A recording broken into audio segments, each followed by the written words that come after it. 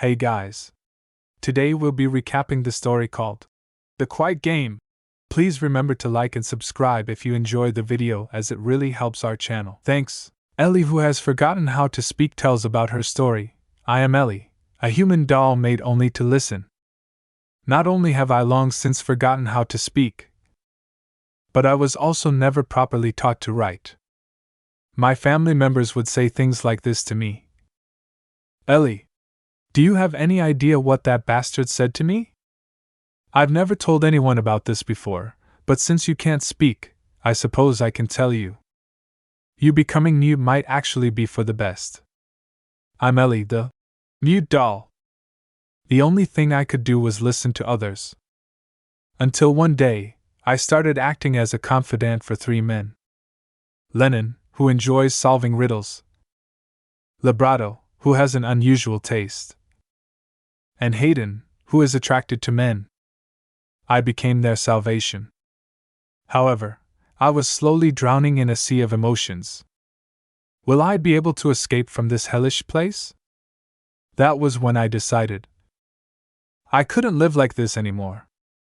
Leaving my life as mute Ellie behind, I took on a new life as a countess. Lennon said, Ellie? I'm afraid you have the wrong person. I am Countess Fever. She thinks I am no longer that mute Ellie you once knew. Ellie tells I am a human doll. A doll made solely to never talk and only listen to others. However, I wasn't always like this. It wasn't until I began playing that game. Her dad asked her, would you like to play a game with me, Ellie? When I was about 5, my father suggested playing a simple game. Ellie asked her father, a game? Yes, father. Her father said, good. All you have to do is remain absolutely silent. Simple, is it not? He said, all right then. From this moment forth, you are never to speak but only listen. Suddenly her father starts shouting, that vile baron made a fool of me today once again. I would have long quit if it weren't for my wretched wife and children. This damn family. Ellie gets shocked and thinks, father? Ellie tells, my father worked as a secretary for a baron. However, his job consisted mainly of doing dirty work. Her father shouts, there's only so much I can put up with. How much longer do I have to suffer? Ellie thinks, there's no need to be frightened. This is just a game. Her father said, I feel much better after talking to you about it. You have a gift for sitting still and listening, Ellie. Ellie said, thank you, F.A., but her dad interrupts her, asking in a serious tone, have you already forgotten the rules? She asked, but the game has ended, has it not? Her dad said, to hone your gift of listening, I believe we should continue this game. He said, yes, you see.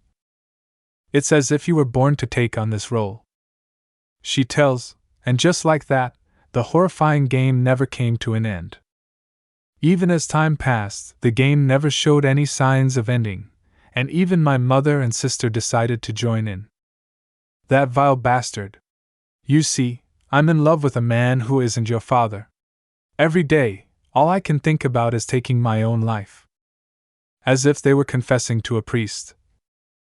My family started pouring their anger, troubles, and even secrets onto me. Then, at some point, I forgot how to speak. Ellie thinks, how was I supposed to speak again? She tells, at first, I was devastated.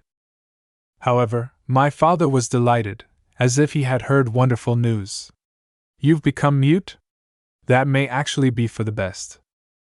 Since I barely spoke much to begin with, becoming mute wasn't as uncomfortable as I'd imagined. More so because I could read and write, though not perfectly, which made things a lot more bearable. What was important was that I remained as mute Ellie for my family. The summer I turned 17, my father proposed a new arrangement.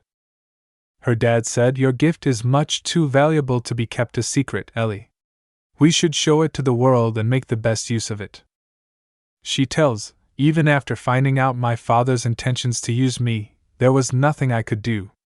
I was but a mute who was incapable of disclosing the secrets of others. Not only was I used to listening to others, But if I dared to go against my father, who was the figure of absolute authority in our family, I was afraid that I, too, would be sold off. Her dad said, Ellie, your mother believes your younger sibling died from food poisoning, but the truth is that I sold that child to a slave market. You would understand why I did so if you heard that child's cries. The way that child would cry incessantly for hours.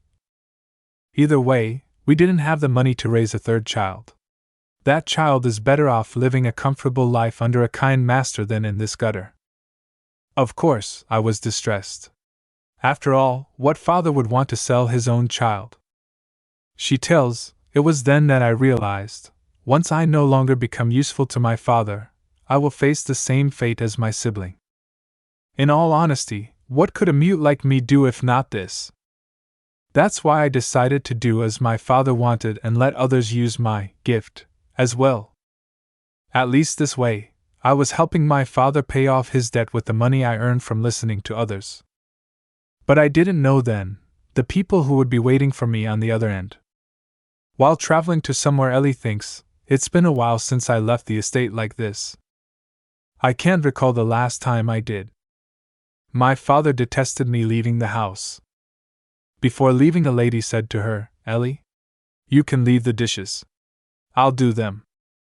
She thinks, as if they had felt some sort of remorse for their actions, my family rarely made me do any chores. As such, I spent most of my time looking out the window and tending to the garden. Her father comes while she was in garden and said, Ellie? She turns and thinks, so, it's father. Her father grabs her shouting, how many times do I have to tell you not to leave the house? She thinks, why won't he let me go outside? I was curious, but I couldn't dare to go against my father. Meanwhile, the carriage stops and she thinks, have we arrived? What do I do now? I can't see anything with this blindfold on. Someone holds her hand and she thinks, a hand? Is this person trying to help me down? She thinks, what an incredibly soft hand. It doesn't feel like the coachman's. Is it a woman? I wonder where they're taking me. The man who was holding her hand said the blindfold was frustrating, wasn't it? She gets shocked and thinks, a man? I assumed it was a woman because of how soft the hand was. The man said, allow me to take it off. He removes the blindfold from her eyes. She opens her eyes thinking, it's bright. Meanwhile, she noticed the man and he said, it's a pleasure to meet you. Call me Hayden. Please have a seat. Seeing him, she thinks, what a beautiful man. She thinks, based on how he's dressed, could he be from a family of high status? That aside, there's nobody else but us in the room. Seeing him, she thinks, I wonder what's bothering him. He looks grim. Hayden said, there's something I'd like to discuss before delving into why I brought you here. He said, I heard you were incapable of writing and speaking. She thinks, I do know how to write, just not very well. But I suppose I should keep that to myself. Hayden said, that is what led me to sign a contract with your father. He said, as much as I feel sorry for putting you through this, what I'm about to say may not leave this room, no matter what. However, I believe you have a right to know the contents of the contract, which is why I bring this up.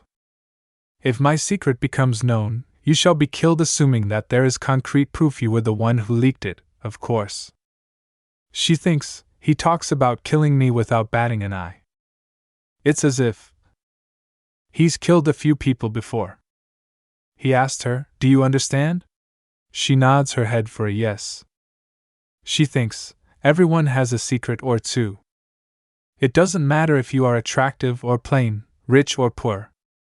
And the heavier the secret, the more you want to get this off my chest. The more you are inclined to feel this impulse. Hayden must have sought me out for that very same reason. Hayden said, very well then. I suppose I can now tell you my secret. He said, I believe I am attracted to men. He said, I understand how odd I must seem to share such a secret with someone I've met just today. However, this secret of mine has been eating me up inside to the point where I felt I might die from frustration if I didn't share it with someone soon. Ellie thinks, rather than think he was odd, I felt a sense of sympathy for him. Not over the fact that he was attracted to men, but because he genuinely seemed to be in great pain. However, I showed no signs of being surprised and chose not to take any action other than listen to what he had to say. The reason for that being, in the past, my father once heavily reprimanded me for trying to console him. Her father asked in anger, "Did I ever ask for your shallow consolation?" She thinks, it was then that I realized people who told me their secrets were not seeking consolation but a sense of relief. After that incident, I stopped showing others my emotions. Hayden said, just when I was in so much pain that I was contemplating death.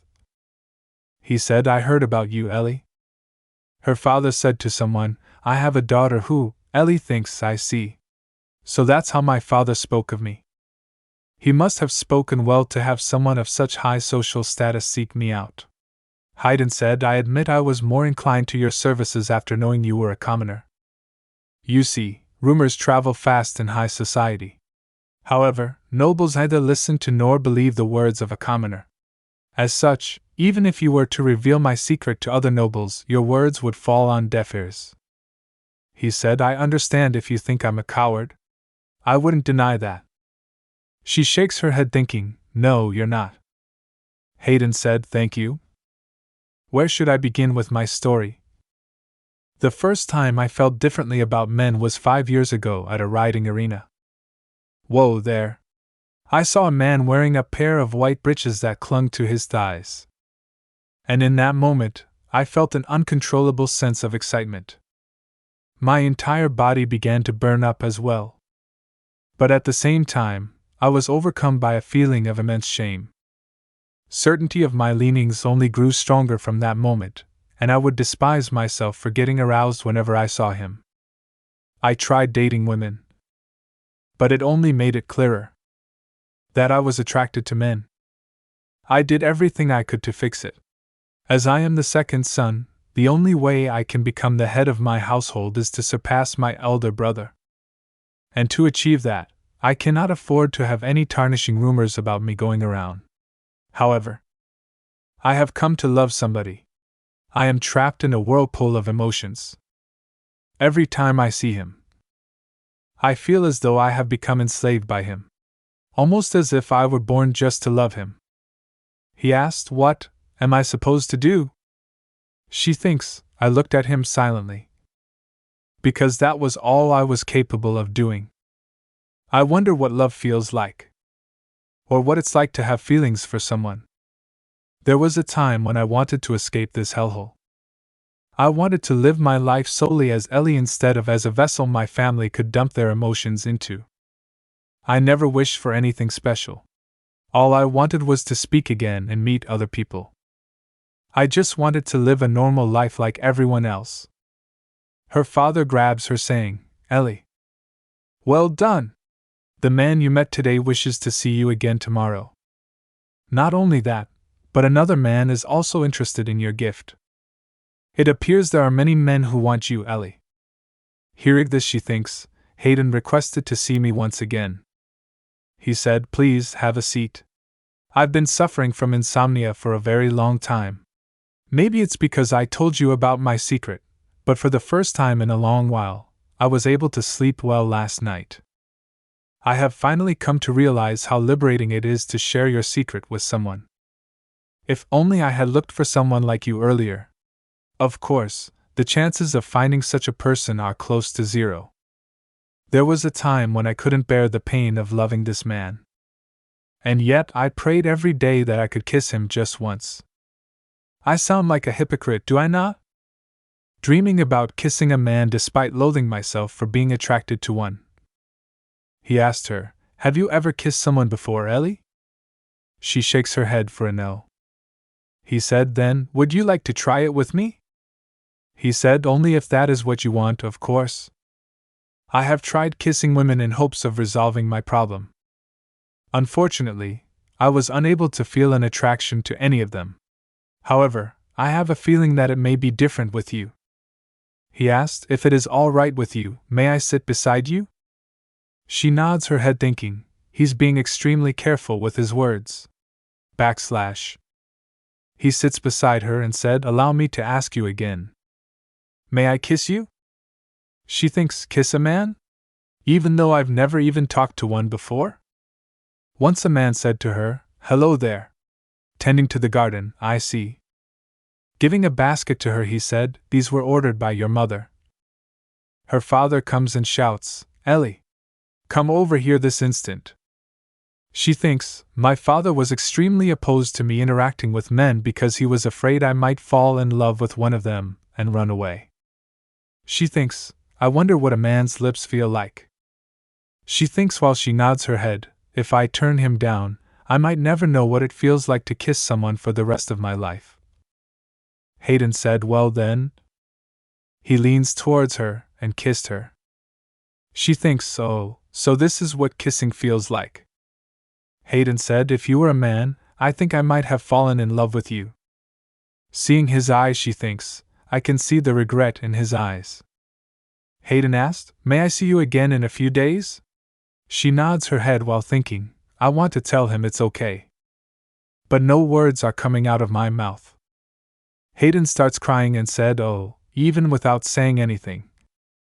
"I can tell you're trying to console me." She wipes his tears with her finger.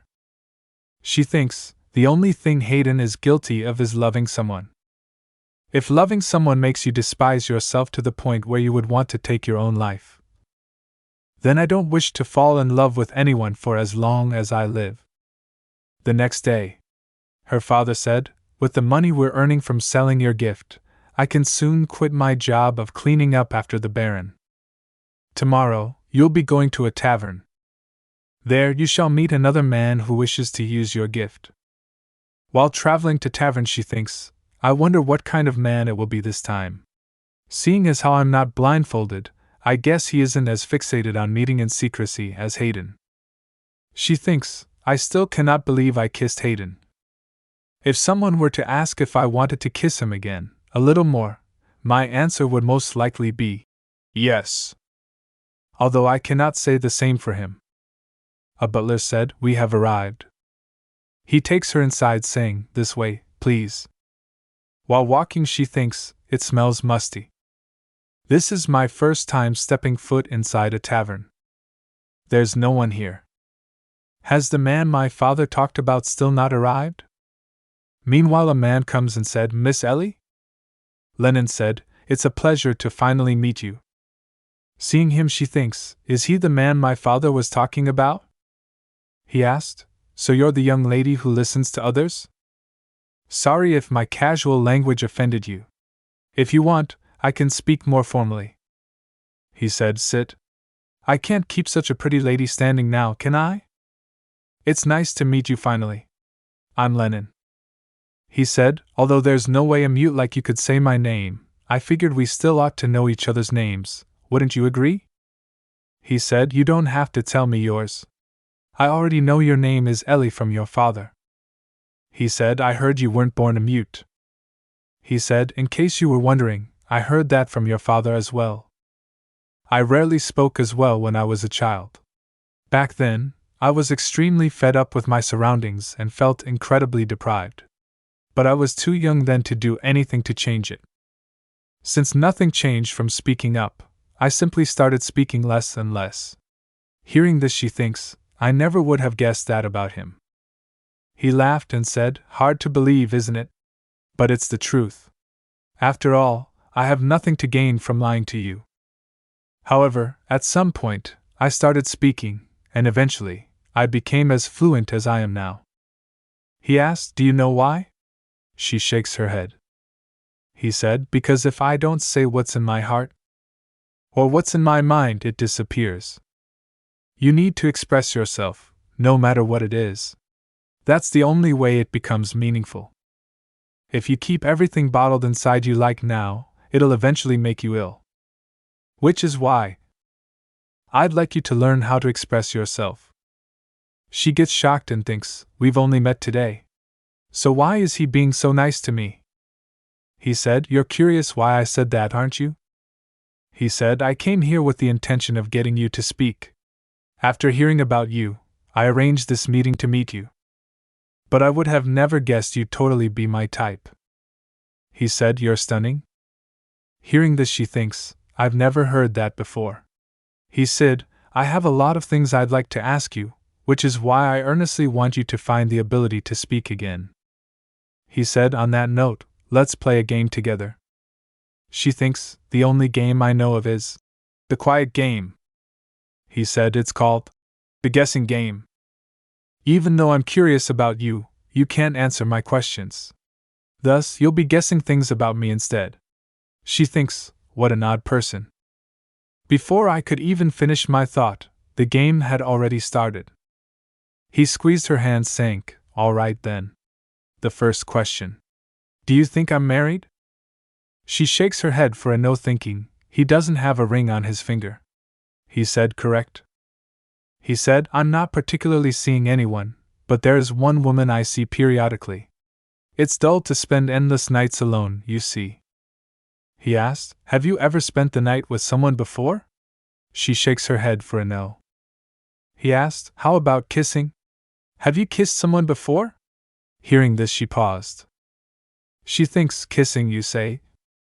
Seeing her, he said, "I guess you have. But judging by the look of bitterness on your face, I assume it was with someone you can never be with." She recalls Hayden's words, "I believe I am attracted to men."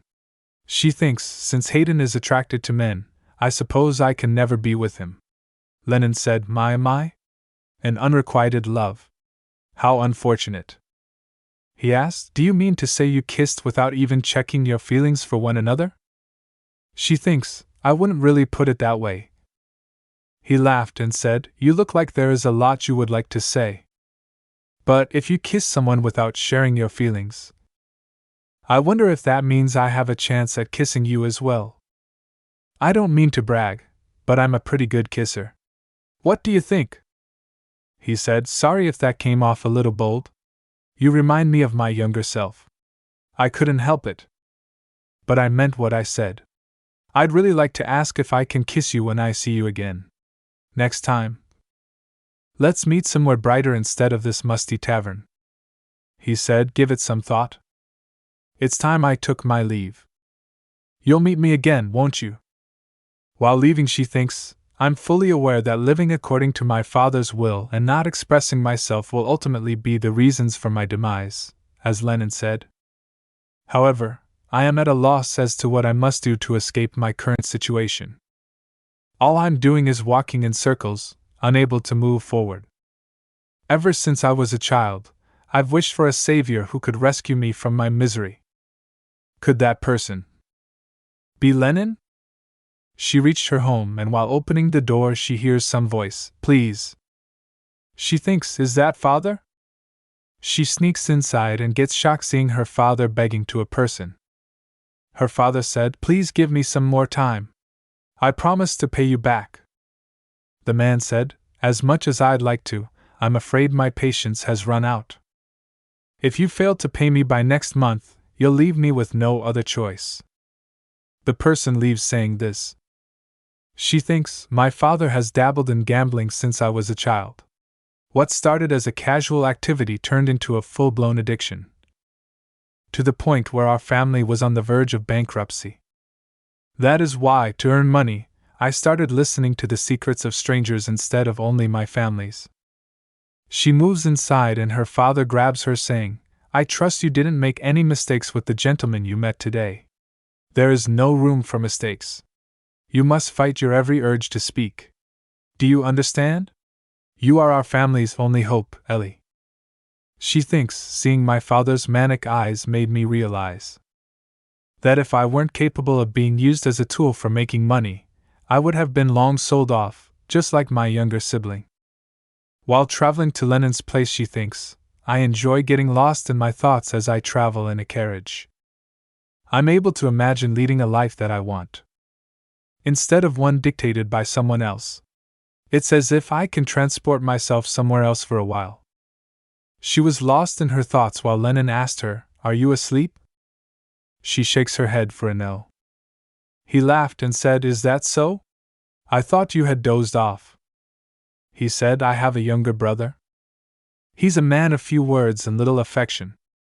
Still, since he's the only sibling I have, I can't bring myself to despise him even though he simply loathes me.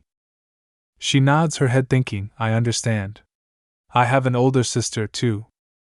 Of course, she only thinks of me as someone she can dump her negative emotions onto.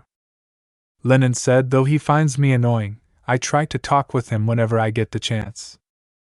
Do you know what he says to me then? Go on, take a guess. He said, shut up. Lennon Hills. She thinks he smiles whenever he talks about his brother. Whoever his brother is, I'm envious of him. Would I have fallen for that smile if I were a noblewoman instead of a mute commoner? He chuckled and asked, how about we start our game for today? He asked, do you have an idea of where I'm taking you? She shakes her head for a no. He said, I'm taking you to my estate today. Why, you ask? Well, that's an answer for you to figure out. They reached at their destination and he asked her, we're here. Shall we? She grabs her hand and comes out. Lennon smiled and aid, excellent. He leans towards her asking, how do you feel today? He asked, do you feel like speaking?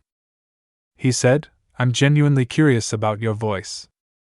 He said, welcome to my estate, Ellie. She starts glancing at her surrounding. He said, the garden is a little bare, isn't it? I'm afraid that's my brother's doing. He said it got in the way of his horseback riding. Come to think of it, Hayden mentioned horseback riding as well.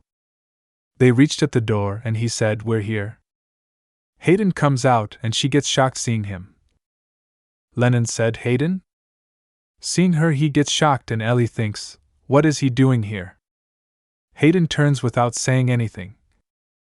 She thinks, he avoided my eyes as if I were a stranger. Lennon grabs his hand. He said, hey, how about a greeting at least?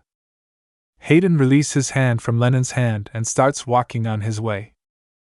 Lennon said, rude bastard. That's him. My stepbrother. She thinks, at that moment, a thought I shouldn't have had flashed in my mind. Do you know what my brother says to me then? Shut up, Lennon Hills. What Lennon said about his younger brother, and the way Hayden flinched when Lennon touched his hand. Maybe Lennon has something to do with Hayden's secret. They went inside and seeing the portraits of former estate heads she thinks, there are portraits of all the former estate heads. I was right to think they were both noblemen. She noticed their family name, Hills.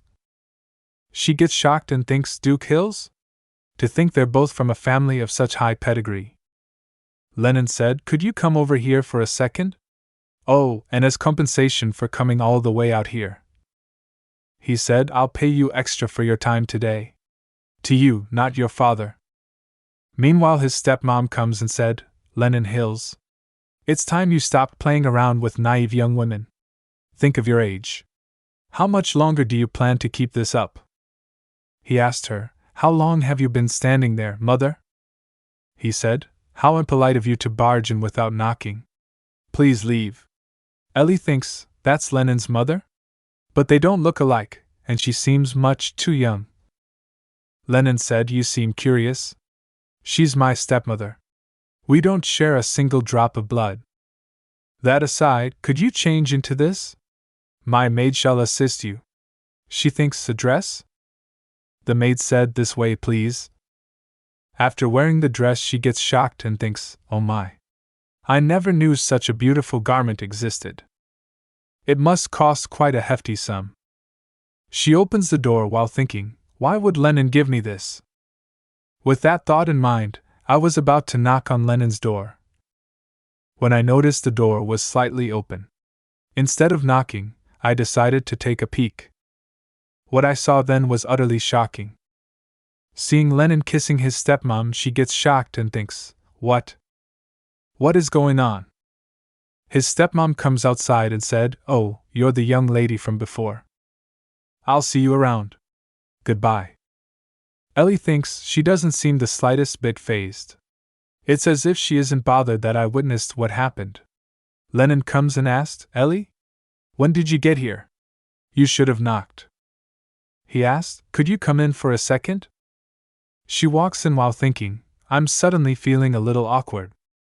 Suddenly Lennon closed the door and comes close to Ellie and asked, "You saw what happened, didn't you?" She flinched and thinks he knows. He comes close while saying, "Allow me to ask you another question. Do you know the best way to make someone feel defeated?" He kissed her hairs while saying, "Let me tell you, then. The best way to make someone feel defeated is by stealing the thing they treasure most. That is why I kissed my stepmother." Hearing this, she thinks, does that mean Lennon kissed his stepmother to hurt someone who treasures her? But instead of looking happy, he seems sad. She comes close to him and touches his face. He said, "Ellie." She hugged him, thinking, though I may not know the reasons you have for doing this, I hope you won't feel so sad. Lennon sighed and said, "Ellie, I want to get revenge on my father. He killed my mother, so my plan is to steal my stepmother from him. I want him to feel pain so excruciating that he wishes he were dead. I wonder why I am able to share this with you despite having only met you twice. Your father was right. You truly have a gift for listening to others. I feel a strange desire to disclose all my deepest secrets to you." He leans towards her, asking, "Can I tell you another secret?" He said, "I do not enjoy kissing my stepmother in the slightest. She reeks of nauseating perfume, whereas you smell lovely. On that note, allow me to ask you a question. What do you think I want from you at this moment?" She thinks, why is he staring at me so intensely? He said, "A kiss?" He said, "I wish to kiss you, Ellie. If you do not try to free your hand from my grip, I shall take that as permission to kiss you." Ellie thinks, Lennon gave me a choice, and I chose not to break free from his grip. She thinks, I'm curious. Will Lennon's kiss be as soft as Hayden's? I hope Lennon doesn't regret his decision like Hayden did. Meanwhile, Lennon kissed her and then turned, saying, "You may return home for the day. And upon your return home, I would like you to ponder why I gave you that dress." This concludes today's session. When you step outside, my attendant shall take you home. She thinks, am I mistaken? Or did his ears seem red? She walked downstairs while thinking, it's hard to believe that even Lennon, who seems so perfect, has such a dark secret. And to think it was one fostered out of hatred for his own father. As someone who also despises her father, it appears we have that in common. I hope I'll get a chance to tell him that. That aside, Lennon's stepmother reminds me of someone. She could very well be Hayden's biological mother. While heading back to her home, she thinks, I wonder why Lennon gave me this dress. Did he kiss me because he has feelings for me? But his reaction didn't seem much different from Hayden's for that to be the case. Ellie comes back to her home and found her sister shouting, Father, please do not do this. Please do not send me there." She shouts, "Please, Father." Seeing her, Ellie thinks, what is happening? Why is my sister? Her sister, seeing her, dashed towards her shouting, Ellie. She said, Father is trying to sell me somewhere. Please help me stop him." She thinks, what? Her father said, Ellie, your sister's marriage partner has been decided. She thinks it can't be.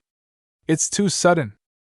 Just yesterday, my father was begging the creditor because he wasn't able to repay his growing debt from gambling.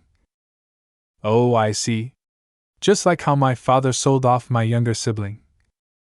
He is planning to pay off his debt by selling my older sister into marriage. Her sister said, Ellie, please help me. Ellie thinks, how long has my sister been begging in the rain?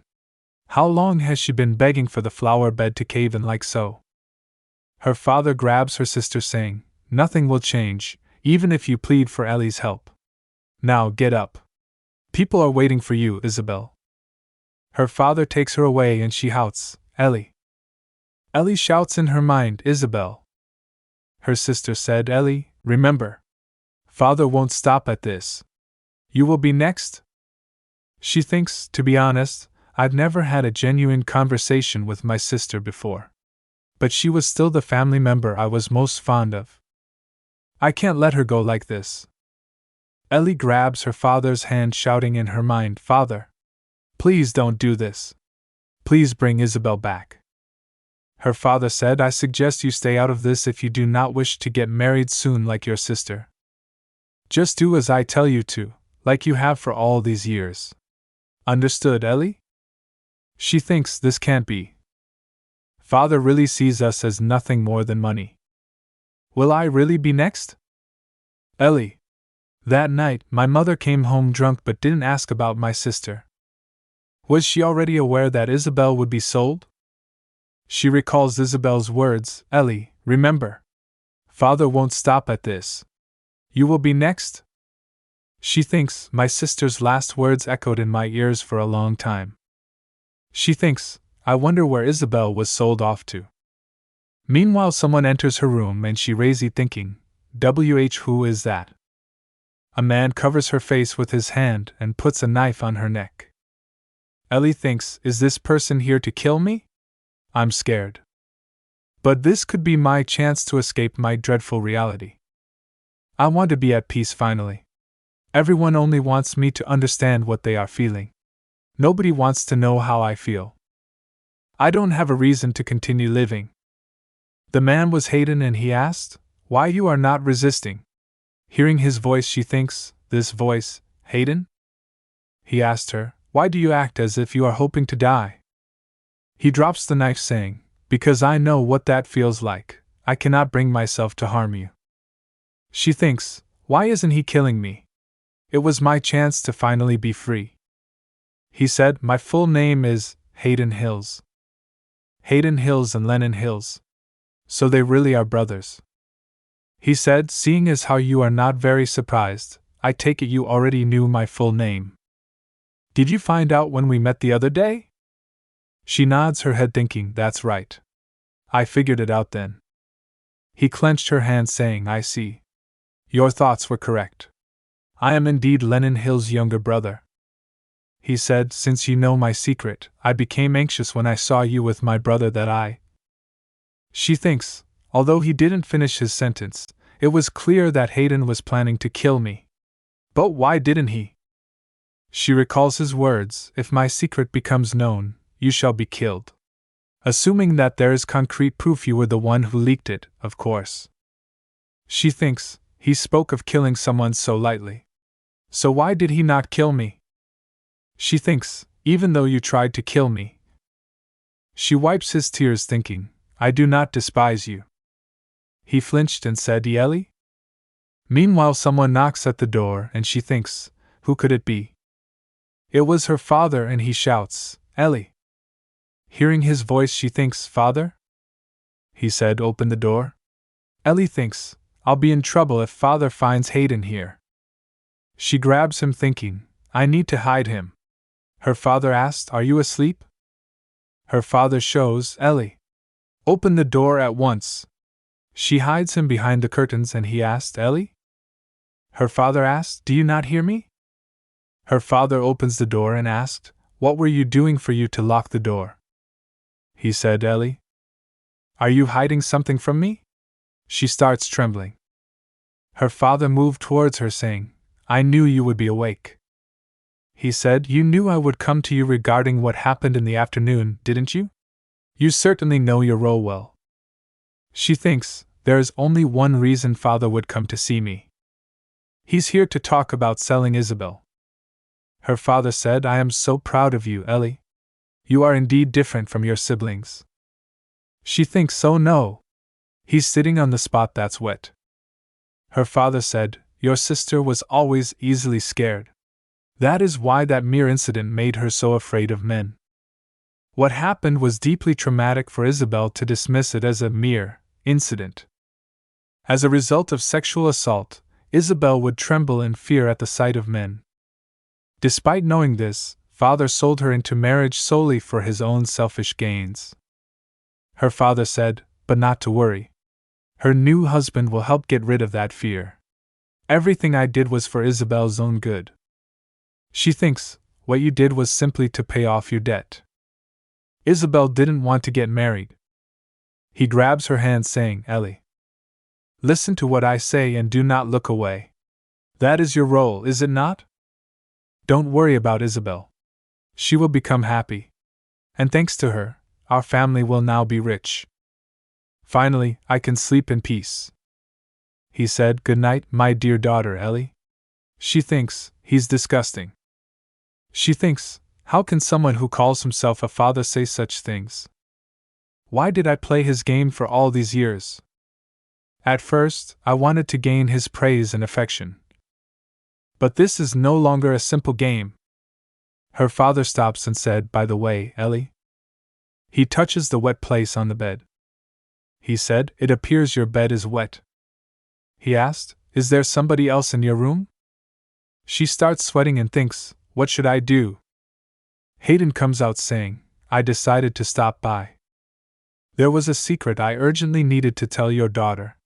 She thinks, Hayden.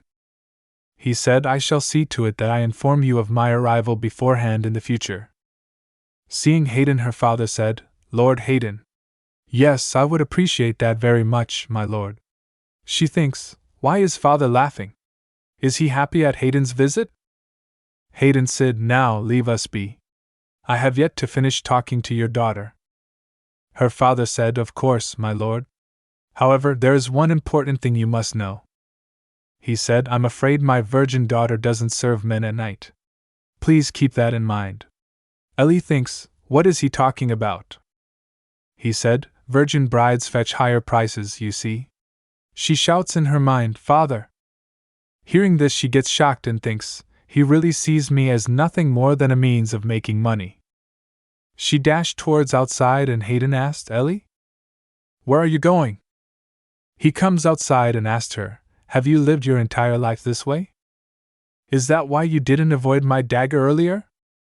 He asked, "Did you believe dying would be better than this reality?"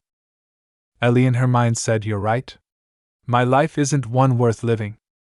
Hayden said, "I can help you escape your father's clutches." Hearing this, she gets shocked. Hearing this, she clenched her hands and thinks, but Hayden said, "Of course, I'm not forcing you to. Take some time to think about it." He leaves and Ellie, sitting on her bed, thinks, is it all right for me to use Lennon's secret like this?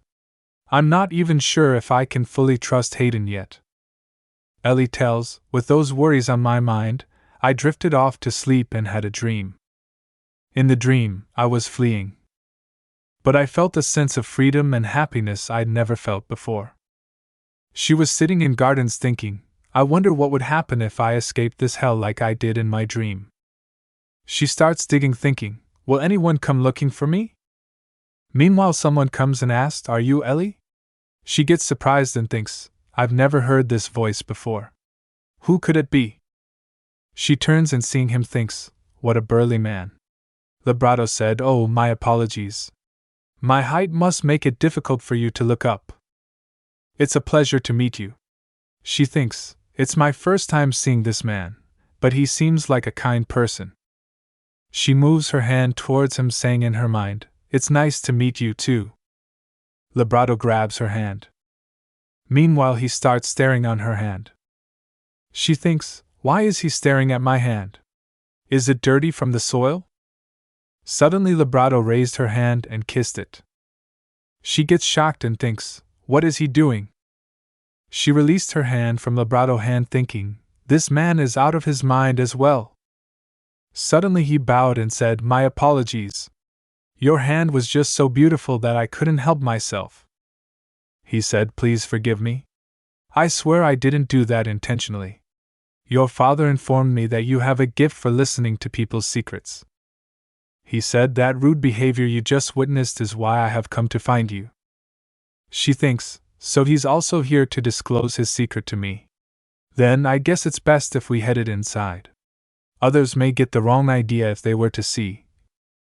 Suddenly she flinched and recalls her father's words from last night. Please keep that in mind. Virgin brides fetch higher prices, you see. Thinking this, she covers her face and thinks, no, maybe it would be better if people got the wrong idea instead.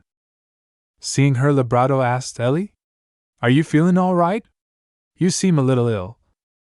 They went to a cafe and sits in front of each other and remains silent. She thinks, why isn't he saying anything? Vibrato stares up and down. She tilts her head thinking, what is he looking at? Vibrato said, oh, I apologize. It seems I was staring at your hands without even realizing it. He said, to be honest, you have what I consider to be the most ideal hands. Hearing this, she thinks, he's much stranger than I thought. He said, I met your father in a tavern. I had caused a certain incident that day due to my obsession with hands and was lamenting while having a drink about how I was suspended from work. Your father noticed I was having a hard time and suggested I meet you. I can assure you that you will feel much better after meeting my daughter. That is how I made arrangements to see you today. He starts blushing while saying, but I never imagined I'd meet the hands of my dreams here. Hearing this, she thinks, my hands are on the rougher side though. What part of them does he find beautiful? Vibrato said, I understand what you're thinking. What I think makes hands beautiful is slightly different from what others may think. Although this is a little embarrassing to say, a pair of beautiful hands to me are hands that resemble my mother's, who passed away 5 years ago. Maybe it's because I miss her so, but whenever I see a pair of beautiful hands, I have a desire to touch and kiss th. Meanwhile, he stops and said, please don't get the wrong idea. I don't carry any peculiar feelings for my mother. I'm not sure why I'm like this either. He asked, it's your first time seeing someone like me, isn't it? She touches his hand, saying in her mind, it's all right. I've encountered people even stranger than you. Compared to brothers who use their family members for their gains and a father who sold his own daughter to repay his debts. At least you don't think of people as tools. You're much more humane than any of them. Even if your preference may be a little strange, it stems from longing for your mother. She write on his hand. You must have loved your mother very much. He gets emotional and starts crying. He said, why am I crying? He said, you're right. Although I loved both of my parents, I was a little more affectionate towards my mother, who used to kindly pat my head. But I can no longer feel the warmth of her hand again. She thinks, I can't help but feel a little jealous. I wonder what it feels like to be loved by your mother. Have I ever received such love from my mother before? He said, I understand that this is a strange request, but there's something I'd like to ask of you. He asked her, would you please become my master? Hearing this, she thinks, master? He said, I apologize for startling you, but I promise I don't have any ill intent. I have the feeling that if you, who have hands resembling my mother's, become my master, I will undoubtedly be saved. I only ask that you pat my head or let me kiss your hand when you compliment me. She thinks it's a strange request, but if it helps fill the void of his mother, then. Vibrato said, of course, you're free to turn me down if you. She holds his hand thinking, I want to hold his hand for him. Vibrato asked her, is this your way of saying yes?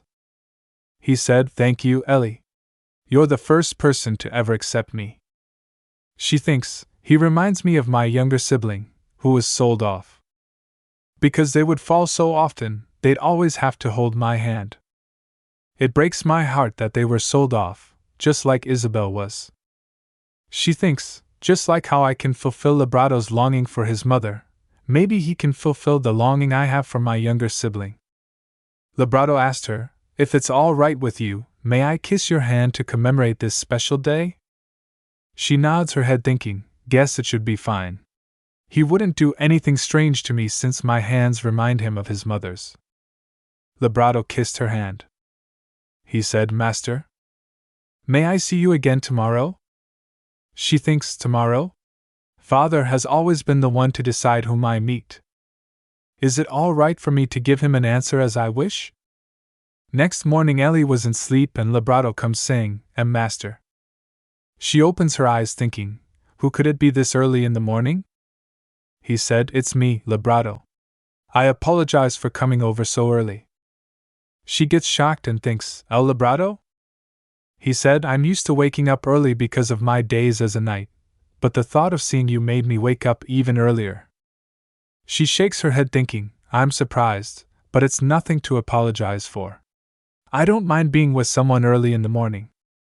She raised her hand towards his dress, thinking, that aside, he looks a lot different from yesterday. He said, you noticed. He said, I wanted to look good for you, so I woke up early and dressed myself up. Do you like it? She pats his head, thinking, he really reminds me of my younger sibling. Vibrato said, thank you for your compliment, master. He said, would you like to get ready? I can prepare a light breakfast for us before we head out. She thinks, since father won't be coming home for the next few days, I suppose that will be fine, won't it? He asked her, how did you find the soup, master? She nods her head, thinking, it was delicious. He said, I'm glad you liked it. Shall we head out now?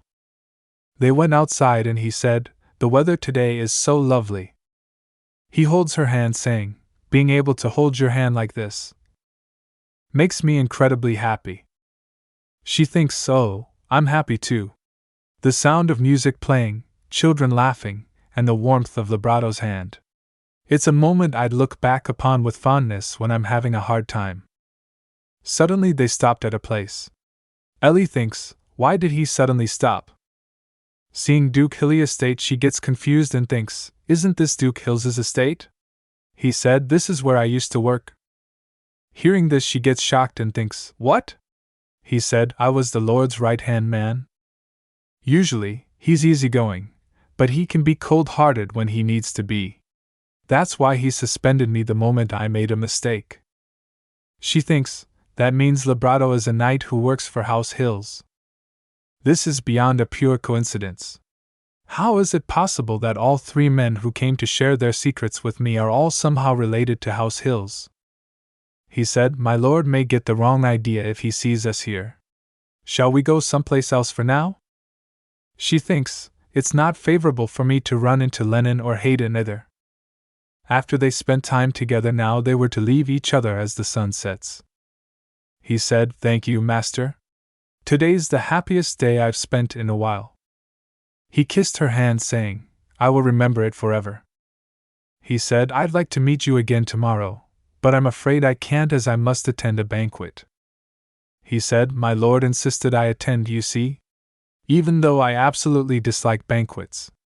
She thinks, a banquet? She thinks, I wonder if Lennon and Hayden will be attending as well. She comes back to her home and found a letter. Seeing it, she thinks, a letter? The letter said, have you thought about why I gave you the dress? I'll give you the answer tomorrow. Oh. Don't forget to wear that dress when you see me tomorrow. Lennon Hills. Reading it, she thinks, he wrote it only using simple words. I guess it's his way of being considerate. I'd like you to learn how to express yourself. After all, he's such a kind-hearted person. Next day, while leaving, she thinks, come to think of it, father didn't return home yesterday either. The driver said, please hurry. I've been asked not to be late. She thinks, it's rare for him to be gone for so long. She thinks, he's not up to something, is he? She sits inside the carriage and thinks, I'm sure it's nothing. Let's not think about it. These are the streets I walked with Vibrato yesterday. Everything is the same, from the sound of music to the sound of people laughing. If there's one thing that's different, it's... Meanwhile, the driver comes and said, we've arrived. She steps out and Lennon said, hello, my lady. He touches her earrings and said, I've prepared a maid to help you get dolled up, but I see there's no need to. He said, you're already stunning as you are. He grabs her hand, asking, where do you think I'm taking you? She thinks, seeing how he's dressed differently from usual, it must be quite an important place. Is that where he's taking me? He turns towards her, saying, it's fine if you haven't thought about it. You'll find out soon enough. She thinks, where are we going? Suddenly she hears music and thinks, do I hear music? Lennon said, the answer to why I brought you here today is to attend a grand banquet with you. You'll be my partner for today. He said, you can only attend this banquet with a partner, you see. That's why I brought you here today. She thinks, but why? As the Duke's heir, Lennon could have easily brought a better partner than me. He asked her, Would you like to think about why I chose to bring you here with me this time? She thinks, is Lennon trying to make me frustrated on purpose? To get me to speak? He asked her, well then, shall we? Meanwhile she thinks, come to think of it, Lebrato said he was also attending a banquet today. She thinks, I wonder if it's the same one. Seeing them together, everyone gets silent. She thinks, why is everybody staring at us? Suddenly she saw Hayden standing there and thinks, is that Hayden? She squeezed Lennon's arm thinking, is he concerned that I'm here with Lennon? She recalls Hayden's words, all you have to do for me in return is to continue meeting Lennon Hills and promise to tell me his secret. She thinks, as much as Hayden wants to know Lennon's secret, I'm sure he's worried that Lennon might get a hold of his own secret. Meanwhile Lennon whispers in her ear, do not let their gazes cower you, and hold your head up high. He pulls her saying, you are here as the partner of the Duke of Hills's heir. No one here can look down on you. Do not be afraid of their gazes. She thinks, he thinks I'm nervous because of the crowd. Although that wasn't the reason, his words have put me at ease. There's no reason for me to cower in fear. After all, I've done nothing wrong. He whispers in her ear, look. That heartless younger brother of mine is ignoring me today as well. She thinks, fortunately, it appears he has no time to focus on us. He's busy socializing. But he looks awfully unwell. Does he feel uneasy conversing with others? The reason he's interacting with others despite feeling uncomfortable is probably, the only way I can become the head of my household is to surpass my elder brother. To become the next head of his household. On the other hand, meanwhile Lennon asked her, shall we head to the balcony?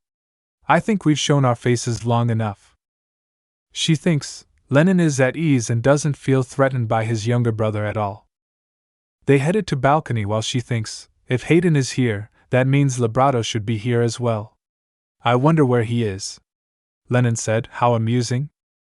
He asked, did you see everyone earlier? He said, even though they chose their partners with great care for their social statuses, in the end, my partner was the person they were most concerned with. Ironic, wouldn't you say? He said, they're all so curious about the partner of the heir to the Duke of Hills. If only they knew you were a commoner. He said, high society is so dull. It's predictable and boring. The one thing that isn't dull is being here with you. He asked, well? Have you felt the urge to speak recently? She thinks, I've had the desire to speak, but what I've been wanting more than that is to escape from this hell. I was able to feel the value of my existence thus far through my ability to listen to other people quietly. It's as if you were born to listen to others. But now that my sister has been sold off, there is no guarantee that I will be safe. What I need the most right now isn't the ability to speak but. She recalls Lennon's word, I'll pay you extra for your time today.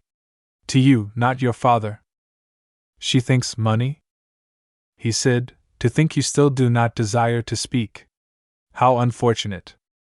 He brushed her hair as asking, say, do you have clients besides me? She hesitates hearing this and he said, so you do. He said, you know, I do hope you can quit this job of yours. She thinks, why? He said, I don't want you to think your value comes only by sacrificing yourself. He said, now that I think about it, I've always thought I had to be useful for my existence to be of value. Even without sacrificing yourself, you're valuable just for being you. He said, I trust you. I know you won't give away my secret. She thinks, how does he trust me so much? Even when I received a proposal to reveal your secret. Lennon said, I can tell from your eyes. You have kind eyes, Ellie. She thinks, is that why you're always looking into my eyes? Meanwhile he asked her, can I kiss you? She nods her head and he smiled. Lennon kissed her. He said, I bring this up only because I'm jealous, but can I ask you one question? He asked her, who are your other clients? She thinks, I can't tell him that. He said, I see you won't tell me. Very well.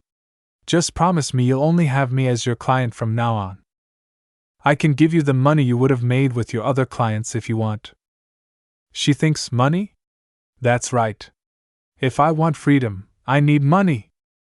She writes on his hand, when will you give me the extra wages you said you would the other time? He laughed and said, how adorable. He asked, did you change your mind after hearing what I told you? She thinks, not exactly, but I do need money. He said, very well. I'll ask you another question, and if you answer it correctly, I'll give you twice what I promised you. My right-hand knight is at this banquet as well. All you have to do is find out who he is amongst those people. And just so you know, he's currently suspended. Hearing this, she thinks, suspended? He said, he's a loyal fellow, but he caused an accident because of a certain obsession of his. She thinks what Lebrato said to her.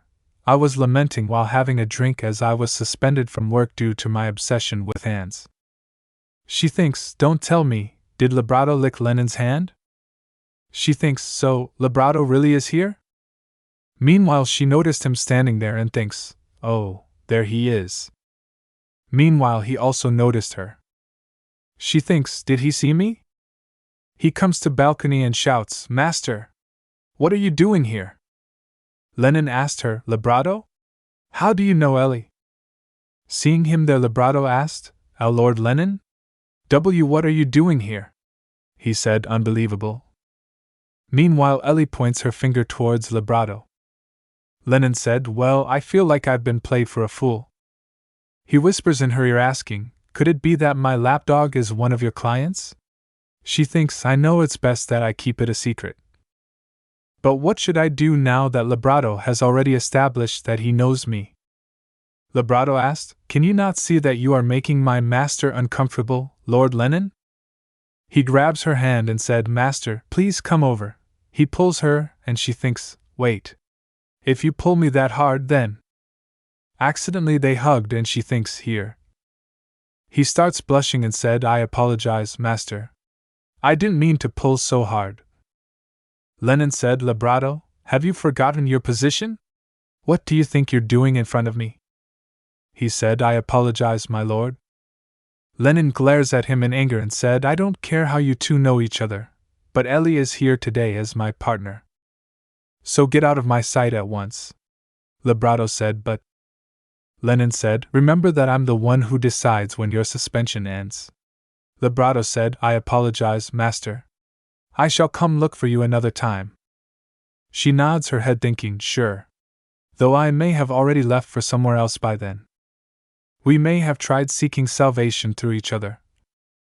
But as Lenin said, I no longer want to sacrifice myself.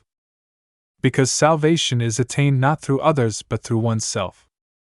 Lebrato left and Lenin grabs her hand saying, now that he's gone, tell me. He came clean to you about his odd sexual fetish, didn't he? She thinks, what should I do? She glances and thinks, so, right? She writes on his hand, pay me double since I answered your question correctly. He laughed and thinks, is this how she's trying to get herself out of this situation? He said, all right. I have lost fair and square. He said, whenever I talk to you, I feel like I've become a good person. I'm able to forget I'm a shameless wretch who kisses his stepmother. She thinks, but you already are a good person. She tries to speak, even though I'm a commoner, you've always treated me with kindness, and you even worry about my situation. She thinks, as I thought, I still cannot speak. I wanted to tell him that out loud. He asked her, shall we head back now that I've done what I came here to do? I'll take you home. She shakes her head thinking, I have to return home within the time my father had arranged with Lenin, but as the next head of his household, it's only right that Lenin stays here a little longer. He said then, at least let me walk you to the carriage. She thinks, I suppose that's fine.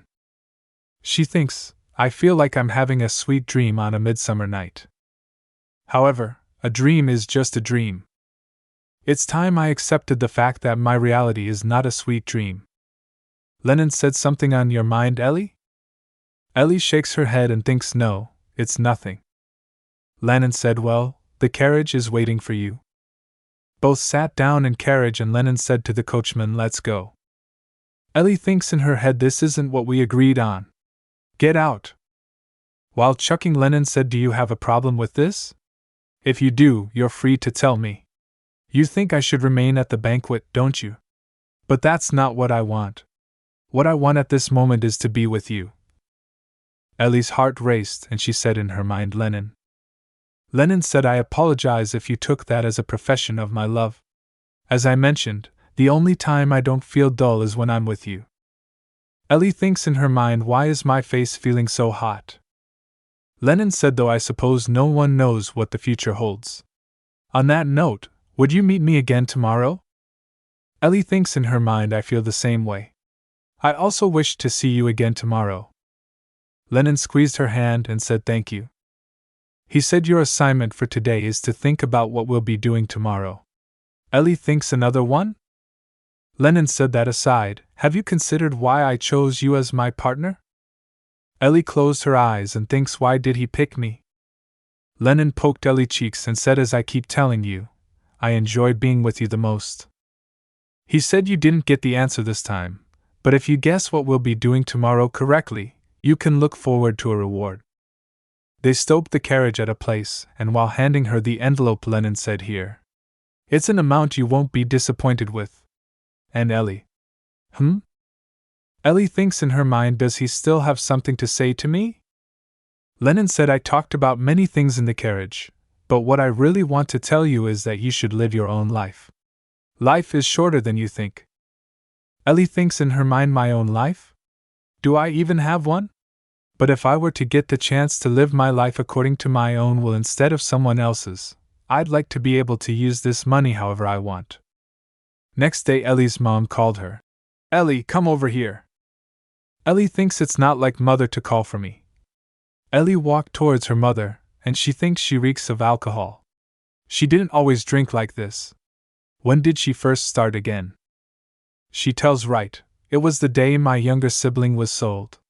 It was from that day mother started drinking." Ellie mother in Ellie's memories while crying she said, My child is gone. Don't you want to know where your sister is?"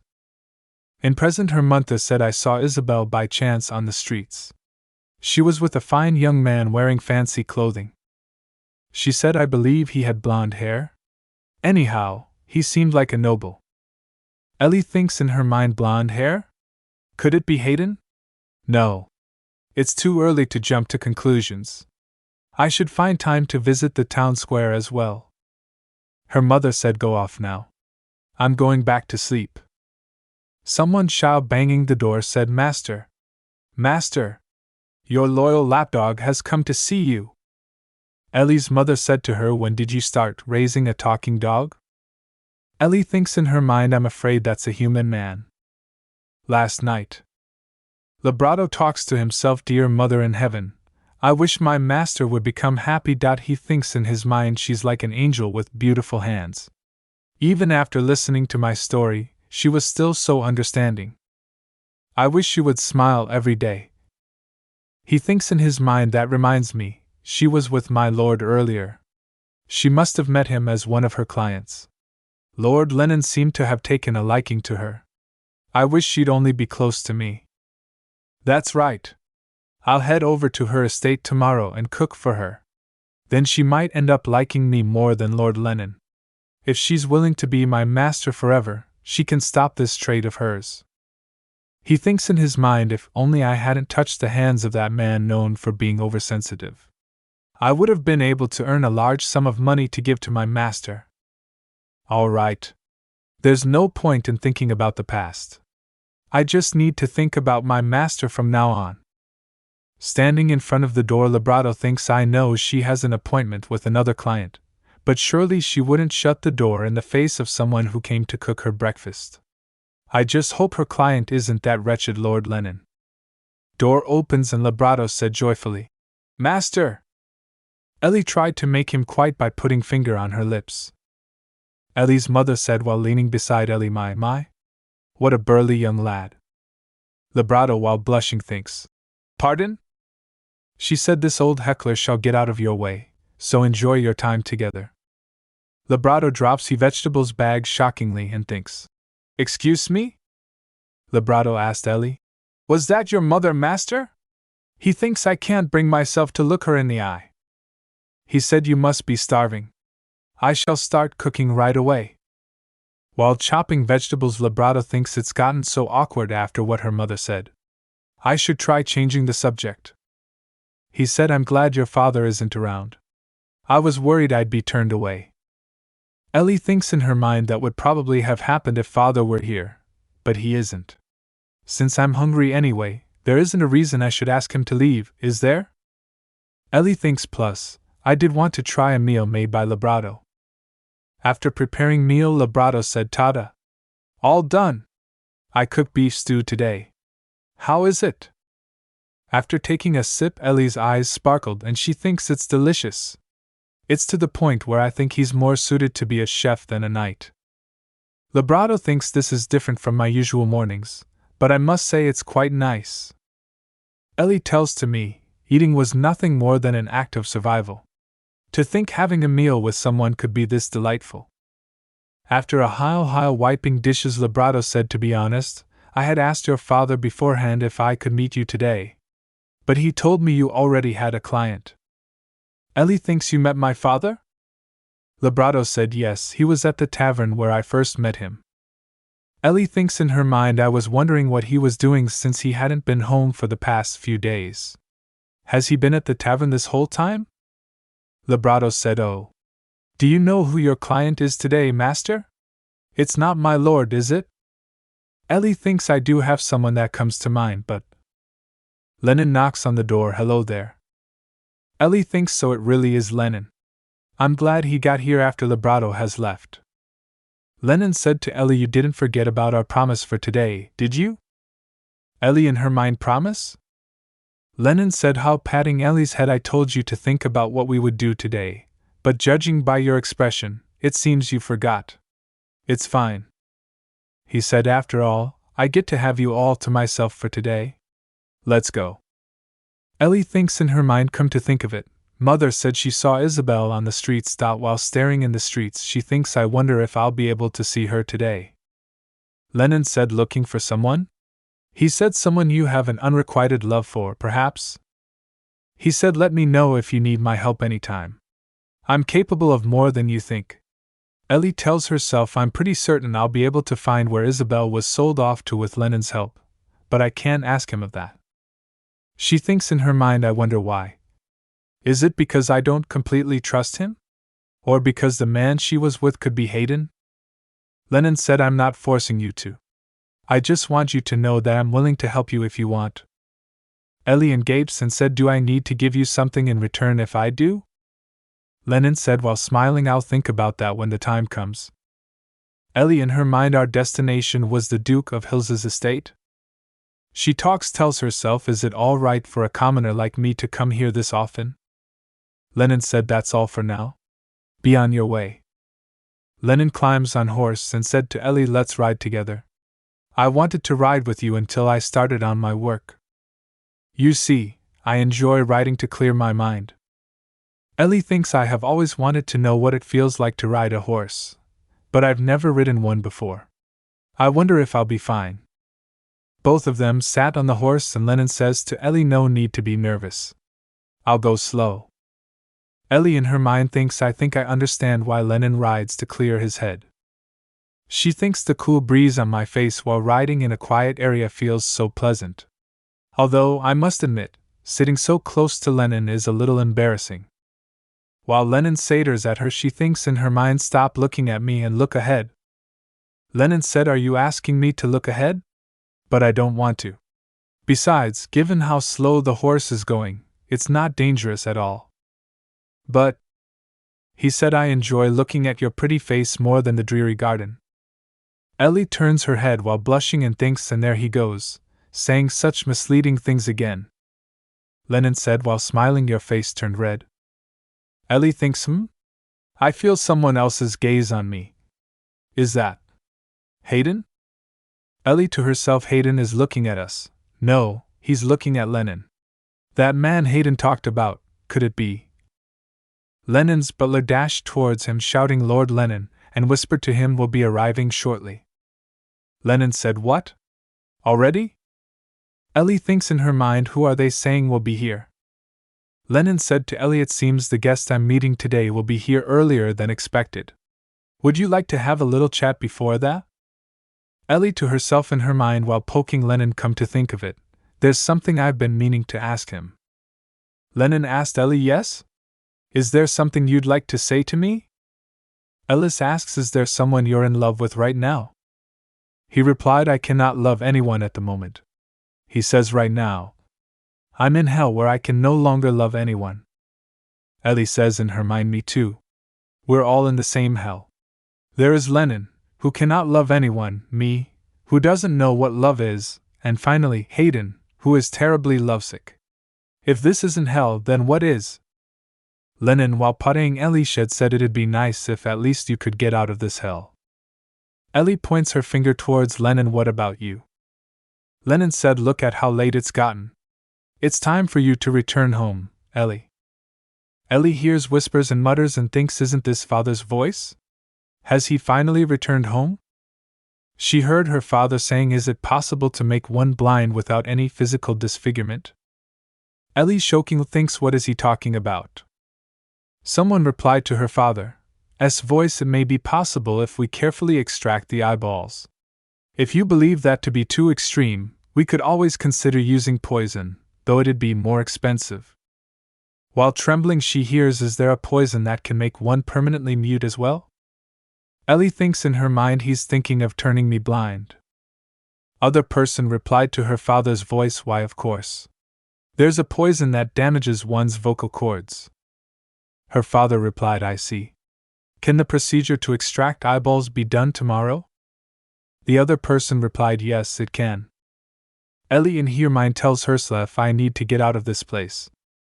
She tells my father, who made a large sum of money by exploiting me, is no longer the same person I knew. At this rate, I'll be stripped of everything I have except my ears and become a tool solely to make money for my father. Someone grabs Ellie's shoulder from behind. She turns. It's Hayden. He points to her to keep quiet and says, let's step outside. Ellie thinks to herself, what should I do now? Hayden said, I'm afraid I heard part of that conversation against my intentions. Allow me to help you escape from this place. He said, why won't you accept my help? While clenching his hands and yelling, he said, do you not understand the situation you're in? He said, I'm worried about your safety. Please allow me to help you. He whispered, please. Ellie thinks in her mind, I know exactly the kind of danger I'm in. The reason I'm refusing his help is because he wants to uncover Lennon's secret by pretending to help me. She thinks I don't wish to betray the first person who showed me kindness. And even if Hayden genuinely wishes to help me, I'm certain he's doing this to gain something out of me. He's no different from my father. Hayden says to Ellie, among all the women I know, you're the one who concerns me the most. He said, please believe me when I say I don't expect anything in return from you for my help. I shall come again tomorrow. I hope you'll give me a chance then. Ellie thinks, should I run away now? I'll take the money Lennon gave me that is in my room. And Ellie's comes to her and said, Ellie? What are you doing there? Since you're here, why don't you say hello to my guest? Her father's guest said, I shall come back tomorrow then. Ellie thinks, tomorrow? Is that the day I will lose everything I have? Ellie's father said, let's head inside now, Ellie. It's become cold at night. Ellie thinks in her mind, I don't have much time left. I need to get out of this hell tomorrow, no matter what. Ellie thinks I can only leave once father falls asleep, but it seems he's still drinking. What should I do? Forget it. Since father leaves for work early in the morning to the Baron's estate, I'll make my escape then. She tells somehow, I feel relieved. It would have been nice if I had left sooner. I thought there was nothing I could do other than listen to others. I believed it was only right for me to lead such a life. She thinks, but I'm confident I'll regret it forever if I continue living this way. She tells, this is my last chance. Even if I'm a doll that's incapable of doing anything, I need to try, at least. All I need to take with me is the money Lennon gave me. She thinks the only thing I have that holds any meaning and that I cherish is the dress Lennon gifted me. After all, It was the first time I tried on and was given such a beautiful dress.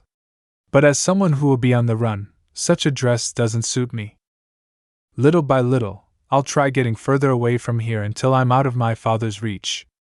Those 3 men may try to find me, but all they want is mute Ellie, someone who will not disclose their secrets. It's only right that I end things with them here. Ellie opens her eyes and says, Huh? Where am I? He's the man I saw yesterday. Is he, trying to remove my eyes? She shouted no. While laying on her bed she tells herself, oh, it was just a dream. Wait a second. Did I just say no? She sat on her bed and thinks, was it my imagination? No, I don't have time to be upset over this right now. I must escape today, no matter what. She thinks father should have left for work by now. It looks like I woke up just in time. How walking, she thinks, now that I've packed my money. She heard her father's voice asking her, are you finally up, Ellie? She thinks, why is father still home? Her father said I quit my job of cleaning up after that damned Baron yesterday. She thinks in her mind, what? Now that I'm to become a doll that makes large sums of money, he won't need to work under someone's thumb anymore, is that it? She thinks, how trembling, no. I can't live like this anymore. I have to escape. She tells her sect to act naturally. Her father said, where are you going, Ellie? She points towards the door. He said, are you going to the garden? She tells herself in her mind, since I often spend my time in the garden, I'm sure father won't suspect anything if I. Her father said, I'll come with you. You haven't forgotten to ask for my permission before heading outside, have you? She thinks in her mind, it's all right. I'm sure I'll have another chance. I just have to escape before that man arrives. While working in garden, Ellie thinks he hasn't taken his eyes off me this entire time. I only need him to look away for 1 second. While she was thinking, her mother shouted to her father, Darling! Come in here! He replied, Wretched woman. What is it? Her mother said, it's urgent. Just come in for a second. Hurry! Ellie tells herself, this is it. Now's my chance.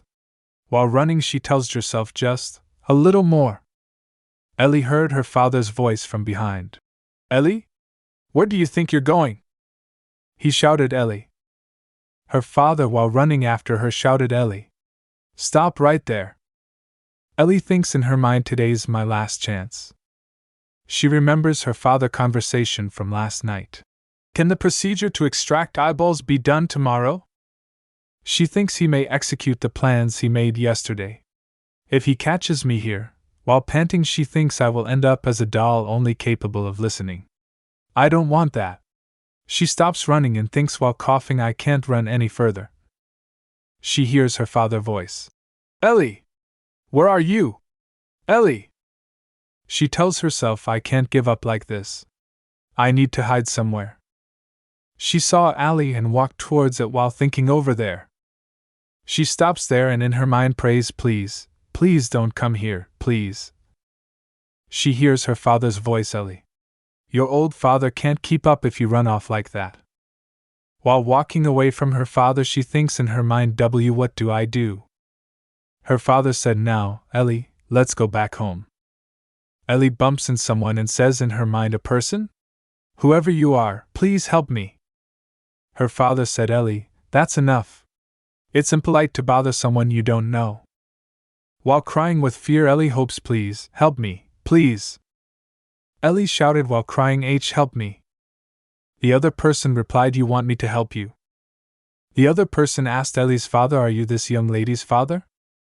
Her father replied, yes, we simply had a minor argument. I'd appreciate it if you'd let us be. Ellie shakes her head and tells in her mind, no. Don't believe him. Ellie's father, while rushing towards her, thinks, now's my chance. The other person grabs her father's hand and said she clearly said no. Ellie's father said, she is my daughter. Who are you to interfere in our business? I suggest you walk away while I'm still being nice. Ellie's father think in her head, how brazen for a scrawny fellow. The other person said, oh, is that so? And kicks Ellie's father, and he fell down. The other person says to Ellie, let's go. Are you coming?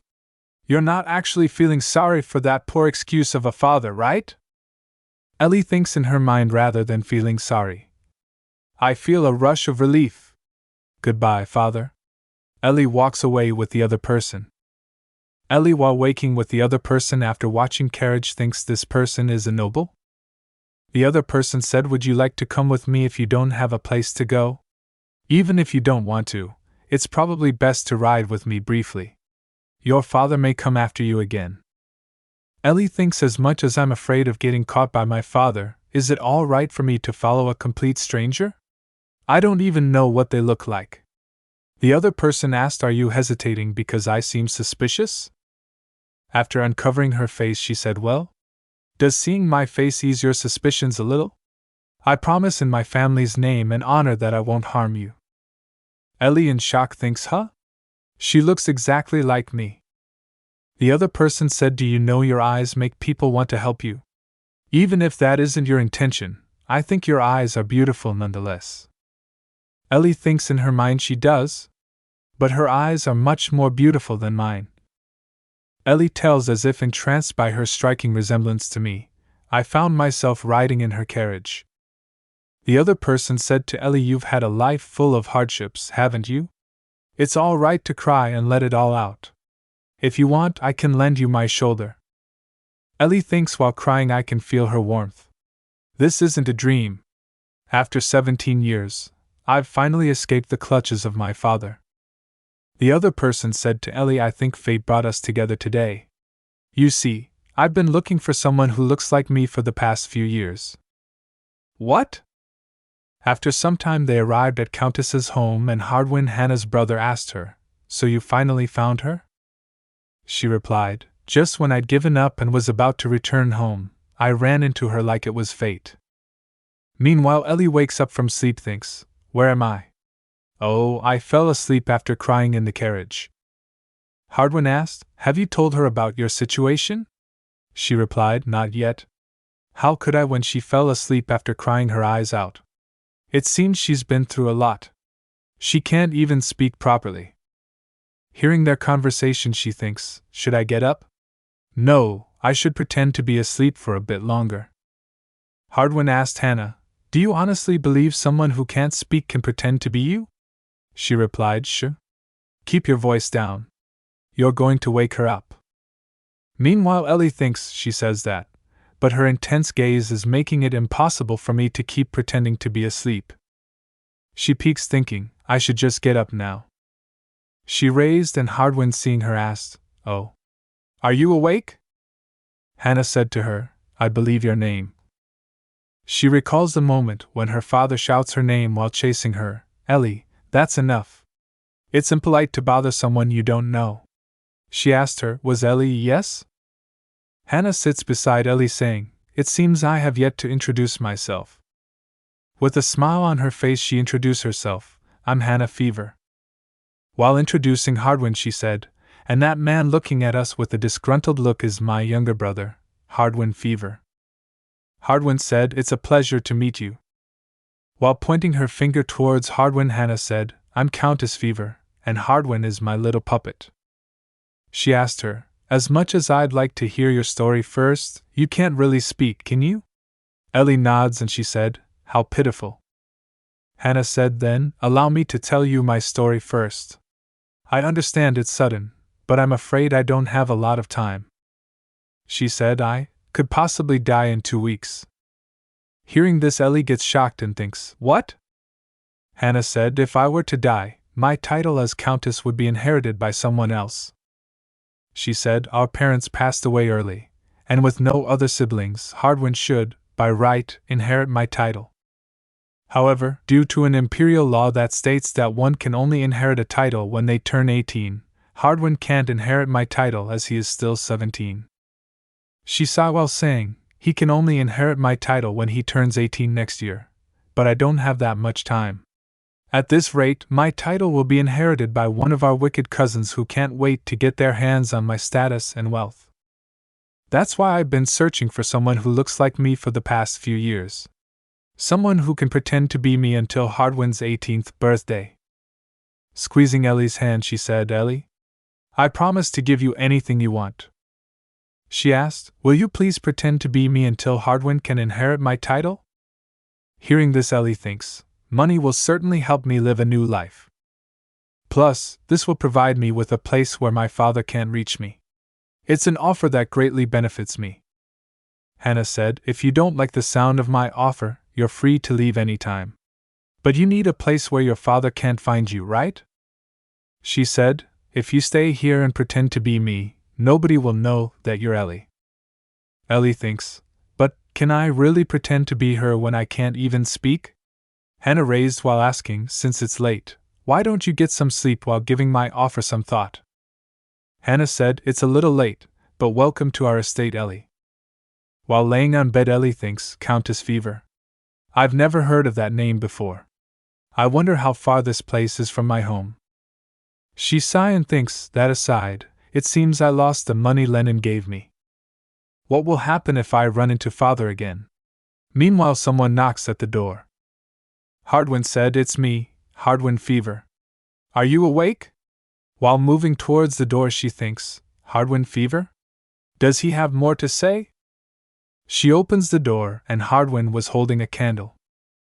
He asked her, may I come in for a moment? Ellie nods her head. Hardwin placed the candle on the table and sits on the bed, saying to Ellie, have a seat. She gets shocked and thinks, what is he doing? Hardwin gives her shoes, and seeing them, she thinks, white slippers.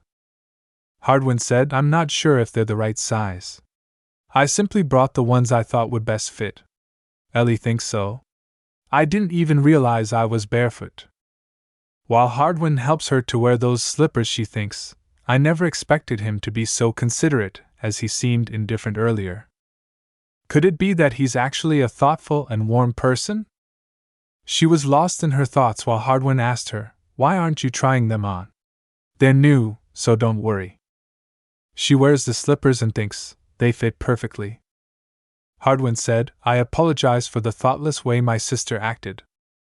He said, you only just met us, so I realize it's difficult for you to understand our situation at once. He asked, if you don't mind me asking, what happened to you that made you into such a state? She thinks, I want to answer him, but I can't speak. While standing, Hardwin said, you don't have to answer me. I wasn't expecting one in the first place. He turned, saying, I'll take my leave now. You should get some sleep. I'm sorry if I woke you up. While leaving, he suddenly stops, saying, oh. He turns, saying, don't forget to wear those shoes tomorrow. Hardwin left and closed the door. Ellie thinks he smiled. She thinks, if I become Hannah Fever, will I be able to keep seeing that smile? She falls asleep and had a dream where Hardwin said, Ellie. He touches her face and she thinks, huh? Hardwin? This must be a dream. He leans to kiss her while she thinks, there's no reason for him to kiss me otherwise. Meanwhile, Hardwin changes to Lennon, and he said, Ellie. Where are you right now? She gets shocked and said, Lennon? Meanwhile, she wakes up with the effect of shock. She gets relieved, thinking, it was just a dream. Next morning, Hannah, sitting in garden, said, I have an incurable disease. Hearing this, Ellie thinks, an incurable disease? Ellie starts writing something on a paper. She writes, does that mean there's no cure? Hannah nods and said, it's similar to a hereditary disease, and the outcome is inevitable. The only blessing, if you can call it that, is that it's not physically noticeable. She said, I was born with a weak heart. My father also passed away at an early age from a heart disease. I tried strengthening my body to live longer. But other than being able to throw a good punch, it didn't make much of a difference. I've almost died a few times from not being able to breathe properly. She said, right now, my heart is beating very slowly, as if it were to stop at any second. That's pretty much my story. She asked her, what about you, Ellie? Why aren't you able to speak? You're not a mute, are you? Ellie starts writing, I've gotten so used to not talking that I've forgotten how to speak. Reading it, Hannah asked, do you wish to speak now, though? Ellie nods. Hannah smiled and said, as long as you have the will, I don't think speaking again will be a difficult task. After all, you did ask me to help you yesterday. So, have you reached a decision regarding my offer? Ellie thinks, to be honest. It's not that I don't want to, but I'm not confident enough. Until now. I've only done as I was told. Will I be able to deceive others perfectly? Hannah said, all you have to do is show others that Hannah Fever is alive. Hardwin will handle all the other complicated matters, like interacting with others. As I told you, he's my puppet, and you can always trust him to do a fantastic job. Ellie drops her head down while thinking, Hardwin. Hannah said, I do hope you can reach a decision soon, Ellie. Meanwhile, Hardwin comes and said, stop pestering her. How do you expect her to decide in a day? They both turns to see him. Seeing him, Ellie thinks, Hardwin? Hannah asked him, how many days should I give her then? Hardwin said 2, at the very least. Hannah said, that was Hardwin's attempt at a joke to make you laugh, Ellie. You should laugh even if it's not very funny, or he'll get upset. Ha! Hannah asked him, that aside, what brings you here to the garden? He replied, I came to give you a letter that was delivered to your name. He gives her the letter and she said, well, that's unexpected. You're usually not this kind to me. Let me take a look. She opens it and starts reading. Hannah said, to think a dying woman like me would receive an engagement proposal. Ellie thinks, an engagement proposal? Seeing the letter, she thinks, it's a familiar pattern. Hannah asked her, would you like to know where it's from, Ellie? She gets shocked while hearing, it came from the Duke of Hills's estate. Ellie thinks, there is Lennon, the heir of the Duke of Hills. Then Hayden, the Duke's second son, who is jealous of Lennon. And finally Librato, a knight working at the Duke of Hills's estate, who serves Lennon.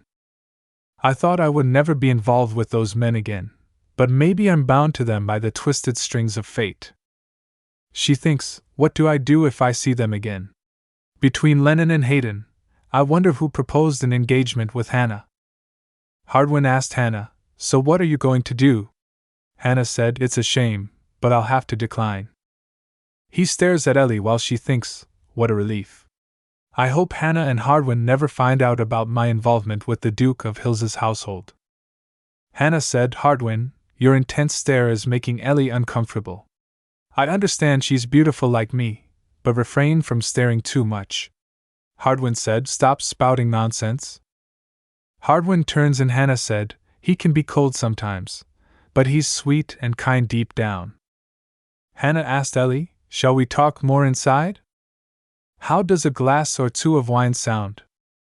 They went inside and Ellie thinks, when Hannah drank, it seemed as if she momentarily forgot that she was terminally ill. However, it pained me to see how she only talked about the past rather than the future. Even in her inebriated state, she knew her end was coming soon. Hannah said, Ellie, talking to you for the entire day like this. Hannah fell asleep saying, makes it seem like I really have a younger sister. Ellie thinks, my shoulder suddenly feels light. I also smell something nice. Hardwin offers her a blanket, and she thinks, Hardwin? He starts mumbling, She thinks, was he trying to cover me with a blanket? She tries to speak, thank you for taking care of me. A slight word comes out of her mouth, Har. She said, Hardwin. They both get shocked. Hardwin asked her, did you just say my name? He asked her, can you try saying it again? Ellie thinks, will I really be able to do it again? He said, take courage, Ellie. Though faint, you undoubtedly said my name. Ellie tries to say his name, a little word comes out of her mouth, ha, and Hardwin said, again. She tries again and said, Har. He said, a little more. She finally managed to speak and said, Hardwin.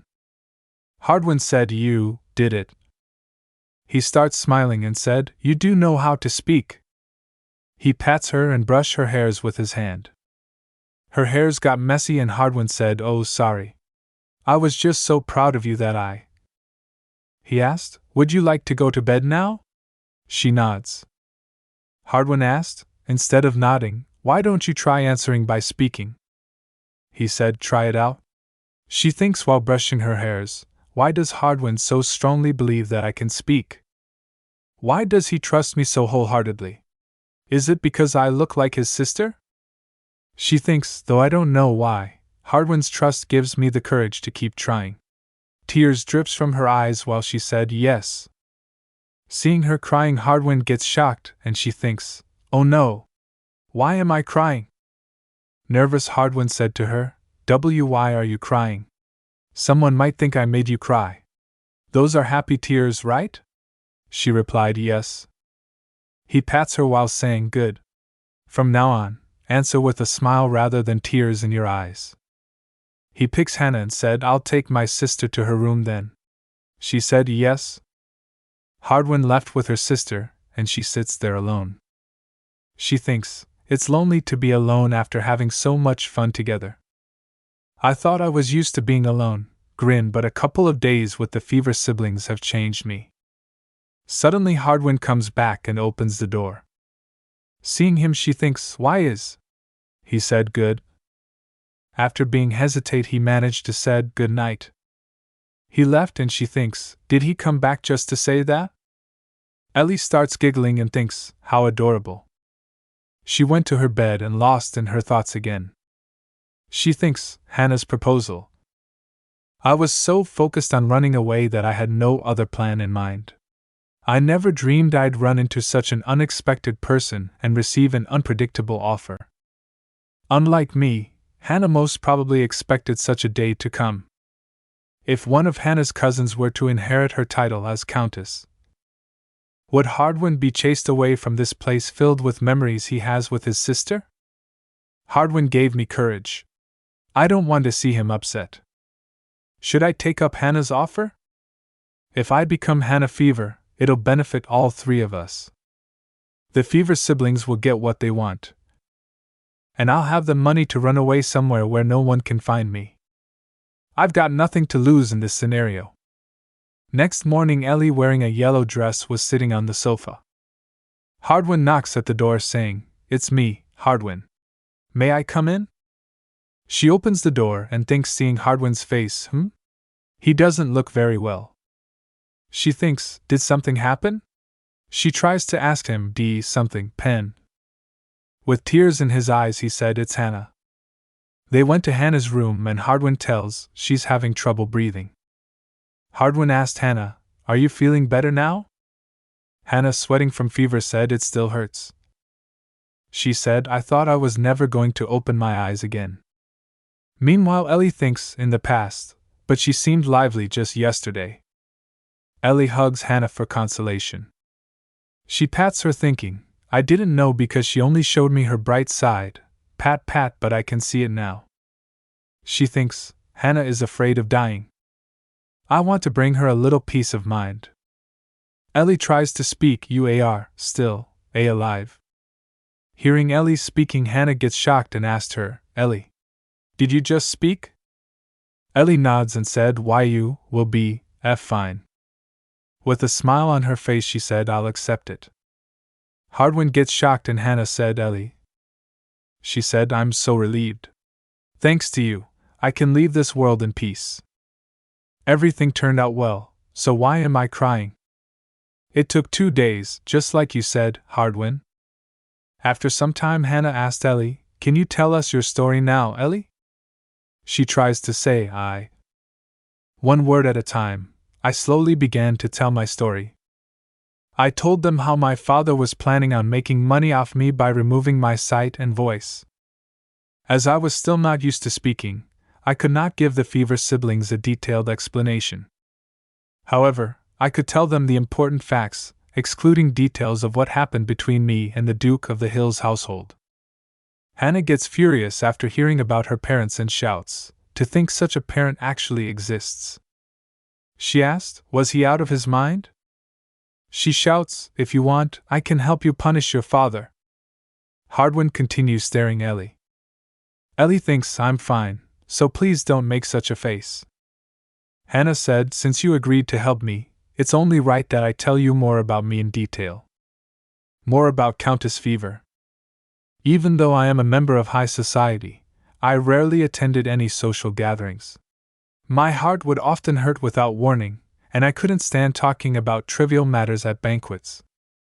So nobody will know even if you pretend to be me, Ellie. However, there's a banquet coming up that the Empire is hosting, which I must attend to show that I'm alive. So I'd like you to go in my stead and dance to just one song with Hardwin. Hearing this, Ellie and Hardwin gets shocked. Hardwin nervously asked Hannah, "Why me?" She replied, "We can't have another man hold Ellie's hands now, can we? We're the only ones who know she's pretending be me." Hardwin said, "Don't get the wrong idea, Ellie. It's not that I don't wish to dance with you." Hannah starts laughing and said, "Oh, Hardwin, you're so silly." Ellie raised her hand saying, "But I don't know how to dance." Hannah and Hardwin starts laughing and said, "You can always learn how to dance." Hardwin said, "You had me worried for a second." Ellie tells, "We laughed like people who had forgotten all their sadness and hardships. But deep down, I knew this happiness wouldn't last forever. It was bound to come to an end one day." After that day, Hannah's condition got drastically worse. It made me think she was holding out until now, for Hardwin's sake. That her heart was supposed to cease beating much earlier. But because she couldn't leave this world before handing her title over to Hardwin, her heart continued to beat until she found someone who looked like her. And now that she has found me, all her strength has disappeared. Hannah asked Ellie, "Ellie, could you stay with me tonight?" Tears comes from Ellie's eyes and she hugs Hannah saying, "Of course. I'll sleep by your side tonight." I never knew what it felt like to be close to someone. But I think I know what that feels like now. Thought the time I've spent with her has been short. Hannah has taught me how delightful it can be to talk with people. Hannah asked Ellie, "Is there someone you love, Ellie?" She replied, "No."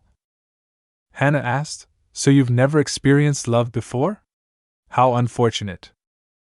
Ellie asked, "Is it something I should?" Hannah replied, "Definitely. Love is a wonderful thing." She said, "Though I've rarely attended social gatherings, I've been in relationships with many men since I was young. Since I knew I was going to die at an early age, I wanted to experience everything I could so that I wouldn't leave with any regrets. I hope you'll meet a man you genuinely love one day." Ellie asked her, "What does love feel like?" Hannah said, Love is right. Love is when your ordinary, everyday life becomes special. It gives meaning to everything. But it's all right. You don't have to know what that feels like yet. I thought Hardwin was the only one who had never experienced love before. But I guess you're the same as well. These days, I can't help but think Hardwin is living an unhappy life because he cares for me too much. I'll be dying soon, and all I hope for is Hardwin to be happy without me around." Ellie squeezed her hand saying, "I'm sure that'll come true." Hannah asked, "How can you be so sure?" Ellie said, "Because that's what you're wishing for." Hannah smiled and said, "I see." She said, "Now that I think about it, that does make sense. Hardwin is my puppet, after all." Hannah said, "Can I ask you for one last favor, Ellie? Please look after Hardwin for me in my absence." Ellie replied, "I will." Meanwhile she thinks, "Please don't speak as if you're leaving us soon." Hannah said, "Hardwin is more tender-hearted than you think. If he cries when he thinks of me, dry his tears for me, will you? He may seem level-headed, but he often wavers.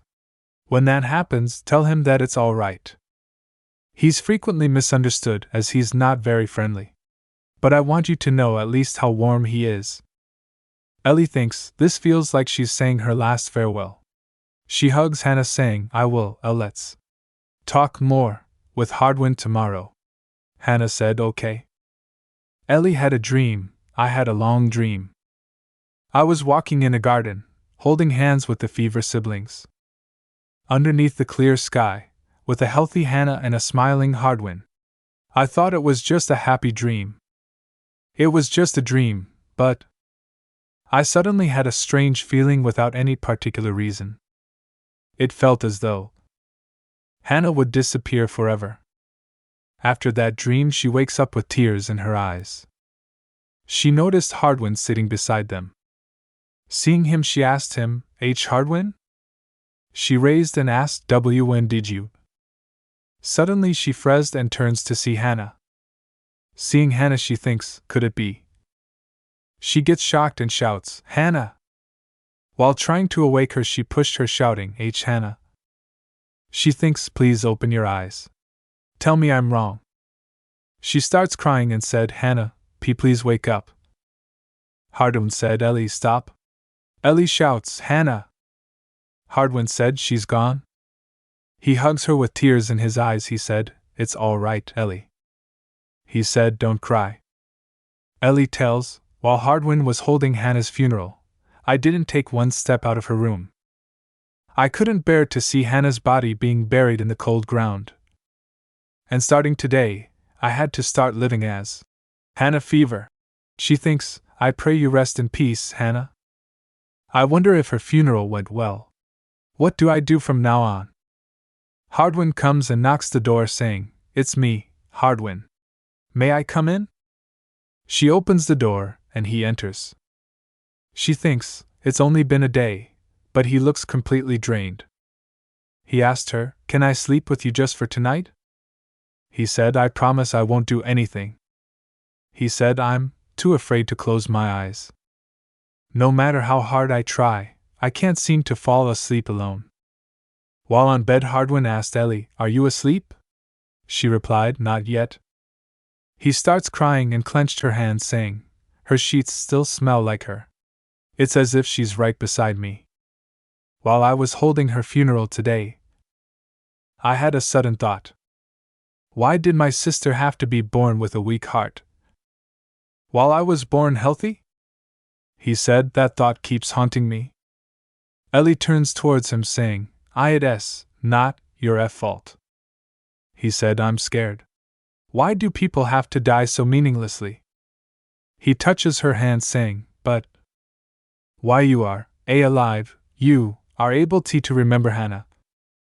He said, "You're right. I'll stop crying." She said, "As long as we remember Hannah, she'll continue to breathe and live in our hearts forever." When I woke up in the morning, Hardwin was already gone. I wonder where he went. Where can I go to find him? She opens the door at the same time as Hardwin was behind it, just starting to knock. He said, "There's a place I'd like to go with you." He asked her, "Would you come with me?" While walking, she thinks, when did the weather get so cold? She thinks, I should have brought along a coat. Hardwin glances at her. Hardwin stops at a place and she gets confused.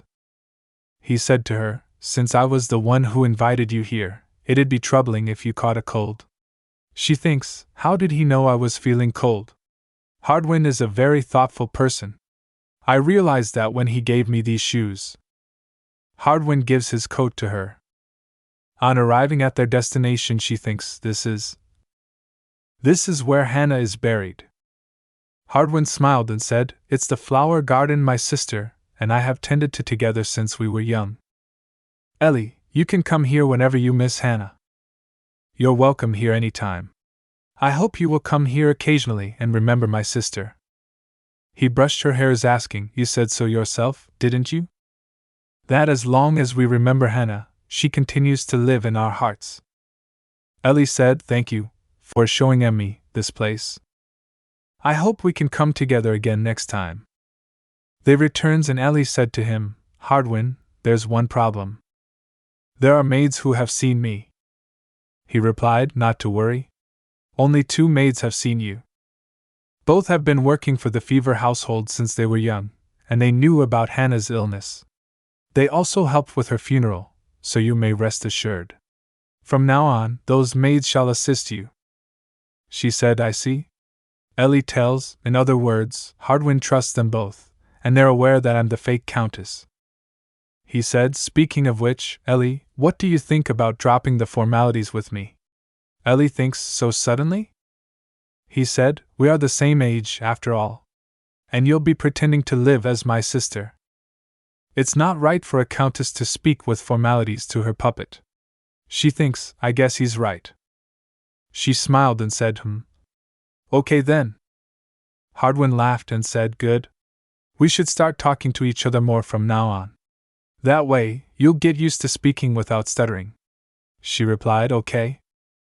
Seeing him, she thinks, he seemed downhearted just yesterday, but I'm glad he looks more cheerful now. A maid comes and giving a letter to Hardwin, he said, A letter has been sent to her ladyship.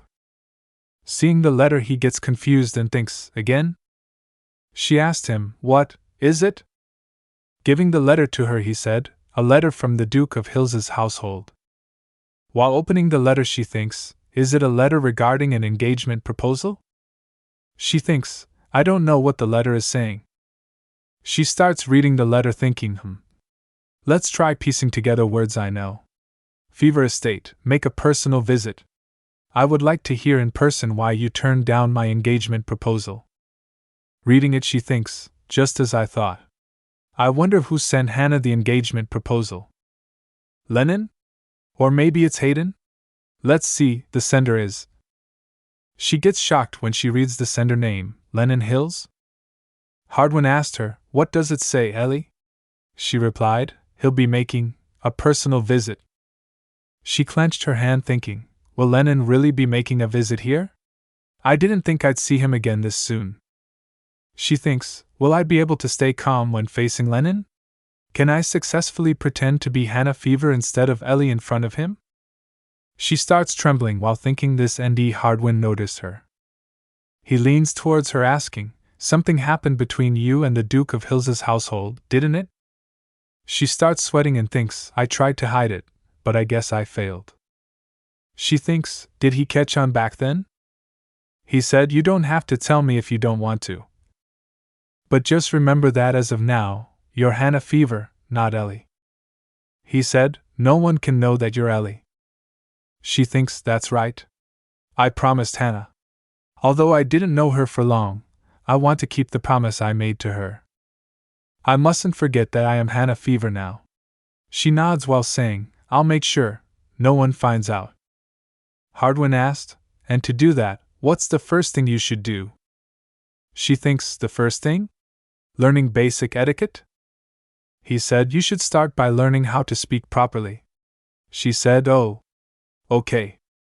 She asked, So, when did he say he'll be visiting? Hardwin smiled and said, In a week. For the next 6 days, I practiced speaking with Hardwin regardless of the location.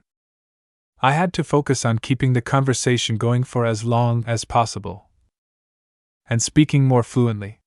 Apart from that, I also practiced the basic etiquette a noblewoman should display. Although Hardwin had stopped crying since that night, he didn't seem as cheerful as before. Will I ever get to see his cheerful side again? While sitting in garden, she said, Hardwin, she thinks, maybe talking about Hannah will cheer him up. While having a fantastic tea, he replied, Yes? She asked him, Have you really never been in love before? She said, That's what Hannah told me. She said you're a pitiful person who's never been in love before. He replied, It looks like she said more about me than I'd like. She said, So it's true? He replied, There's just never been someone I wanted to fall in love with. He asked her, What about you? Have you ever been in love? She replied to him with a no. She said, I've never had the peace of mind to fall in love. He asked her, That aside, Lennon Hills will be visiting tomorrow. Will you be all right? She nods, saying, Yes. As much as I didn't want Lennon to come, we didn't have the power to turn down a visit from the heir of Duke of Hills. He comes, and seeing him from window, she thinks, He's really here. She mumbled, saying his name, Lennon Hills. Meanwhile, he noticed her, and she gets shocked. She thinks, I think our eyes met. What do I do? No, calm down, Ellie. You're not the Ellie who has to listen to him talk anymore. She thinks, since Lennon is meeting Hardwin today, all I have to do is wait here. She walks around one corner to other in worry. She thinks, Is Lennon still here? I'm feeling really parched. She opens the door and peeks outside thinking, I know Hardwin told me to wait here, but... She comes outside thinking, Where has the maid gone? She was just here a moment ago. It's too dangerous to walk to the kitchen like this. I should return to my. Meanwhile, Lennon sees her and asks, Ellie? She gets shocked and gets freeze at a place thinking, Lennon? She tries to go, but Lennon grabs her arm. He gets shocked and said, Ellie? She thinks, if I don't answer correctly here, he'll know I'm Ellie. It's all right. You can do this, Ellie. She said, I'm afraid you have the wrong person. Meanwhile, she thinks, I am no longer the mute Ellie I once was. Lennon gets shocked, and she thinks, it feels somewhat satisfying to see Lennon, who kept a straight face even when I discovered his secret, look at me with such an expression. She thinks, let's push him a little further. After all, I'm Hannah Fever right now. She said, oh, I suppose you're Lord Lennon, who wrote that he'd be visiting today. I apologize for the late introduction. Meanwhile, Hardwind comes and interrupts them, saying, What are you doing out here, Hannah? I told you to wait inside until I came to find you. Ellie apologized, saying, Sorry. Hardwind said to Lennon, I believe our conversation ended earlier, Lord Lennon. Lennon said, I apologize.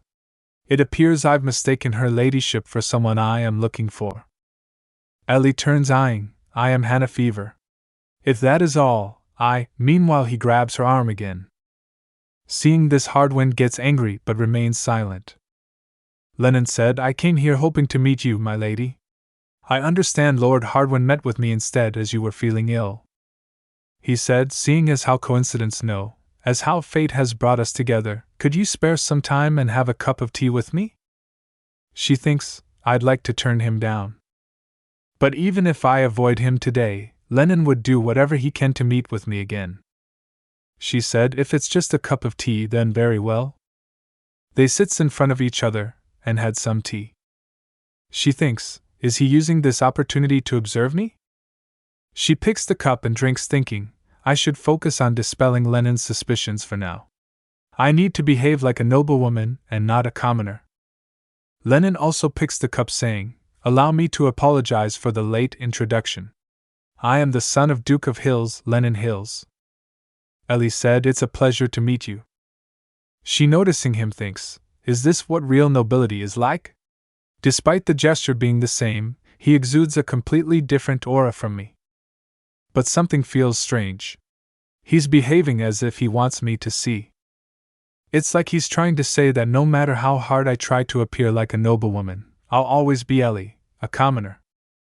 Hardwind glanced and said, As I informed you earlier, my sister has a severe respiratory condition. He said, I hope you understand that she is unable to speak much. Lennon said, Of course. I'll keep today's conversation short. He said, We can always talk more once her ladyship has fully recovered. In that regard, I would like to help her ladyship get better. He asked, Would it be all right if I visited from time to time? After having tea with them, Lennon leaves. She thinks it feels as if a storm had passed. She asked Hardwind, Are you upset? She thinks, he doesn't look happy. Is Hardwind angry at me? Is it because I went out to the corridor despite being told to wait inside? Hardwind said, It's swollen. She asked, Pardon? He said, Your wrist is swollen. She said, Oh. You're right. He said, Lennon Hills, I don't like him one bit. Exactly how hard did he grab you? He stands and went somewhere. He comes back with a box and she thinks, a medicine case? He puts a bandage on her hand, saying, This will help cool the area down. He said, You can remove it once you feel better. She said, Okay. He said, And if anyone tries to grab your wrist from now on, tell them. How rude of you to grab a lady's wrist without permission. He asked her for confirmation, Okay? She starts laughing and he said, Don't laugh. I'm serious right now. She said, All right. He said, Try repeating what I said. She said, How rude of you to grab a lady's wrist without permission. He said, Excellent. He hesitates while asking, Can I pat you on the head? She nods. He pats on her head while she thinks, Even though it hasn't been that long since I started speaking again, it already feels awkward to nod instead of giving a verbal answer. Just a few months ago, I had no will to live. With no desire to eat or do anything, I lived my life for the sole purpose of staying alive. But my life has completely changed after meeting the Fever siblings. Now I want to speak. I want to repay Hannah for saving me, and I want Hardwin to be happy. She thinks, it finally feels like I'm alive now. She said to him, "Thank you for taking care of my swollen wrist, which I didn't even know about, and for making me feel alive." With a smile she said, "Thanks, Hardwin." Seeing her smiling, he said, "Ellie, if you smile that brightly." He stands and starts to leave, and she asked, "Leaving so soon?" He said, "You should get some rest." She gets confused and thinks, did Hardwin feel burdened by my expressions of gratitude? After some time they went outside. She asked Hardwin while sitting next to him on ground, "Now that I think about it, there are many things I still don't know about you." He asked her, "Is there something you'd like to know?" She thinks, he gave me his coat again, even though I'm wearing one today. She asked him, "When's your birthday?" He replied, "November. I was born on the first snowfall of the year." She said, "It suits you." He asked, "What do you mean?" She said, "Your hair. It reminds me of the snow." He asked her, "What about you? When were you born?" She replied, "March. I was born on the last snowfall of the year." He said, "Your hair is also like the snow, Ellie." Seeing her hairs, she thinks, "Is it?"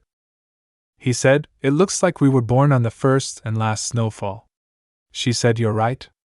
I wonder when it will snow this year." He said, "I always watch the first snowfall with Hannah." She asked him, "Can I be the one to watch it with you this year?" He replied, "Of course." Unfortunately, my wish that these peaceful days would continue was short-lived. Because Lennon visits again, and she said, "I'm afraid your visits will not help me get better, my lord." Lennon came to visit me again the next day. He said, "Why do you think that, my lady?" "I brought some tea from the western region that's good for the lungs." She said, "I appreciate the gesture, but..." She sighed and thinks, talking this much still makes me breathless. Lennon said, "You seem to have trouble speaking, my lady." She raised, saying, "I'm fine. I'm afraid I won't accept your visit so easily next time." She thinks, I wish he'd stop showing interest in Hannah Fever. She tries to leave, saying, "Now, if you'll excuse me," but she grabs her wrist again, saying, "Wait." She shouts, "How rude of you to grab a lady's wrist without permission." He smiled and said, "I apologize. I simply wished to speak a little longer with you."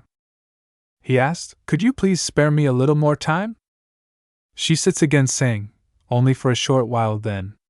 He said, "Thank you." Servant comes holding cups of tea and said, "Please enjoy your tea, my lady, my lord." She noticed the maid blushing and smiling while seeing Lennon. She thinks, did she just smile? She usually never smiles. It's probably nothing. She said, "I'd like to know why you're showing me such kindness." Meanwhile she thinks, why is he so fixated on me when Ellie's disappearance is something favorable for him? He asked her, "May I tell you a story from my childhood?"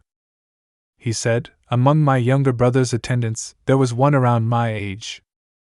Although he was not my attendant, we would have short conversations whenever we met. We were similar in age and also shared similar interests. One day, an item my younger brother cherished disappeared. He became very upset and created a huge commotion. The culprit they assumed to have stolen the item was the attendant I was close to. I was certain there was some misunderstanding." Hearing his, she thinks, "I see, why is he telling me this?" He continues, "However, I was afraid to stand up for the attendant. I was young and didn't want my father to resent me. And so? I chose to remain silent, but it ate away at my conscience. After a few days, I had finally made up my mind to help the attendant. But he was already dead. I was told that Hayden, my brother, killed him with his own hands. He was cruel even from that young age." Hearing this, Ellie thinks he did seem used to people getting killed. Was it because of that incident? Lennon said. At that moment, I felt a great sense of guilt. If only I had decided to help that attendant a little sooner. Since that day, I've had trouble ignoring matters that weighed on my heart. And recently, I met a woman named Ellie. He said. She was a pitiful woman who couldn't speak. Her father only saw her as a tool for making money. I made her aware of her situation and what she could do to get out of it. I was thrilled when I saw her relying on me. However, she ran away. I don't usually show kindness to others very easily. The reason I'm showing you kindness is because you greatly resemble that woman. She asked him, Are you saying you've shown me kindness solely because I remind you of that woman? He replied, Yes. Though it's the truth, I suppose that might have been unpleasant for you to hear. She said, Very much so. He said, I apologize. As you wish, I shall stop visiting you. Hearing this, she thinks, he's changing his mind so suddenly? He raised from his seat saying, I simply wanted to tell you everything on my mind as I've decided to stop visiting you. He said, Thank you for listening to what I had to say. I shall leave now, my lady. Lennon leaves and she saw him leaving from window. Meanwhile, Hardwin comes and asked, How was your conversation with Lennon? Did anything happen? She turns and said, No. She said, He said he won't be visiting anymore. He asked, Really? Though I find it hard to trust him completely, I'm relieved he said that. She noticed the maid talking to Lennon. She thinks, come to think of it, Lennon is skilled at handling people. He will stop at nothing to find out my true identity. Based on what I witnessed earlier, it's clear that the maid who knows my identity has feelings for Lennon. She gets shocked while thinking, what if Lennon were to seduce her? Hardwin asked her, Ellie? She turns and said, Hardwin, I have a bad feeling. He said, Don't worry. I told you, didn't I? I'll never put you in a troubling situation. She said, I think Lennon might be trying to lure that maid away. The one who knows I'm not the real Hannah. He glanced at her saying, I thought she was someone I could trust.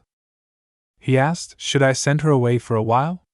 I doubt she'll have any complaints if I send her someplace far away with enough money to live off of for a year. She shakes her head saying, Lennon would surely notice that.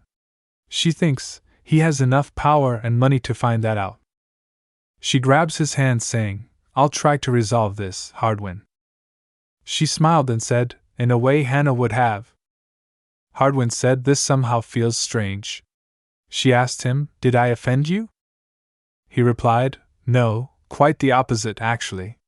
It feels as if you're taking after a positive trait of Hannah's. She asked, A positive trait? He said, trying to resolve the problem directly instead of avoiding it. She asked him, Do I seem like your older sister? He laughed and replied, What? Of course not. He said, You're completely different from her. She said, Oh. I'm sorry. I won't act like that from now on. He said, That's not what I meant. He said, What I meant was that you're you, Ellie. I don't see you as a replacement for Hannah. She asked him, Don't I remind you of Hannah since we look alike? He replied, You do, but that's the end of it. He said, Since the day I met you, you've always been Ellie to me. After some time the maid was cleaning the bed and Ellie was sitting on sofa. Maid comes to her and said, Allow me to pour you a hot cup of tea, my lady. Ellie thinks, I believe her name was Madeline. While she was leaving, Ellie said, Madeline, I appreciate all your work. She gets confused and turns. Ellie said, I hope you'll feel more comfortable around me. Maid said, Thank you for your kind words, my lady. Ellie thinks, I believe that's what Hannah would have said. I came up with 2 methods to resolve this matter. The first was to form a bond with Madeline. I don't believe Madeline would disclose my secret that easily to Lennon. However, since there could always be unforeseen variables, I've decided first to try to get Madeline on my side. While laying on bed, she thinks the second method is to confront Lennon directly. Though it's risky and requires that I be the perfect version of Hannah, I'll keep seeing him until he is convinced that I'm not Ellie. She thinks, I wonder why Lennon is looking for me. If I reveal who I really am to him, Will he tell me his true intentions? She was thinking, maybe Lennon. Meanwhile, someone knocks at the door. She asked, Who is it? Hardwin said, It's me, Hardwin. She allows him to enter, and he sits beside her. She asked him, Is something the matter? She replied, No, I was just worried about you. He said, Lennon doesn't seem like someone we should take lightly. She thinks, I guess he's been worried since I told him I'd take care of this. She said, I'm planning on building a bond with Madeline. Getting closer to her might reduce the possibility that she'd reveal my identity to Lennon. He said, Then maybe it'd help if you knew more about her. She nods. He said, Madeline was almost sold to a brothel as a child. It was Hannah who saved her. She brought Madeline back here and looked after her like an older sister. And, at times, a friend. Madeline, who was skinny and weak, soon put some meat on her bones, and not long after, she started smiling. He said that is why Madeline swore her loyalty to Hannah. She said, I see. She thinks that explains why Hardwin places so much trust in her. I don't blame him. Thinking back to when I was feeling hopeless and alone, and in a gutter without a single ray of hope, that hand that reached out to help me felt like a true blessing. Hardwin said, Though I want to trust Madeline, I'm not entirely confident anymore. But I'm sure getting closer to Madeline would be helpful for you, Ellie. She asked him, Are you sleepy? He replied, Yes, a little. She asked him, Would you like to lie here with me? He starts blushing hearing this. He turns her face shouting, Ellie. That's. She said, What's wrong? We lay together back then, too. He said, That's. She said, I only ask because I enjoyed our time together that night, but if you don't feel the same way, he said, All right. You're making me feel bad. While laying on the bed, she thinks, to think Madeline had such a painful childhood as well. Given how Isabel and I went through something similar, I empathize with her. She asked Hardwin, Is it all right if I ask for a favor, Hardwin? He asked, What is it? She said, Do you think you could help me find my sister? She said, I believe my father forced her into marriage for money. Hearing this, he gets shocked and asked, What? He gets furious and asked, Your blasted father even sold your sister? She replied, Yes. She said, All that frowning's making you ugly? He said, I won't waste my breath speaking ill of your father. I'm just glad you came here before it was too late. She said, Me too? Meanwhile, she thinks, Hardwin's such a sweet person. I'm glad I'm here too. I'm grateful to have met you and Hannah. Hardwin asked her, Will you tell me some things about your sister that can help me find her? Ellie said, Okay. My sister is. She recalls her mother's words. Isabel was with a fine young man wearing fancy clothing. She thinks, I wonder if I can tell Hardwin about this. He said, I'll find your sister no matter what it takes, Ellie. And once I do, she may stay here with you if she likes. Ellie said, I don't know how to thank you, Hardwin. He said, You don't have to. But if you really want to, can you tell me about your relationship with Lennon? She said, As I told you before, my father made me listen to Lennon's secrets for money. Since I couldn't speak, his secret would be safe with me. That's all. She asked, Is he trying to find me because he's afraid I'll leak his secret? He said, I don't think so. He said, If you asked me, I believe he has feelings for, never mind. Ellie said, He does not have feelings for me. He said, So you heard what I said. She said, The feelings he has for me are probably closer to sympathy and curiosity. She thinks, even though I'm a commoner, Lennon always treated me with kindness. He was always considerate of me and genuinely hoped that I'd speak one day. Maybe I've been overly wary of Lennon. He could help me with my current circumstances if I tell him the truth. She asked him, What do you think about telling Lennon about my identity? He replied, No. He said, Although Lennon may have good intentions, it's never good for many people to know a secret. She said, Okay. He said, You listen really well to others, don't you? She said, Only because it's you. Hearing this, he starts blushing and said, "Oh." He raised from bed and as he asked, "Hardwin?" He said, "It's time I took my leave." She asked, "Why? Did I say something wrong?" He replied, "And no, not at all." He said, "Oh, right. The banquet hosted by the Empire is right around the corner. You'll have to start practicing dancing with me tomorrow. That's what I initially came here to tell you." He leaves saying, "Good night then." She thinks while laying on bed, he left in such a hurry. Touching the bed from where he was lying, she thinks, it's still warm. She falls asleep thinking, I wouldn't have minded him sleeping here tonight. Next morning, Ellie was drinking tea with the maid. She said, "I didn't have the opportunity to express this until now, but I'm really glad that you came into this household, my lady." She said, "You may not know, but I'm forever in debt to House Fever." Ellie said, "I see." Ellie thinks, it has been a week since I decided to become closer to Madeline. Through our many conversations, I learned more about her. Currently 15, she was only 5 when she came to live at Countess Fever's estate. In other words, she had spent the past 10 years with the Fever siblings.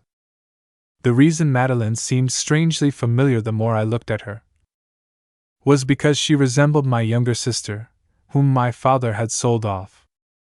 That was 10 years ago.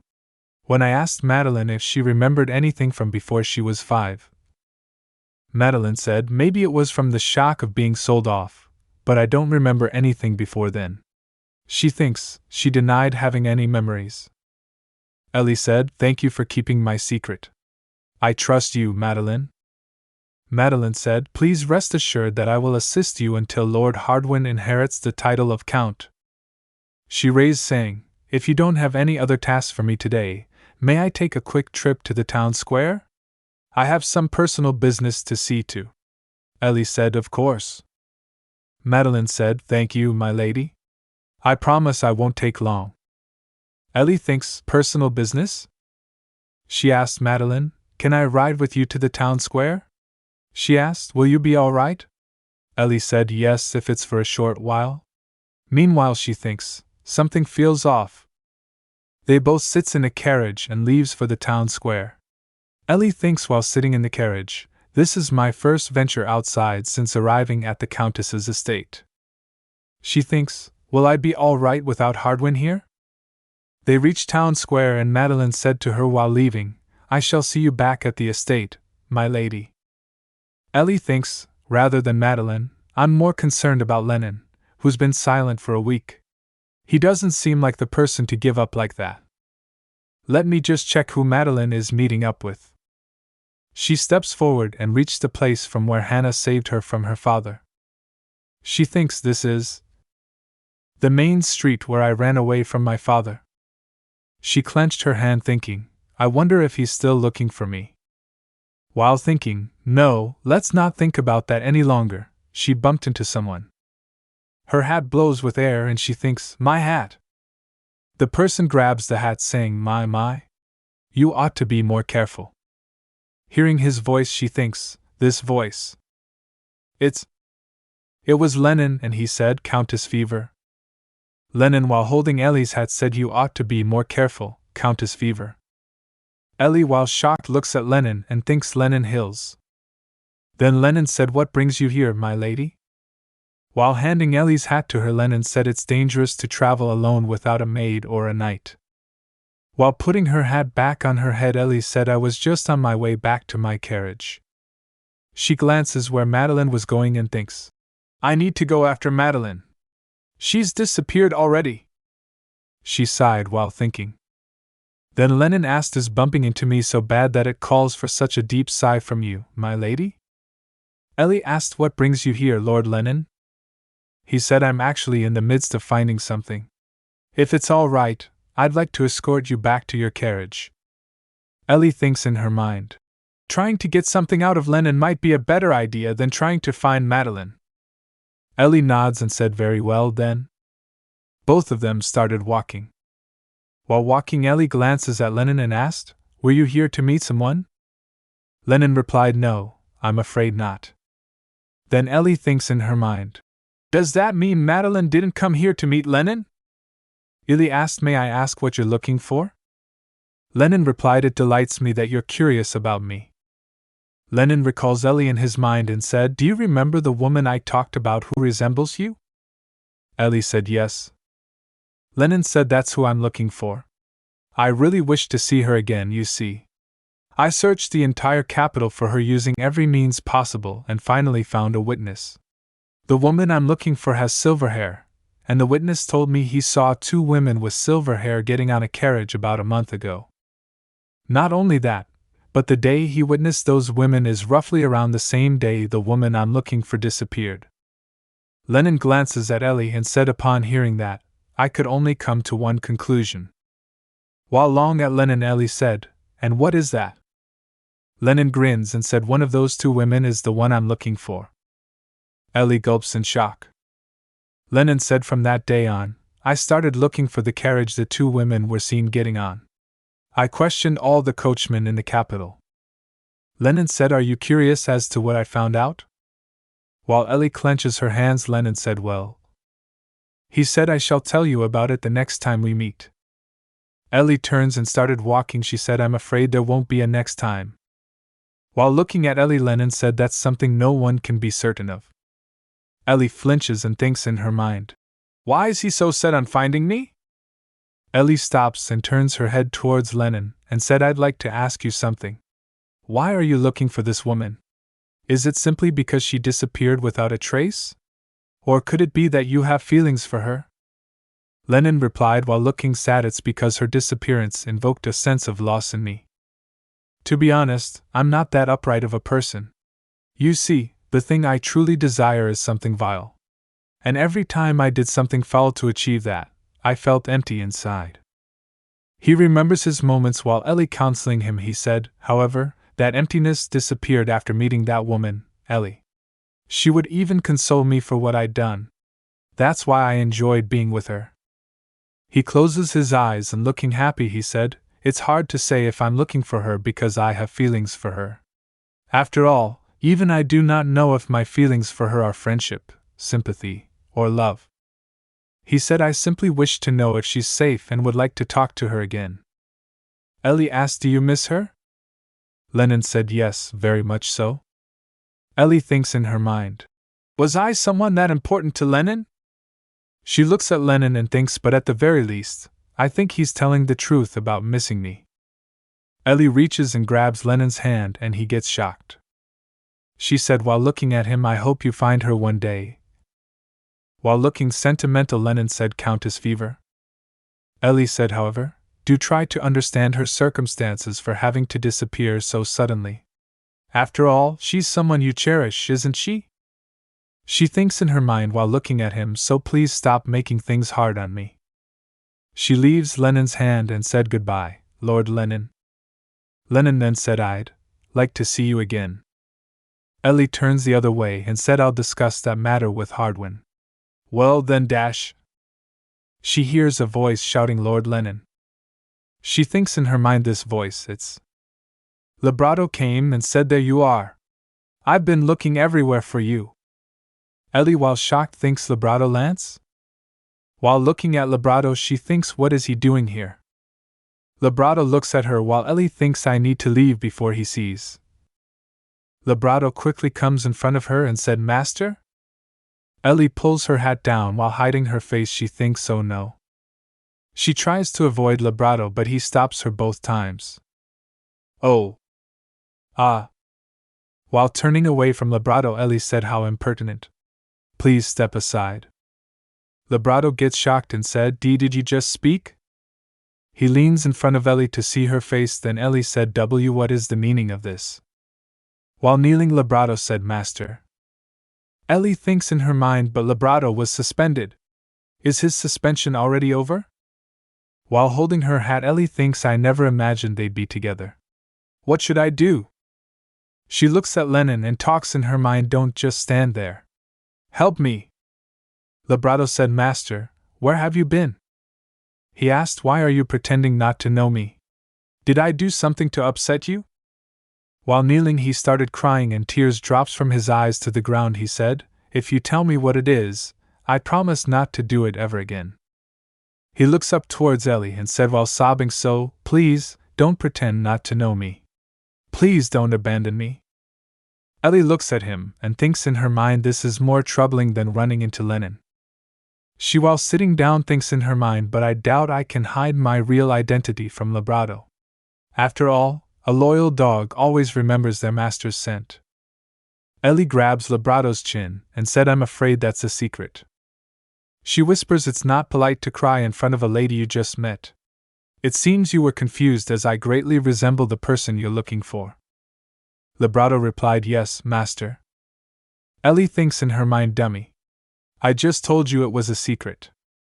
She said while sighing and closing her eyes, I'm Countess Fever, not your master. If you stop crying, I shall forgive your impudence. While wiping his tears, Labrado said, yes, I apologize. Ellie stands up and looks towards Lennon. Lennon said, it seems my attendant has been rude to you. Allow me to apologize in his stead, my lady. Ellie turns and started walking. She said, that's quite all right. I shall leave then. After a few moments while sitting in the carriage, Ellie thinks in her mind, did I do the right thing? Although I didn't directly reveal my identity, what I did was no different than telling him I was Ellie. While remembering Labrado's crying face, she thinks, but how could I possibly ignore him when he was crying out to me so desperately? After that, while lying on the sofa, she thinks I have no choice but to hope I made the right decision. She heard a sound and opens her eyes. While Hardwin was carrying blanket with both of his hands, she said, Hardwin? Hardwin gives blanket to her and said, oh, sorry. I didn't mean to wake you up. She said, it's all right. Why are you back so late? Hardwin scratches his forehead and said, oh, well, what color do you like? Ellie thinks in her mind all of a sudden. She said, purple, I suppose. While taking a sigh of relief, Hardwin said, purple? What a relief. Ellie said, why? What is it? He said, well, the banquet is in 2 days. And your dress. While they were talking, someone knocks on the door and shouted, Lord Hardwin. Countess Fever. Both of them gets confused. Hardwin opens the dewey and asked, what's the matter? Madeline replied, there is a man desperately searching for his master at the estate gates, my lord. Ellie flinches while Hardwin asked, master? Madeline said yes, and he is insistent on seeing Countess Fever. Madeline asked, what shall I do, my lady? Ellie recalls Labrado in her mind and thinks, I guess the inevitable has come. I didn't think it'd be this soon. She said, can you show him to the drawing room, Madeline? And let him know I'll be with him shortly. Madeline said, yes, my lady. Hardwin, while confused, asked, master? Ellie, do you have an odd hobby I'm not aware of? Like raising a man, never mind. Ellie replied, I didn't raise him, but I suppose you could say I took him in. He used to be one of my clients, and I ran into him earlier in the day when I visited the town square. Hardwin gets shocked and said, you went to the town square today? Ellie replied, for a short while. But only because something came up. Sorry. She said, don't worry. I'll take care of him, Hardwin. He's different from Lennon. While putting his hand on his chin and in worry expressions, Hardwin said, let's say that he is. But why is he calling you master? Ellie quickly stands up and said, let's head to the drawing room for now. While fake laughing, she said, as for why, I'm afraid I can't tell you as it's something personal. She thinks in her mind, what if he's disappointed that I won't tell him the truth? If Hardwin turns his back on me? Hardwin pat Ellie's head and said, I understand. It's his secret, after all. I don't expect you to tell me about it. He said, but promise me you'll reflect on your hasty decision to tell him about your identity. Ellie said, I will. I'm sorry. Ellie opens the door. Both of them enters the guest room. Labrado quickly stands up and gets excited, said, master. Hardwin shipers to Ellie, master? What is he, a dog? Ellie whispers, he might very well just be one. She said, have a seat, Labrado. Labrado sits back on sofa. While laughing, Ellie said, see? Ellie and Hardwin sits on sofa. Then Hardwin said, I'm Hardwin Fever, and I am currently looking after Ellie. Lebrato said, I am Lebrato Lance. I'm a knight who works for House Hills and serves Ellie as my master. Ellie glances at Hardwin and thinks in her mind the way he said that makes it sound like I'm a member of House Hills as well. Hardwin said, while I cannot tell you about our circumstances in detail, I can tell you that Ellie is currently pretending to be my sister, Hannah Fever. Lebrato said, I'm aware. Hardwin glares at Lebrato and said, do you have any intention of disclosing this piece of information elsewhere? I suppose you wouldn't say it to our faces even if you do. Lebrato quickly stands up and kneels in front of Ellie. Ellie, while surprised, said, Lebrato? He tugged a chain holding a ring from his neck. While presenting it to Ellie, he said, you don't have to tell me everything, master. I won't ask why you're pretending to be Countess Fever. With sparkling eyes he said, all I want is to stay by your side. I swear to you upon this keepsake from my mother that I'll never betray your trust. He said you were the first person to ever accept me for who I am without any judgment. I know just how kind you are, master. Ellie puts her hand on her chest while he said, why would I ever betray someone so important to me? Ellie talks in her mind, I can't be certain if it's me that Lebrato likes or my hands. But I do know one thing for sure. While she grabs the chain, Ellie said, don't worry, Lebrato. Ellie puts the chain back around Lebrato's neck, while surprised Lebrato said, master. She tells him, I trust you. She thinks in her mind Lebrato would never betray me.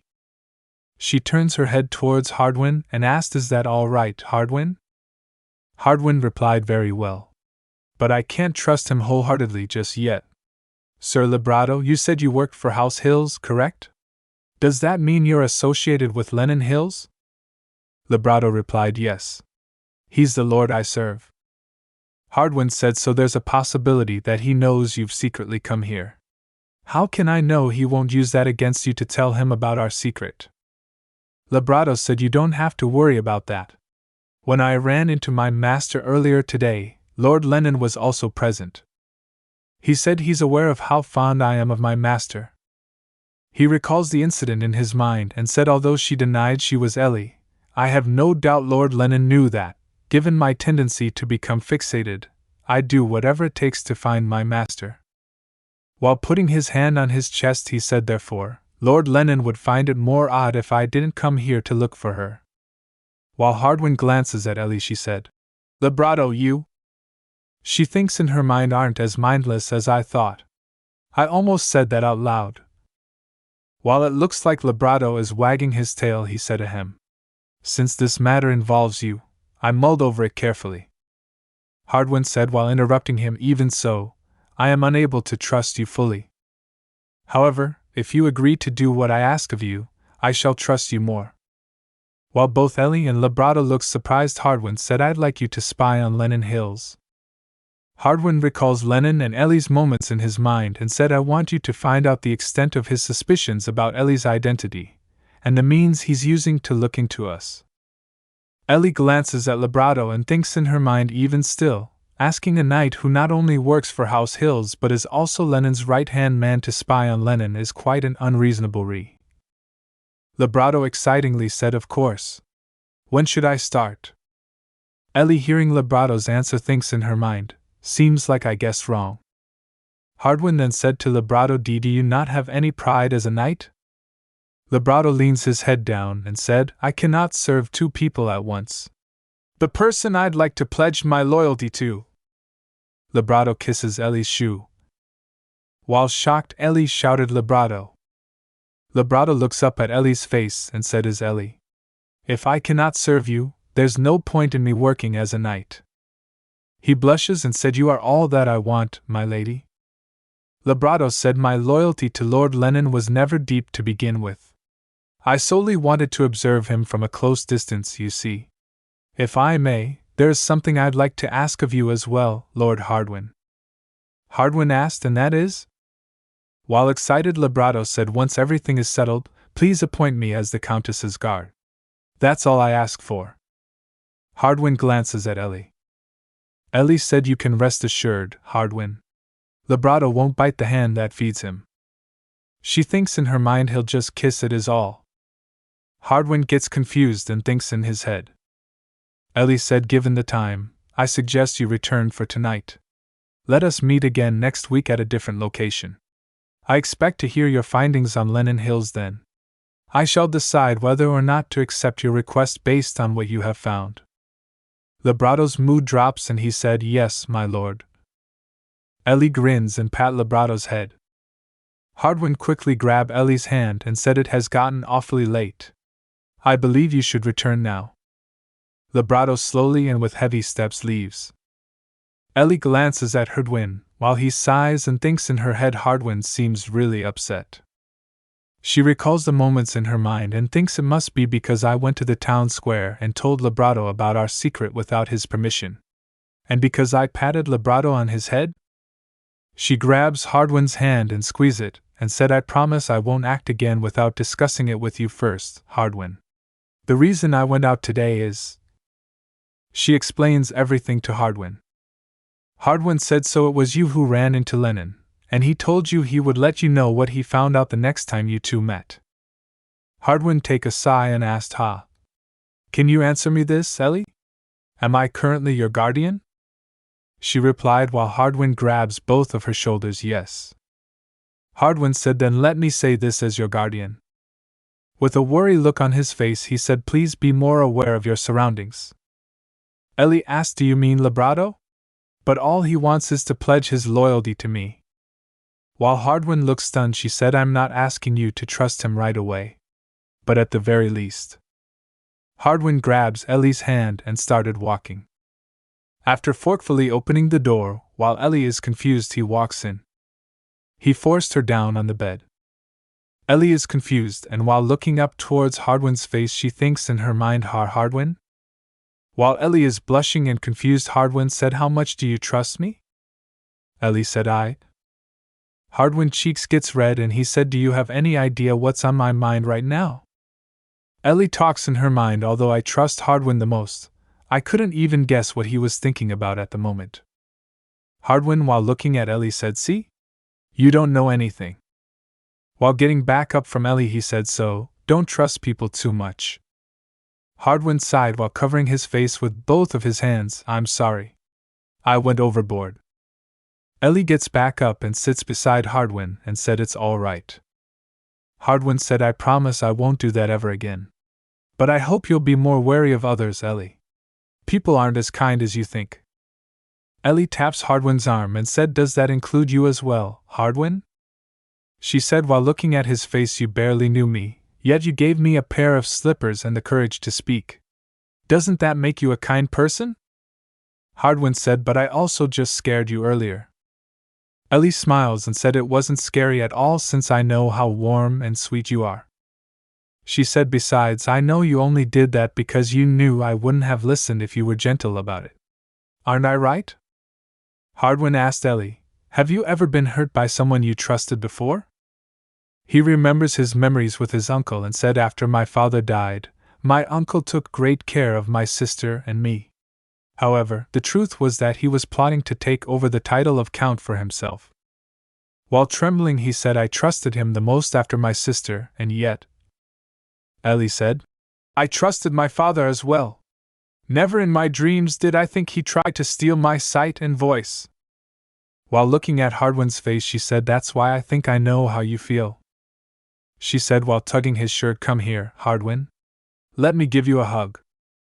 Hardwin gets blushed and surprised. Both of them hugs each other. While hugging, Ellie said, I know it may be difficult, but I'd like you to trust me. And I'd like to trust you too. How long do you think it'll take for us to trust each other wholeheartedly? Both of them are smiling while looking at each other. Ellie said while sitting, how long do you plan on standing there, Hardwin? Come and have a seat. While awkwardly walking, Hardwin tries to sit and said, right. After sitting, he said, sorry about yesterday again. I reflected on my actions all last night. Ellie said, as I told you, I'm fine. You don't have to worry about it. That aside, what brings you here?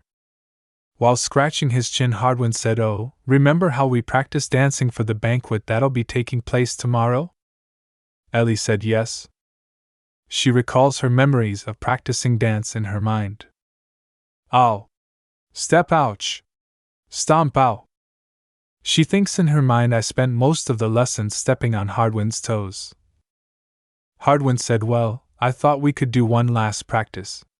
I brought over the dress you'll be wearing tomorrow.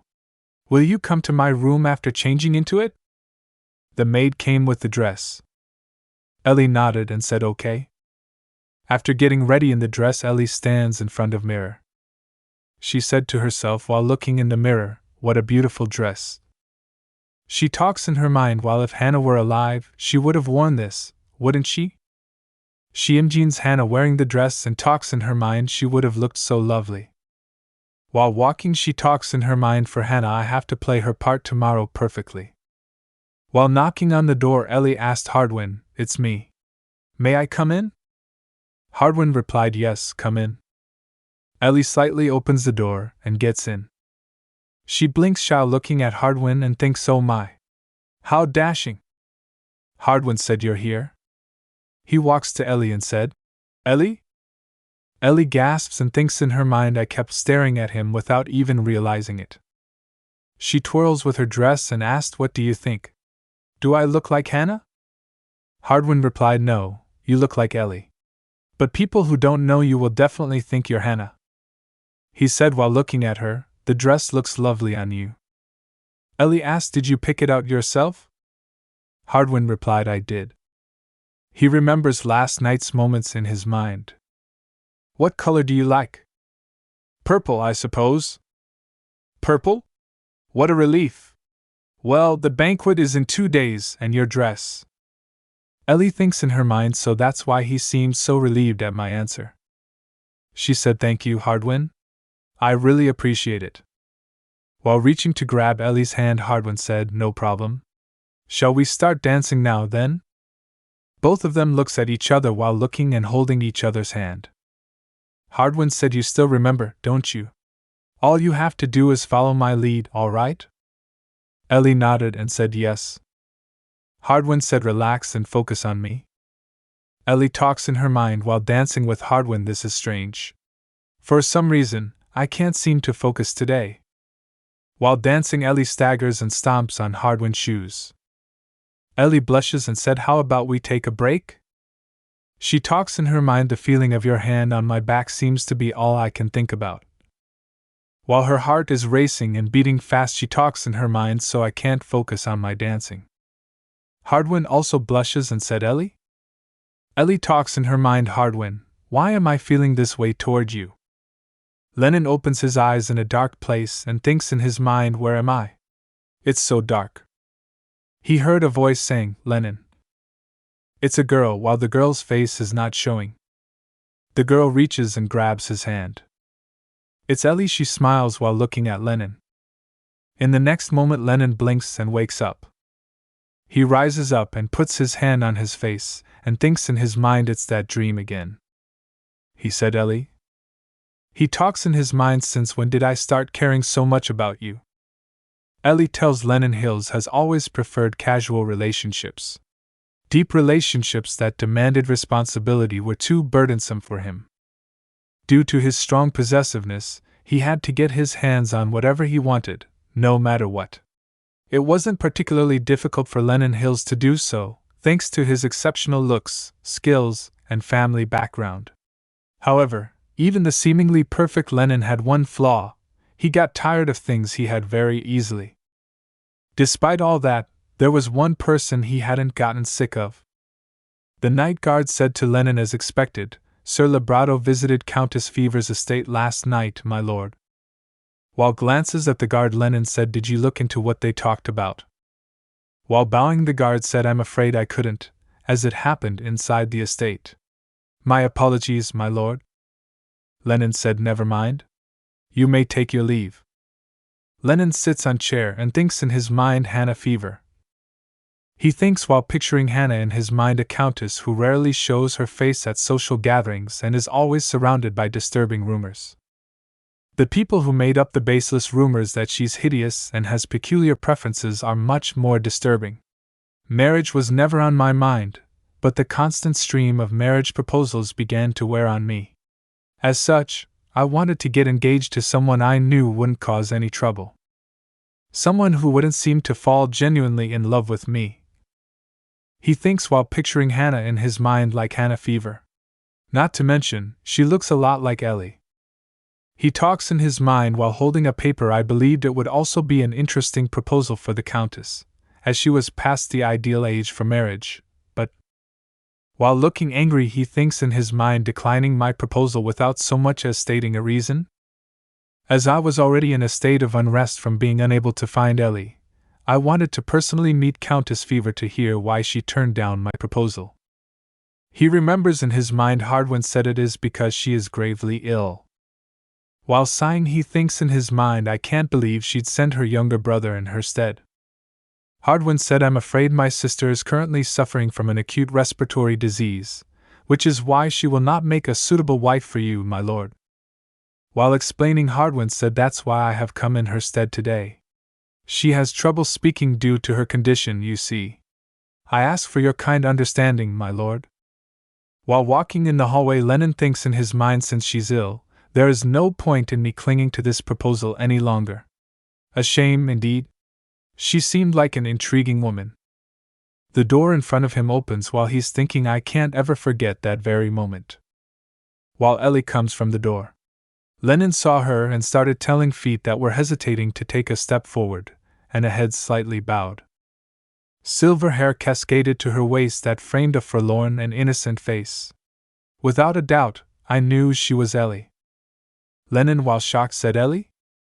He walks to her and grabs her hand and said, "Ellie." Ellie retreated and said, "I'm afraid you have the wrong person." While shocked and confused, Lennon thinks in his mind she's not Ellie. While both of them are standing, Hardwin comes. Hardwin asked, "What are you doing out here, Hannah?" Lennon turns his head and looks at both of them and thinks in his mind, is she really Hannah Fever? Was I simply mistaken? While looking at Ellie he thinks in his mind, unlike Ellie, this woman is clearly speaking. But can two people really look this alike? From that day on, Lennon started looking into anything connecting Ellie to Hannah. And thanks to his thorough investigation, he was able to learn that someone had seen two silver-haired women getting inside a carriage. Someone knocked on the door and asked Lennon, "Are you in there?" While sitting on chair, Lennon said, "Yes, come in." Lennon's stepmother comes in with her maid. She sits on sofa while her maid poured tea in cups. She said, "Well, come and have a seat." Lennon asked, "What brings you here, mother?" She said, "While drinking tea you haven't visited me recently, and that's made me quite upset." Lennon sits on sofa and while closing his eyes he said, "Oh, mother, I've simply been too busy." She asked, "Have you gotten yourself a new woman? How long do you plan on playing around with this one? A week? Or two, perhaps?" While Lennon was drinking tea, Lennon puts the cup back on table and said, "Who knows how long it'll last?" She said, "Just don't hurt her too much. Keep that up, and one day, you might end up hurting just as badly." In a mockingly manner, Lennon said, "Don't worry, mother. There will never be a day where I'm the one hurt. I know better than anyone else how not to get hurt, you see." Lennon stands up and started walking. He said, "If there's nothing else, I'll be taking my leave." While walking he thinks in his mind, the old me would have fooled around with her, but that's been the last thing on my mind lately. While walking in the hallway he saw Hayden comes from the corner. Hayden went past Lennon without saying anything. Lennon said, "My heartless little brother." While Hayden stops he said, "Are you going to pretend like you didn't see me today as well?" Hayden turns his head and glares at Lennon, and said, "Don't speak to me if you're simply looking for a fight." Lennon walks to him, and said, "I'm just looking for a mere greeting. What are you so discontented with me about?" While Hayden looks furious he said, "Is it the extensively close relationship I have with your mother?" With an angry tone Hayden asked, "Shut up, Lennon Hills." Lennon asked, "Don't you know that it's your mother who agreed to put up with anything and everything when she entered House Hills?" While turning and going away Lennon said, "That also applies to you, so I suggest you be more careful next time, especially if you don't want to end up like your attendant." Lennon left. While still standing there Hayden thinks in his mind everything he says is right, but what I detest more than Lennon is myself for not being able to hate him despite hearing such words. It's dreadful, loving someone who hates me. I want to find solace in Ellie from these negative feelings. If only. While remembering Ellie in his mind, he thinks I knew where she was. He thinks if I'd known she would disappear this quickly, I would have persuaded her a little more gently. While sitting, he glances at the gun and thinks in his mind, no, even if I were to turn back time, would I have been able to provide her comfort when I've never done it before? He extends his hand to grab the gun and thinks I'm such a sorry excuse for a human. While holding the gun at his head, he thinks in his mind, as I thought, I'm better off dead. He shakes his head and tosses the gun away. He puts both of his hands on his face and takes a sigh. He mumbles and said, Ellie. He recalls his past memories and remembers a page. This was written on the page, mute Ellie, who will listen to everything you say. Full confidentiality is ensured, so feel free to tell her your deepest and darkest secrets. He asked, for what reason are you offering such an odd service? He talks in his mind. I thought both Ellie and her father were out of their minds. While sitting in front of Ellie's father, he talks in his mind, but I found myself signing the contract nevertheless. He thinks while signing the contract, I guess I'm also out of my mind. Though it's ridiculously expensive, it's not like I have anything to lose. He thinks it's money I won't use anyway if I were to kill myself. He thinks in his mind it felt incredibly foolish to tell someone I just met my secret, but... He said, Ellie, I believe I am attracted to men. While looking relaxed, he thinks in his mind it's relieving. Maybe if I keep meeting Ellie, I might finally be able to find some peace. He looks at Ellie and Lennon and thinks in his mind, and one fine day after I've met with Ellie a couple more times. He thinks in his mind, why are they together? Is Lennon one of Ellie's clients as well? To think someone as arrogant as him even has a secret. I must find out what it is.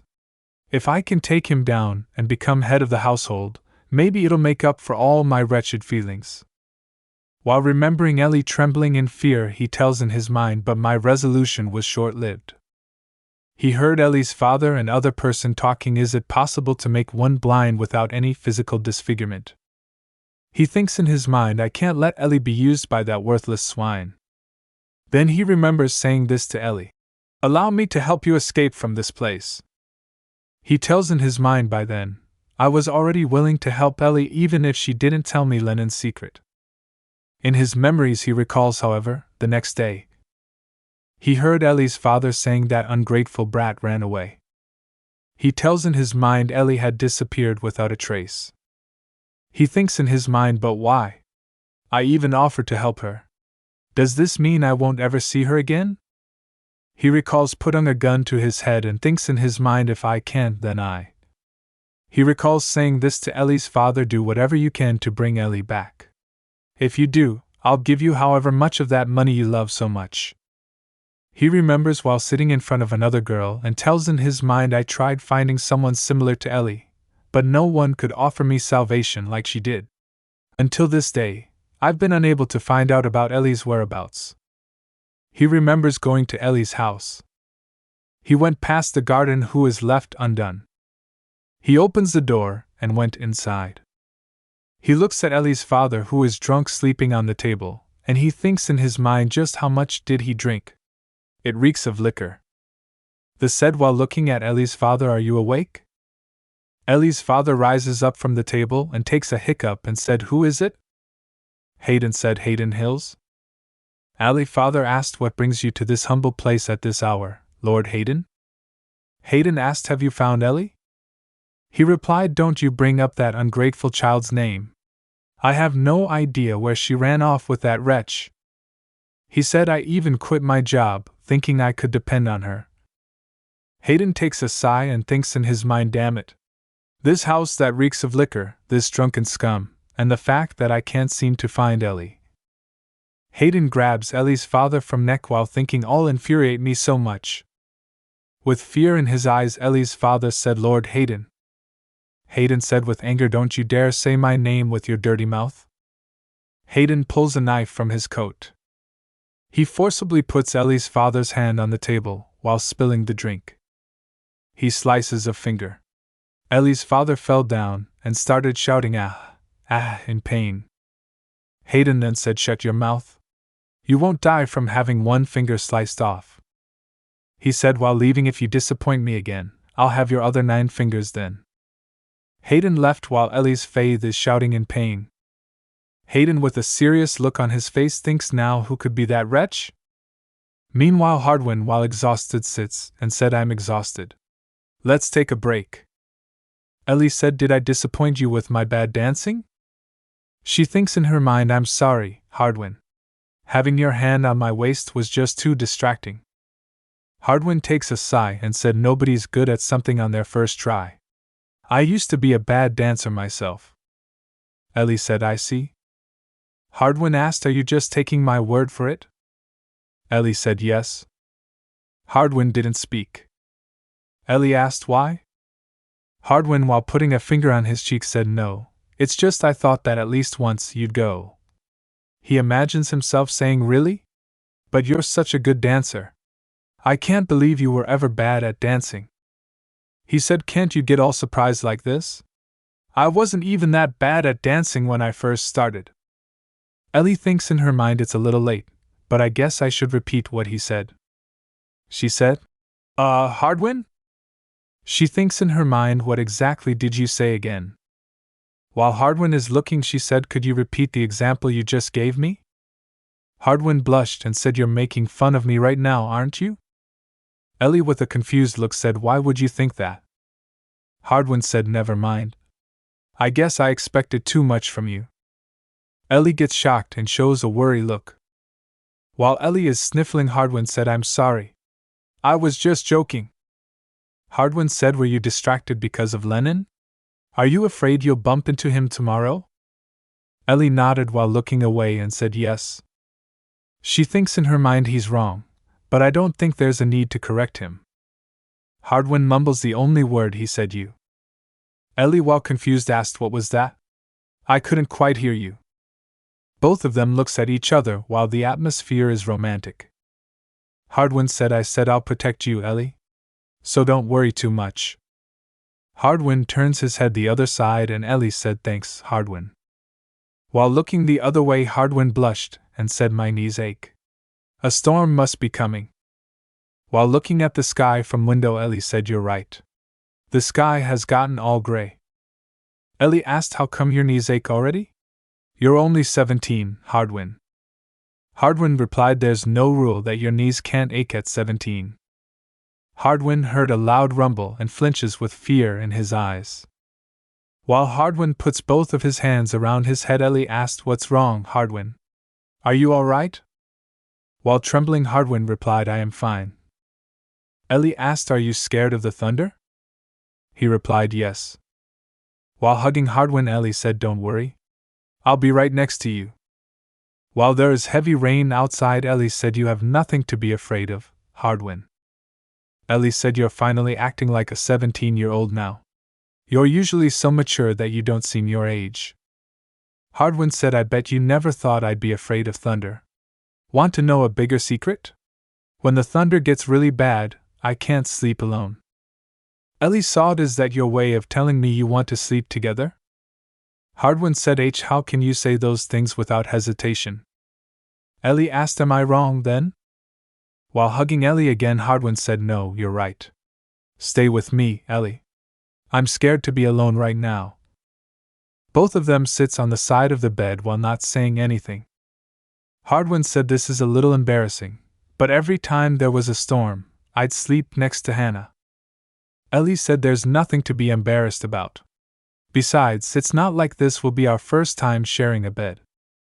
Hardwin blushed and said, "You've changed, Ellie." While leaning on Ellie's shoulder, he sighed, "But it's nice to see you smiling more often now."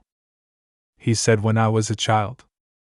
While recalling his memories of a stormy night, he said, "There was a day when the storm was particularly thunderous." While running, he tells, "But that night," Hardwin shouted while opening the door, "Hannah." While Hannah is sleeping in bed, he tells Hannah wouldn't wake up. For a long time, she lay in bed, unable to move. It took a while before she finally woke up. That was the day my fear of thunder began. Since then, every time I heard the sound of thunder, I'd be reminded of that day's fear, horror, and sadness. I couldn't bear to be alone. So, I decided to come to terms with my weakness. I've always hoped I'd get better someday, but I can't seem to stop feeling the need to have someone I trust beside me during a storm. Meanwhile, the present. Ellie asked, "Do you trust me?" Hardwin replied, "I would have forced you out of here long ago if I didn't." Both of them heard thunder rumbling while they lean on each other. Hardwin hugs Ellie again. He said, "Even though I have nothing to fear anymore." While shaking, he said, "I don't know why I'm trembling so much." Ellie, with a worried look on his face, thinks in her mind, by that, does he mean? While remembering Hannah in her mind, Ellie thinks that since Hannah is dead, he has nothing to fear anymore? Ellie said, "Don't be afraid, Hardwin. I'll be right beside you. Why don't we get in bed? It's late now." Both of them gets in bed while the atmosphere is awkward. Hardwin said, "The sheets smell like you instead of Hannah now." Ellie asked, "Does that upset you?" He replied while looking at Ellie, "No, it just makes me think how much time has passed." While turning her head, Ellie said, "A year will pass by in a blink of an eye, won't it?" Hardwin said, "I'm only asking out of pure curiosity, but did you have any other clients other than Lennon and Labrado?" Ellie suddenly remembers in his mind. She said there was one more? While quickly turning his head towards Ellie, Hardwin shouted, "Really?" Ellie said, "Sorry. It completely slipped my mind to tell you." She recalls Hayden in her mind and said, "Do you know Hayden Hills from House Hills?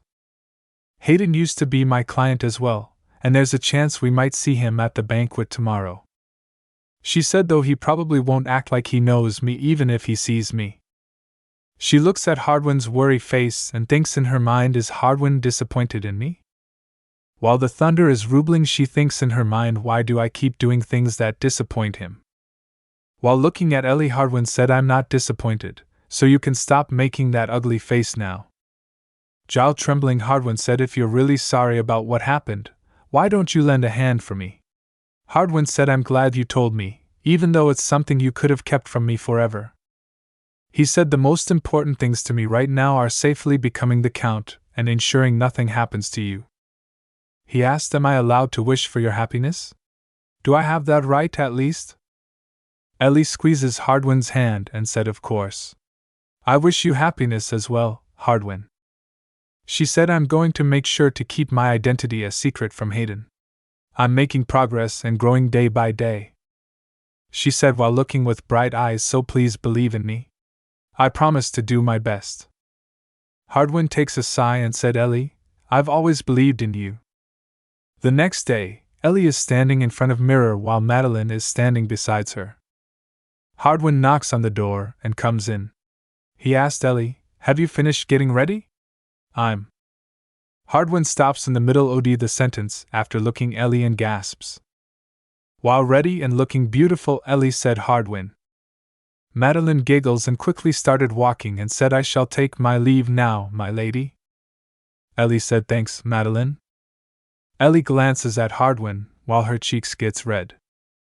She said, "You're looking dashing today as well, Hardwin." Hardwin said while fixing his necktie, "Of course. We're attending an important event today, after all." While Hardwin's face gets red, Ellie said, "Let's hurry. We don't want to be late now." Ellie asked innocently, "What's wrong? Do your knees still ache?" While turning his eyes away from Ellie, Hardwin said, "And no, it's nothing." He started walking awkwardly and said, "Let's go, then." While confused, Ellie asked, "Why is he acting like that again?" Hardwin and Ellie travels in carriage. They reached at the banquet place. Hardwin holds her hand while Ellie gets down from the carriage. Hardwin said while grabbing her hand, "You look beautiful today." Ellie asked, "Will I be able to do this, Hardwin?" Hardwin held Ellie's hand and said, "Of course. I'll be by your side the whole time." He squeezes Ellie's hand and said, "Just act as you normally do. You'll be fine as long as you talk and smile only at me." Ellie said, "So, I should only look at you?" Hardwin turns his head the other side and said, "Yes, I suppose." While exhaling, Ellie thinks in her mind, Hardwin's right. I'll be fine as long as he's with me. While holding hands with Hardwin and walking, Ellie talks in her mind Hannah's smile, gestures, and walk. I'll try to recall and imitate them to the best of my abilities. Are you looking down at us right now, Hannah? While going to the banquet hall, she talks in her mind, if you are, please wish me all the best.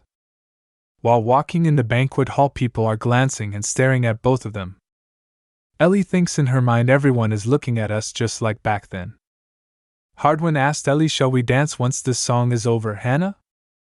While giving Ellie a glass of drink, he said, let's have a drink for now. While grabbing the glass, Ellie said, okay. Ellie glances around and thinks in her mind, is Lennon here yet?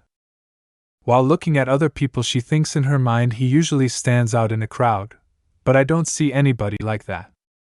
Since it's a banquet hosted at the palace, a night like Labrado probably won't. She saw Hayden besides other people, and Hayden also spots her. She looks towards Hardwin and puts the glass down and thinks in her mind, it's Hayden.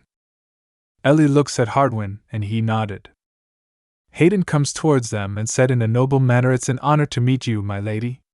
I am Hayden Hills. While bowing in noble manner, Ellie said, the honor is mine. I'm Hannah Fever. Hardwin comes and stand besides Ellie, and he said, a pleasure to meet you, Lord Hayden. I am Hardwin Fever. While turning his head towards Ellie, Hayden said, yes, it's a pleasure to meet you as well, Lord Hardwin. I had looked forward to meeting the lady who turned down my brother's proposal. He said while looking at Ellie, you are absolutely lovely, my lady. Ellie said, thank you, my lord. Hayden stares at Ellie while she is confused there standing. She thinks in her mind, why is he staring at me like that? It's making me anxious. She said, well then, my brother and I shall. Someone interrupts Ellie and said, why, what a couple of familiar faces. All of them quickly turns their heads towards the voice. It's Lennon Hills. Lennon said while tapping in his brother's shoulder, I'm especially delighted to see you here, Countess Fever. Lennon grins with a quiet mouth. Ellie said, as am I, Lord Lennon. She thinks in her mind, that's right. There's no reason you wouldn't be here. Lennon asked while standing besides Hayden, how is your health, my lady? Ellie replied, it remains poor, but not to the point where it should concern you, Lord Lennon. Lennon said, oh my, what a shame. Have you thought about the matter I talked to you about before? The woman I'm looking for has silver hair, and the witness told me he saw 2 women with silver hair getting on a carriage about a month ago. Are you curious as to what I found out? While remembering past events that happened with Lennon, Ellie thinks in her mind, is he talking about that? Ellie said while smiling, oh, my apologies. I've been so busy that it completely slipped my mind. Lennon comes close to Ellie and said, I see. It's one unfortunate incident after another. While feeling dizzy, Ellie thinks in her mind, I can't breathe. While turning to the opposite side, Ellie said, please excuse me for a moment. Lennon said, where or why? Hardwin interrupts Lennon and asked, where are you going? Ellie, while showing her hands, said, to wash my hands. Hardwin asked, do you want me to come with you? Ellie replied, no need. I'm not a child. All of them looked confused, surprised, and worried. After a few minutes, Ellie is walking in a hallway. She thinks in her mind while smiling, maybe it's because there's nobody around, but I can breathe so much more easily now. Ellie heard a walking sound coming towards her. She thinks in her mind, is someone there? While the sound is coming closer, she thinks, but I was certain there was no one around. She started running while holding her gown away from the sound that follows her. The person chasing her also starts walking fast. While running, she thinks in her mind, someone is chasing after me. Ellie stops running and turns her head back. It's Lennon who was chasing her. He also stops close to Ellie. Lennon. While confused and looking at Lennon, Ellie thinks in her mind, Lennon? Lennon reaches and grabs Ellie's hands by her wrist. He then slams Ellie against the wall and looks at her. With a scary look on his face, Lennon said, were you not curious as to what happened to the carriage? Ellie tries to release her hand and said, as I mentioned earlier, I was too busy to. Lennon said that carriage headed to Countess Fever's estate. Ellie thinks in her mind, there's no need to fret, Ellie. Even Lennon wouldn't know what happened in Countess Fever's estate. Ellie asked, "Are you hoping I'm the lady you're looking for, Lord Lennon?" Lennon replied, "Yes." While smiling, Ellie said, "How very unfortunate. I'm afraid I'm not her." Lennon said with a curious look, "Look here." He said with a worried face, "I don't see what the problem is here." Ellie said, "Lord." Lennon interrupts her and said, "Do you think I'm doing this just to hinder that child from being given the title of Count? I'm not interested in some child who cannot ascend because he's too young. If you want, I can even lend you my aid in helping him attain that title. If you really want to keep whatever happened to the real Hannah a secret, then fine. I won't pry." While turning her eyes away from Lennon, Ellie thinks in her mind, "But if you learn the truth." She imagines herself getting controlled by Lennon in her mind and thinks, "I know you'll try to control me with it." Lennon said, "All I want is to speak with you." Ellie clenches her hands and said, "This is extremely rude of you, my lord. Please step aside." Lennon said, "If you wish to keep up with this act, I don't mind playing along." Ellie said, "And if you wish that badly for me to take the place of that woman, then fine, I shall." Lennon said, "No, what I want isn't for someone to take her place. What I want is Ellie herself." Lennon moved his hand to Ellie. While Lennon is hesitating with his hand, Ellie thinks in her mind, "Does Lennon truly have feelings for me?" She talks in her mind, "But I'm simply a commoner born without an inkling of grace." While imagining her old self, she talks in her mind, "Lennon must have encountered countless elegant and beautiful noblewomen. So why is he unable to forget me?" She looks at Lennon's face and talks in her mind, "Is it because I'm different from those noblewomen? Or because I left before he could have me in the palm of his hand?" Ellie trembles while thinking. Lennon taps on Ellie's hand and said, "Your hand is trembling. If you truly don't wish to get caught by me." While Ellie is surprised and shocked, Lennon, and then make no mistakes. Lennon turns and started walking. Ellie while looking at Lennon from behind with a blank expression. She talks in her mind, "Go after him, Ellie." She started walking towards Lennon, going, and thinks in her mind, "Tell him everything that's on your mind." She grabs Lennon's hand and stops him. She thinks in her mind, "You no longer have to just stand by and listen." While holding Lennon's hand, Ellie said, "You're the one who shouldn't make any mistakes. You were lying when you said you had ambiguous feelings for the woman named Ellie. The truth is that you're in love with her." Lennon flinches and looks at Ellie, and said, "Ellie, I mean Hannah." Ellie said, "If you want the woman you love to be happy, then you should respect her choices. So stop chasing after a woman who left you without being able to tell you why." She said while Lennon is looking furious, "Don't you think your actions are pathetic?" She leaves his hand and said, "Please refrain from behaving rudely toward me any longer. This is my final warning." Ellie gets back to the main hall while Hardwin is holding a glass of drink. Hardwin gets happy and said, "Hannah, you're back." He said, "What took you so long?" Ellie said, "I got a little lost." "Were you worried?" Hardwin said, "Yes, and if you know that, please don't do anything to make me worry. If you had come any later, I would have gone looking for you." He said while holding Ellie's shoulders with his hands, "Both the Hills brothers left a little while after you did, so I wondered if they had gone after you." Ellie smiles and thinks in her mind, "I should save what happened with Lennon for later." She said, "Don't worry. I came back in one piece, didn't I?" Hardwin, while in funny mood, said, "Oh, you think you're funny?" Ellie giggles and said, "I think I might have a natural talent for this." Hardwin laughs with his eyes closed and said, "I can't win with you, can I?" While Hardwin is laughing, Ellie's heart started racing, and other noblewomen also looks at Hardwin with awe. Ellie looks at other noblewomen staring at Hardwin and thinks in her mind, "Oh my. The other noblewomen are looking at Hardwin, too." She talks in her mind, "Come to think of it, being the brother of Hannah, who was the center of scandalous rumors, and given his disinterest in high society, Hardwin might have been subject to unsavory rumors, such as ones suggesting he was unattractive or disabled. However, Hardwin is so dashing." Hardwin asked Ellie, "Would you care for a dance, Hannah?" Ellie looks at Hardwin, who is sparkling with charisma. She thinks in her mind that he can effortlessly dispel any such rumors in one swoop. While giving her hand to Hardwin for dance, Ellie said, "Sure." She talks in her mind. Want to know something, Hardwin? Whenever I'm with you, I feel at ease. Maybe that's why I become so playful around you. Both of them walks to the center to dance while other people are looking at them. While the romantic music is playing in the background, they look at each other, and they started dancing. Ellie, while dancing, thinks in her mind, though I may have made numerous mistakes yesterday. She gulps and thinks, I'm going to try to forget about them. At least for today, I'm going to try my best. At the end of the dance, both of them bow to each other in a noble manner, while other people are clapping. Ellie whispered to Hardwin, we did it, Hardwin. Hardwin said, you were perfect, Ellie. I'm sure Hannah would be proud. After a while, both of them left the banquet hall and started walking. It's almost sunset. Ellie looks towards the sunset. They stopped to look at the sunset, and she said, what a beautiful sunset. While walking, Hardwin asked, how did you find the banquet? Was it not draining? Ellie replied, I'd be lying if I said it wasn't. Hardwin asked, do you regret agreeing to help us out?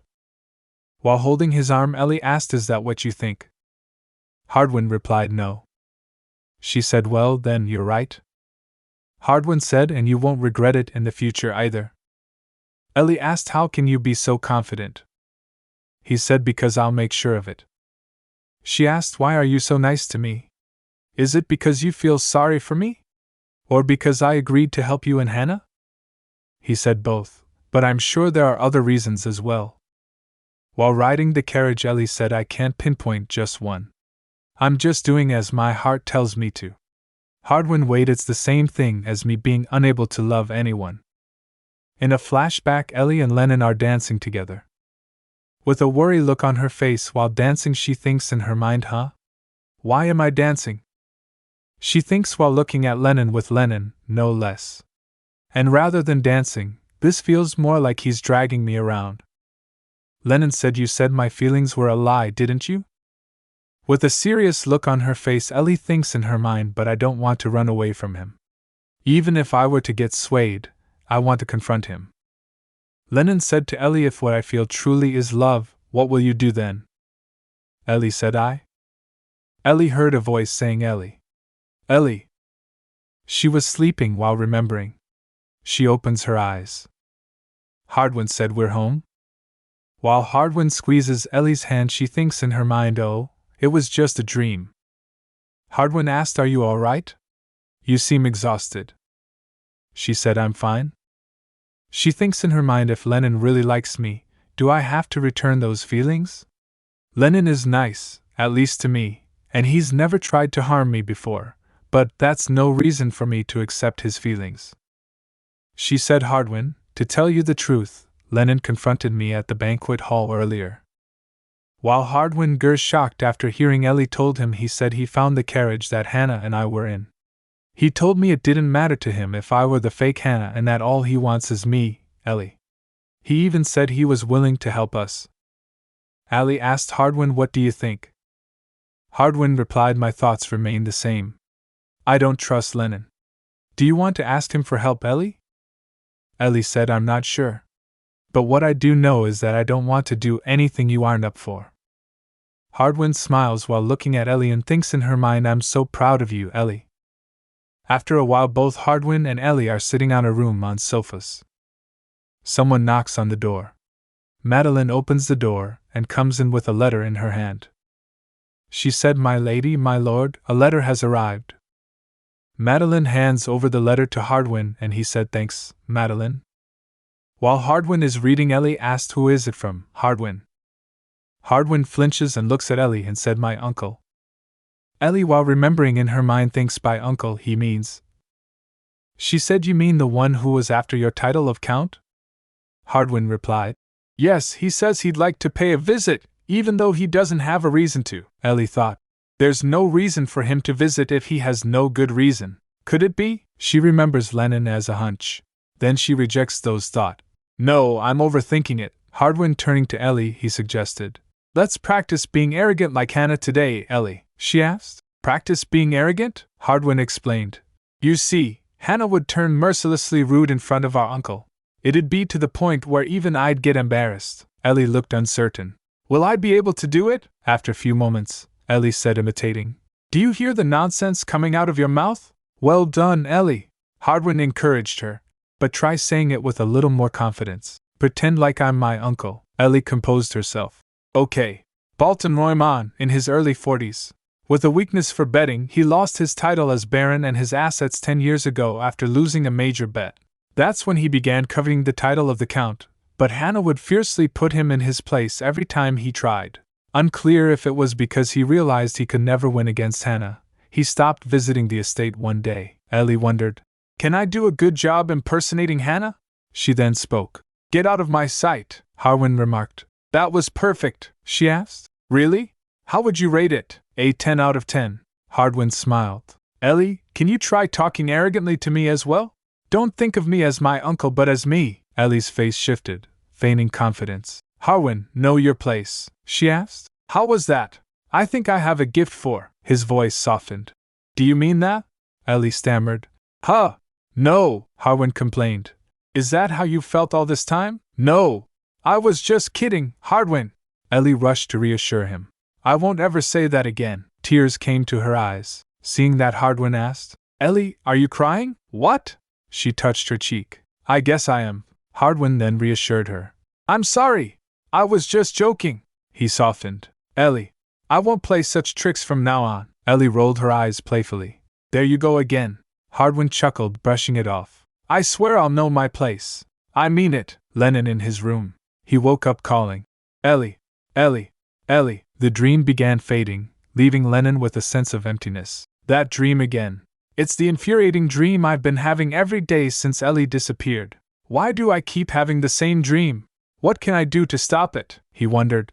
Will it stop if I have Ellie by my side? He remembered Ellie's words. The truth is that you're in love with her. Love? He scoffed, feeling ridiculous. How ridiculous. While remembering her, he thought. She feels different from everyone I've encountered before, and I may dream of her every day while my chest throbs at the thought of her. But isn't that not enough to call this feeling love? Not like I've ever experienced it before. His thoughts turned over once more. No matter how much I think about it, Hannah Fever is definitely Ellie, though I was momentarily confused due to her decent acting when we first met. While looking into the Fever siblings, Lennon found out about one of their relatives, Balton Royman, a disgraced baron. Getting him to cooperate wasn't a difficult task. Balton had stammered, breaking under pressure. Please, enough. I'll tell you everything about Hannah. He spilled everything. When she was young, it seemed as if she had a serious illness. It was the same genetic heart disease that took the previous Count Fever's life. As she lost her parents at an early age, Hannah's relatives were all after her position as countess. Thus, Hannah and Hardwin had no choice but to trust only each other. After hearing that, Lennon thought, since it's a genetic disease, Hannah must have known she would die from it. However, Hardwin is still too young to inherit the title, and I doubt they wanted to let any of their relatives inherit it. As for Ellie, she most likely ran away because of her father. So Hannah lured Ellie, who was in need of a hideout, and had Ellie pretend to be her until Hardwin turned of age, he concluded. But none of this mattered to him. What's important is that Ellie left me, ran away, pretended to be Hannah, and toyed with me. Without even knowing how her efforts are all in vain. His thoughts returned to a distant memory. That child who was beside Ellie, the way he was looking at her wasn't how one would look at his biological sister. Ellie, Hardwin muttered softly, a strange warmth filling his chest. So you do know how to laugh. Seeing your smile makes me want to have you even more. I want to lock you up inside a small cage and be the only one who can see you, the servant said. Your guest has arrived, Lord Lennon, he replied. Escort him in. The door creaked open, and a man stepped in. It's an honor to meet you, Lord Lennon. I'm Balton Royman, Lennon told him.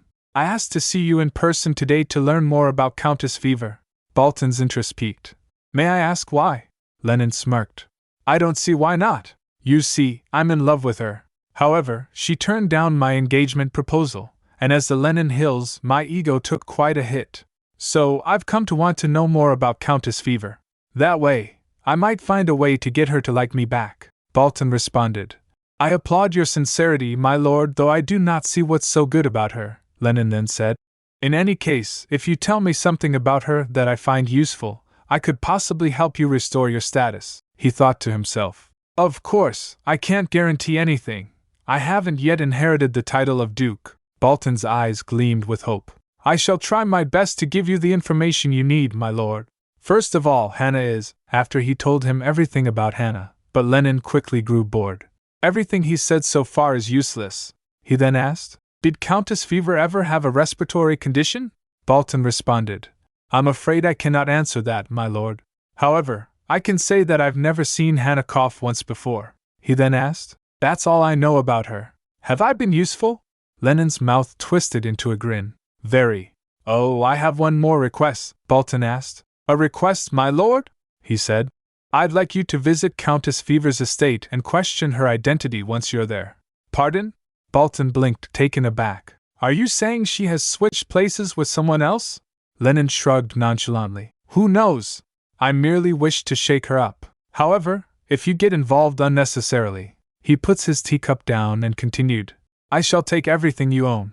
All you have to do is act as I say. He said that with a chilling tone. Bolton flinched. Of course, my lord. He bowed deeply. He thought, Lord Lennon isn't the type to say empty words. Bolton clenched his fists, determined. I shouldn't question him. I just need to execute his orders perfectly. If I do, I'll be able to regain my lost title and wealth, he then said. I shall head over to Hannah's estate tomorrow. Good. Lennon nodded. Bolton then asked, looking at the tea. If I may ask, is that hibiscus tea, my lord? Lennon replied. Yes. Do you like this tea as well? Bolton said. Not particularly, but Hannah is allergic to hibiscus. Elaborate on that, Lennon said, intrigued. Bolton explained. It happened back when I used to visit the estate often, he recalls the memory. I happened to have some good hibiscus tea and offered her some. The moment Hannah took a sip, her entire face broke out in a rash. She didn't even seem to know she was allergic to hibiscus. Lennon let out a dry laugh. Oh, I see. The woman I love has a fatal allergy. How very unfortunate. Bolton stiffened, noticing Lennon's unsettling smile. My lord, Lennon said, wiping his mouth. My apologies, does Lord Hardwin know about this as well? Bolton said. There's a chance he doesn't because he was away at the academy back then, Lennon asked further. I see. Then, who else knows of this matter? Bolton answered. A few of the maids and the physician who treated Hannah. After hearing that, Lennon thought. Hardwin may not know about it, but there were plenty of witnesses. Lennon's eyes glinted. Seems like something interesting will unfold soon. Commander? A voice snapped Lebrato out of his reverie. Commander! Jolting, Lebrato focused on the soldier in front of him. The soldier said, Is there something on your mind these days? You always seem so dazed, he replied. What? However dazed I seem, I won't be defeated by one of my subordinates, the soldier answered. I was merely worried about you, Commander. Enough. Since training is over soon, I'm taking my leave now, Lebrato muttered, brushing off the concern. He then turns and started walking. After getting inside, he complained. How am I to find out information on Lennon? He sighed, lost in thought while walking. Lennon's a meticulous man who doesn't expose his weaknesses to others. It's going to be difficult for even someone like me to find information on him. I guess it's best to see him in person and tackle this head-on. Suddenly, he bumped into someone. Oh, my apologies, a woman replied, hiding her face. It's fine. He studied her curiously. I've never seen her before. Is she Lennon's new woman? As the woman walks away, he looked at her and saw Ellie in her. He shook his head, clearing his thoughts. No, my master has silver hair. So why am I suddenly reminded of her? How odd. Anyway, I should meet Lennon and… He was in front of the door as the door opened. Lebrato quickly turns and Bolton came out and left. Looking at him, Lebrato wondered. Who is that? Then he went inside and said, Judging by how your guest just left, I came at the right time, haven't I, Lord Lennon? Lennon replied. Probably. Come in, he replied. Yes, my lord. He glanced at the teacup in his hand and thought. He's been drinking that red tea quite often lately. What was it called again? Hardwin thought. Having lost my parents at an early age and then losing Hannah, I couldn't imagine ever finding happiness again. The person who comforted me during these dark times was Ellie, a woman who resembled Hannah in many ways. At first, I only felt pity for her. Ellie had lost her voice because of someone else's actions and ran away from home, and I couldn't help but feel bad for her. I began to care for her. It wasn't long before I realized I found solace in Ellie's presence. It was the first time I had relied on someone other than Hannah. Over time, I came to trust Ellie deeply. He remembered her words. How long do you think it'll take for us to trust each other wholeheartedly? Back then, I couldn't answer Ellie's question. But now, I can say, I already wholeheartedly trust you, Ellie. I didn't answer her then because I was afraid she might not feel the same way. When more time has passed, I'd like to ask her the same question again. I wholeheartedly trust you. What about you? As he tossed and turned, he couldn't sleep. He thought, my uncle isn't one to visit without reason. He definitely has a motive for his upcoming visit. But what could it be? He rises up from bed and started walking towards the balcony. Standing in the balcony, he looked up in the sky and thought, Hannah, will we be able to get through this without any hitches as well? Just then, he noticed someone sitting on the bench outside. Is that Ellie? He dashed out holding a blanket, slightly out of breath. She noticed him and said, Hardwin? Hardwin asked. What are you doing out here in the cold? Ellie replied. I couldn't fall asleep. What about you? Hardwin puts the blanket across her and said, I saw you from the balcony. We can't have the haughty Hannah catching a cold now, can we? She said, patting the bench beside her. Since you're here anyway, why don't you accompany me for a while, Hardwin? He nodded and sat beside her. She began. I find myself thinking of Hannah more than usual today. Is that strange, considering I barely spent time with her? Hardwin asked. Do you miss her? She replied. Yes, I do. Me too, he replied softly. She then suggested. Want to visit the flower garden again someday? Let's show Hannah that we're doing fine. Hardwin agreed. Yeah, right. She then asked. Don't you think we're doing well? He muttered. That's not what I meant, Ellie said. You say things that are hard to understand sometimes. Is it that hard for you to be completely honest? Hardwin remembered her words. Would you like to lie here with me? He said in his mind. You're the one who's too honest. He then patted Ellie and said, In any case, just don't be so honest in front of other people. They could get the wrong idea. He rambled on. You need to be a little more astute and learn how to hide your feelings. That way, people won't take advantage of you. How come you're an exception? She asked, only half joking. Hardwin replied. That's because I'm someone you trust. The most, Ellie smiled and said. You're right. You're the one I trust the most, Hardwin said. You don't have to emphasize most like that, Ellie said. You're adorable, Hardwin. It's times like this that you really feel like a friend. Hardwin was speechless for a moment. Ellie asked, What's wrong? Do you not like being called my friend? She glanced at me with a teasing smile. Do you prefer being called my puppet more? He laughed. Nervously he said, I really want you. But the words got stuck in his throat. Ellie said, I didn't quite catch that. It's nothing, he mumbled.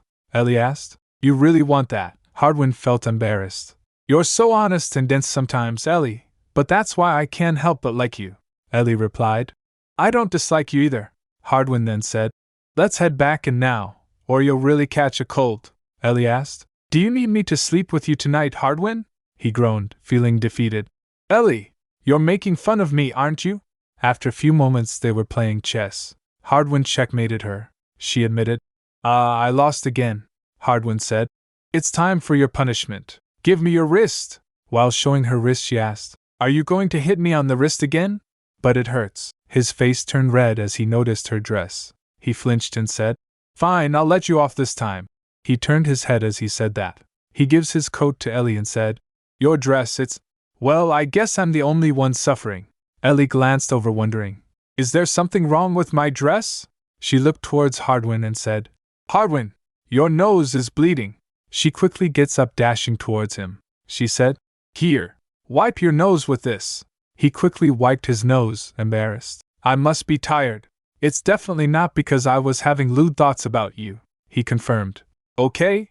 This is from overworking as your puppet. Suddenly someone knocks on the door. My lady, my lord. Lord Bolton has arrived, Hardwin asked. Are you ready, Ellie? Ellie felt determined. Everything will be all right, because I'm not in this alone, she said. Show him in. Ellie greeted him. How have you been, uncle? We didn't expect you to visit so suddenly like this, he replied. I haven't been very well, Ellie thought. His eyes reminded me of my father's. Pull yourself together, Ellie. Look at his forehead instead. She forced a smile and said, Oh, you haven't? Why, that's music to my ears. Hardwin chuckled. Bolton responded, trying to keep his composure. I see the way you speak hasn't changed, Hannah. But it looks like your face has gotten much thinner, she replied while smiling. That's because I haven't been eating very well since receiving your letter, Uncle. Her tone changed. I haven't forgotten about how you stayed by our side, all for the title I inherited, he responded. I only intended to hold your title temporarily, as you were both so young back then. I see you're still harboring that misunderstanding, Ellie replied, shrugging it off. Well, I, too, would like to believe it was simply a misunderstanding, Ellie thought to herself. I was worried about having to act arrogant, but it's easier than I thought. Bolton waved at the maid and said, In any case, it's been a while since I last saw you, so I brought you a gift. Go ahead and prepare the item I brought, Ellie wondered. A gift? Uncle wasn't the thoughtful type. Soon enough, he presented them with tea. He explained as the maid poured. This tea is difficult to find around here. Go ahead, take a sip, Ellie thought. Could he have poison it? She wondered suspiciously. Hardwin said. This tea, it's hibiscus, right? You didn't add anything else in, did you, Uncle? He stammered. Hardwin, why would I do something like that? If you're that suspicious, I'll take a sip first. He drank, then grinned and said, See, it's just tea. Do you know what tea this is, Hannah? She replied. It's hibiscus tea, isn't it? He said. Oh, so you do remember. That's right. As Ellie grabbed the cup, she wondered. Has Hannah had this tea with him before? That would mean it's only natural for me to drink it now. She took a cautious sip. What a lovely scent. Thank you for the gift, Uncle. But suddenly Bolton stiffened. His gaze became cold. Who are you? Both Ellie and Hardwin get shocked from his question. He jolted and said, The Hannah I know is allergic to hibiscus, he said, visibly rattled. So how are you fine after drinking this? Ellie wondered. A hibiscus allergy? Hardwin quickly stands up and said, What are you talking about, Uncle? This is the first time I've heard of this allergy, Bolton insisted. It's true. While you were away at the academy, I saw Hannah break out in a rash after drinking hibiscus tea. The maids and the physicians can testify to it. Ellie was panicking. Have I been caught? She felt panic creeping in. The teacup she was holding slipped and fell down. Hardwin argued. Are you saying you offered Hannah hibiscus tea even thought you knew she was allergic to it? Bolton replied. I was sure she wouldn't drink it, especially since she knew it was hibiscus tea, he added. That's not what's important right now. He questioned again to Ellie. Who exactly are you? Ellie thought while panicking. Should I say the allergy was treated? Can an allergy even disappear with treatment? What would Hannah do in this situation? Suddenly, the door opened, and Lennon stepped in. Pardon me for letting myself in without consent due to the commotion. What's going on here? Ellie looked at him and thought. Lennon? What's he doing here? Lennon glanced towards Bolton and he nodded back. Bolton then turned to him with a hostile glare. Who are you to enter Countess Fever's chamber without permission? Lennon replied calmly. I am Lennon Hills, son of Duke Hills. And who might you be? He said. I am their uncle, Bolton Roymon. But in any case, this matter isn't one for an outsider like you to involve yourself in. Please visit at another time. Lennon's glanced towards Ellie and said. An outsider, you say? He went to Ellie and knelt down. He said. I smell something sweet, my lady. Could it be the scent of hibiscus tea? Are you able to drink hibiscus tea at last? What a relief indeed, my lady. What is he saying? She wondered, taken aback. Lennon continued. You told me how you wanted to drink hibiscus tea but couldn't due to your allergy. That's why I gifted you those medicinal herbs, the ones said to cure allergies, he added. You smiled and told me that if the herbs worked, you'd accept my engagement proposal. Suddenly, she understood Lennon's intent. He was trying to support her story. She thought. He's trying to help me. By stating he did this in an effort to get engaged to me.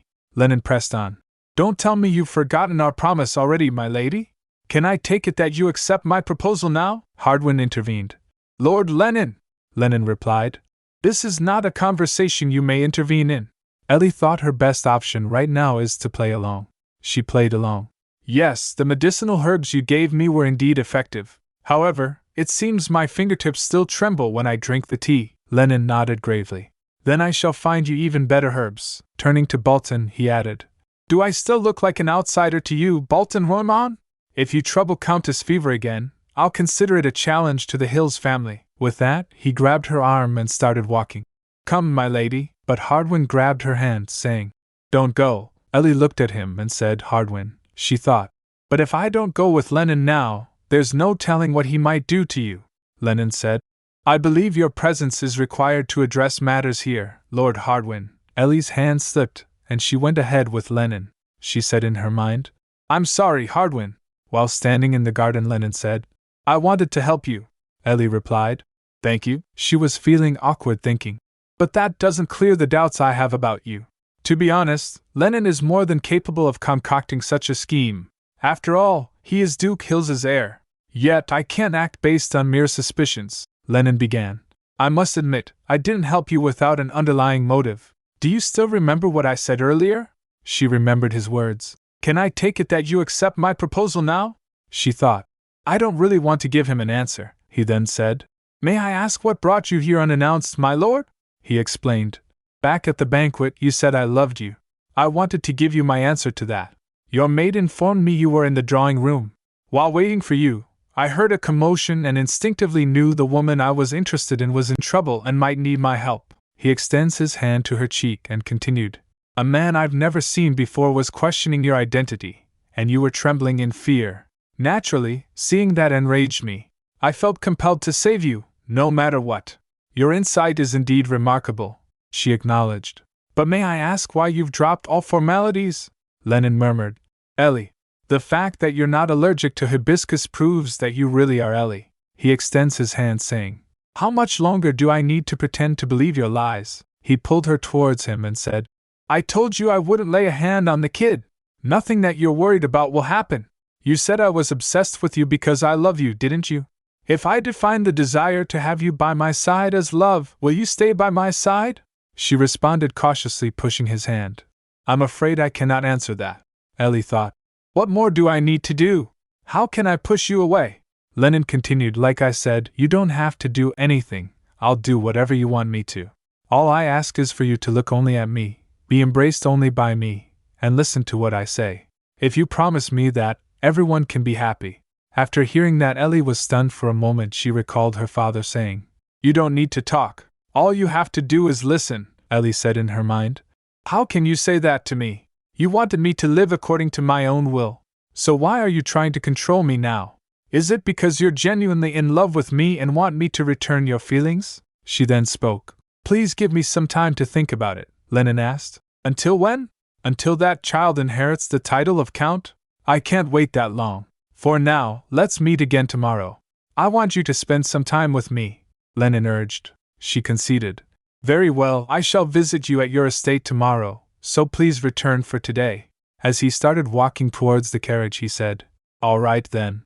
I look forward to tomorrow. He then gets in carriage and said, I'll have some hibiscus tea prepared for you since I helped cure your allergy, Ellie replied.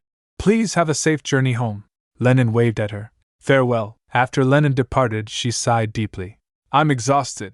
My lady! Madeline called out, rushing to her side. Are you all right? The air outside is quite cold today, Ellie assured her. Yes, I'm fine. Where's Hardwin and Uncle Bolton? She replied. They left together. Madeline then squeezed Ellie's hand and said, Please have a seat. I just boiled a fresh pot of tea. Please have some, my lady. Ellie sat down, then Madeline smiled and said, You'll feel better once your body warms up, Ellie said. Thank you, Madeline. Madeline then said sympathetically. I cannot imagine the shock you must have felt earlier. Even I, who served Countess Fever for a long time, had no idea she had such an allergy. I like to think her ladyship avoided hibiscus at all costs after that incident, so I hope you don't feel guilty about what happened. It was an unavoidable ordeal, Ellie then asked. Have you ever experienced an ordeal as well, Madeline? She admitted. Indeed, I have. The memories I have before coming here are fuzzy. That period was the greatest ordeal of my life. To be completely honest, I never wished to recall that chapter of my life. Rather than forcing myself to remember and suffering, I thought I was better off not knowing. But I've recently changed my mind, Ellie asked, seeing her determined. Do you wish to know about your past? She confessed. Yes. The reason I went to a detective agency was to find out about my past through my own efforts. Ellie's mind raced. As I thought, she went to find her family. Madeline continued.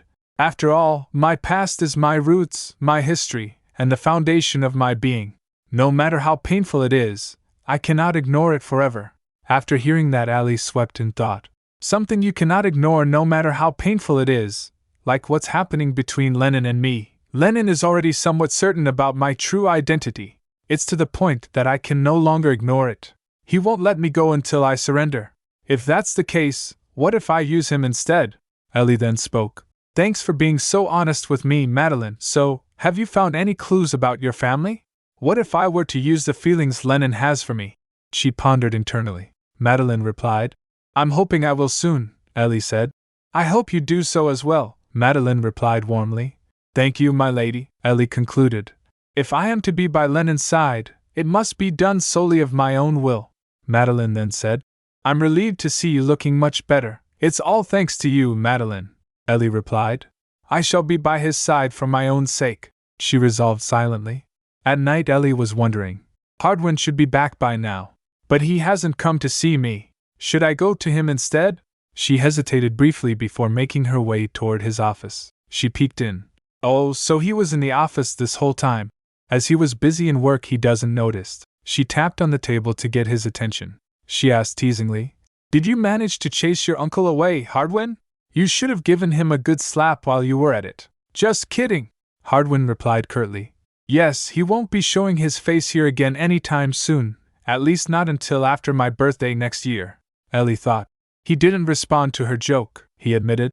I put you in trouble because I wasn't good enough, Ellie asked. Is your uncle still suspicious of my identity? Hardwin said. No, Ellie asked hopefully. Doesn't that mean everything is resolved then? Hardwin inquired. Are you all right, Ellie? You were frightened earlier, weren't you? Ellie said.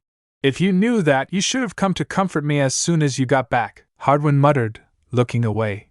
Sorry, I was too ashamed and didn't know how to face you, she commanded gently. Hardwin, look at me, hurry. As he looked at her, she asked. How do I look? He studied her for a moment before replying. You look excessively happy, he began cautiously. Ellie, earlier with Lennon, Ellie said. You want to know what happened, don't you? She interjected. First, there's something I have to clarify. I'm certain now that Lennon has strong feelings for me. He came to see me to answer a question I had asked before. However, he explained that when he overheard our conversation, he believed we were in trouble and played along to turn the situation to our advantage. She paused before continuing. But for Lennon to have reached that deduction, he must have believed I was truly Ellie since I'm not allergic to hibiscus. Lennon helped us only because he wanted something from me, not Hannah. Which is why I'm going to get engaged to him. Ellie! Hardwin yelled, his voice filled with shock. Ellie tried to calm him down. Lennon is already certain about my identity. In that case, it's better to use him instead. After all, the most important thing is having you safely inherit the title of Count, Hardwin asked. His voice was tinged with worry. But what if he wants marriage or something even beyond that? She assured him. I won't marry him. Once you're a count, I'm going to leave. That's the only way to make a clean break, she added. When Lennon was hugging me, you were all I was thinking about, Hardwin. So don't worry and just do as you've always done. If you trust and support me, the day you inherit the title of Count will soon dawn upon you. The next day, Ellie greeted Lennon and said as he approached. I certainly wasn't expecting you to come and escort me yourself, Lord Lennon, but of course, Countess Fever. Lennon replied with a slight bow. Shall we? His unusual behavior caught her off guard. She wondered, what has gotten into him? He's acting like an adolescent boy. As they walked, a familiar tune filled the air. She remembered. I've heard this song before. It's the song Hannah was humming when she was drunk. They went and gets inside the carriage. Lennon then said, This brings back memories, she murmured. As I've told you, I am not that Ellie girl, my lord, Lennon said. You can keep saying that, but I'll keep believing otherwise, she replied, exasperated. You're impossible to talk to, he asked teasingly. Are you thinking it was better when you couldn't speak? She admitted, though her frustration remained. No, I prefer expressing myself much more, he said. Ellie, you're tremendously lovely. A faint blush creeped across her cheeks. He teased with a chuckle. Your face still gets red as ever, Ellie thought inwardly. Ugh, so annoying, Lennon said while wiping his eyes. It's been so long since I've laughed like this. Since you disappeared, I haven't had a genuine laugh. And before meeting you, I had only ever worn insincere smiles, she inquired. May I ask why? Lennon began. As you know, I detest my father. To explain why, I'll need to go back to my childhood. To put it simply, my father abandoned my mother, and my mother, who loved him deeply, took her own life. She wrote in her will that she wanted me to be happy and not to experience love as miserably as she did. Her death is the reason why I didn't speak for some time when I was younger, Ellie remarked. As I mentioned earlier, I believe it's important to express yourself, he agreed. You're right. Keeping everything inside will only lead to grief. Later, as they arrived at Lennon's estate, Ellie thinks in her mind. I never thought I'd be back here, Kenan said. To be honest, I thought a lot about what we should do, but I couldn't think of anything. That is why I thought I'd bring you here. We can have a lovely meal and drink all the hibiscus tea we want. I really enjoy hibiscus tea, you see. I seem quite foolish right now, don't I? She replied firmly. Yes, you really did, he shot back while walking. Well, you're partly to blame for that. After all, you promised you'd tell me what you like and what you normally do in your spare time when you could speak again. But you never did. She stepped forward and said, Though I may not be Ellie, may I tell you more about myself, my lord? Lennon replied, Yes, I'd like that very much. He grabbed her hand and said, I want to know more about you. From what your favorite hobby is. He kissed her hand saying, To your sleeping habits. Her heart raced as she was creeped out, though she managed to remain calm. She asked, yanking his hand. You're not a pervert, are you? Lennon replied. I'm afraid I can't entirely deny that claim. Goodness gracious, she muttered. Lennon then said, Even though I wanted to know so much about you, you left without a single word. You abandoned me, Ellie thought inwardly. You've never been mine to abandon in the first place, Lennon. He didn't respond immediately.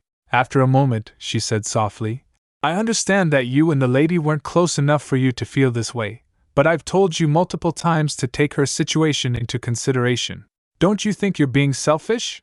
He laughed. Hannah, you're right. It's my fault. Everything's my fault, he said as he opened the door. She studied him, her irritation mounting. How infuriating. As they went inside, Lennon said, For now, let me show you my room. We can have a cup of tea here as well. She looked around and thought, For a duke's oldest son, your room is quite simple. As he closed the door, he said, You're the first woman to enter my room. Her eyes narrowed. What do you mean by that, my lord? He pushed her to sit down and said, It means my heart wants you. She stiffened as he leaned in. He then walks to the opposite of her, saying, Isn't it time you knew without having to ask? Or do I have to push a little harder until you know for sure? As he sat down, Ellie asked, And what about how I feel? Doesn't love only last when both parties feel the same? Lennon then spoke with a chilling tone. As I've told you, all you have to do is stay by my side. Pardon? She asked, her voice laced with disbelief. He said, It doesn't matter how you feel. A flicker of uncertainty crossed her face. She flinched at his words. He continued, Of course, I'd prefer it if you also wanted me. Her mind raced. As usual, he's unpredictable. Let's have a cup of tea first, he suggested. The maid bowed her head. Then he stood up and went close to Ellie. She flinched at his action. As he sat beside her, he said, Ellie, I mean Countess Fever, I apologize if what I said was out of line. I merely wished to be on good terms with you. He slides his hand onto her and continued, Did you not enjoy the conversations we had? Was I the only one who did? She admitted. They were sufficiently enjoyable. He leaned on her, saying, It relieves me to hear Toy say so. I don't wish to be despised by you. He continued, We met as if by fate, and it was by that very same fate that I saved you. I like to think of everything as destiny, Ellie said in her mind. Then you shouldn't have acted the way you did earlier. He leaned forward slightly. Please tell me. I want to know everything about you, such as your struggles and qualms. Ellie looked at him as in disbelief. Suddenly the maid came. The tea you requested has been prepared, Lord Lennon. He clicked his tongue. What terrible timing. After the maid served them tea, Lennon said, Now then, let's return to what we were talking about. Ellie interrupted. Why are you dropping the formalities again? Lennon said. It doesn't matter, does it? It's just the two of us here. She began, exhaling softly. What I like most is falling asleep next to someone. Because, Lennon cut her off. I was referring to what we were talking about earlier, Ellie said. But you wanted to know what I like. He remembered his words. After all, you promised you'd tell me what you like and what you normally do in your spare time when you could speak again. While admitting, he said, Haha, I guess I did. Continue then, Ellie continued. What I like most is falling asleep next to someone. I simply enjoy the warmth of having someone by my side the entire night. Since I learned about this warmth, I sometimes feel lonely sleeping alone," he added. "What I dislike people trying to control me like you." Lennon's gaze softened. "And what do you dislike?" Feigning ignorance, he said. "Did I do that? I was trying my best to be a gentleman, though." His expression was a mixture of guilt and confusion. She continued, "In my spare time, I usually..." She gets lost in thought. "Come to think of it, during my time at the Fever Estate, I was never alone. I wonder what Hardwin is doing right now. I hope he's doing well without me." Lennon spoke close to her ear. "Who are you thinking of? Could it be the person you said you had feelings for before?" She replied, pushing his away. "I never mentioned anything like that before," she continued inwardly. "Still, what I do in my spare time is think about the Fever siblings." The sound of Hannah's laugh, Hardwin patting my head, she told Lennon. "I don't do anything in my spare time," he said. "How bland," she added. "As for my first expression of you, it was flashy. Since you shined even from afar, I thought you would stand out everywhere you went," Lennon said. "My first expression of you was that you were beautiful. I wanted to know more about you, hold your hand and have you for myself," she said. "That's quite ordinary," he asked.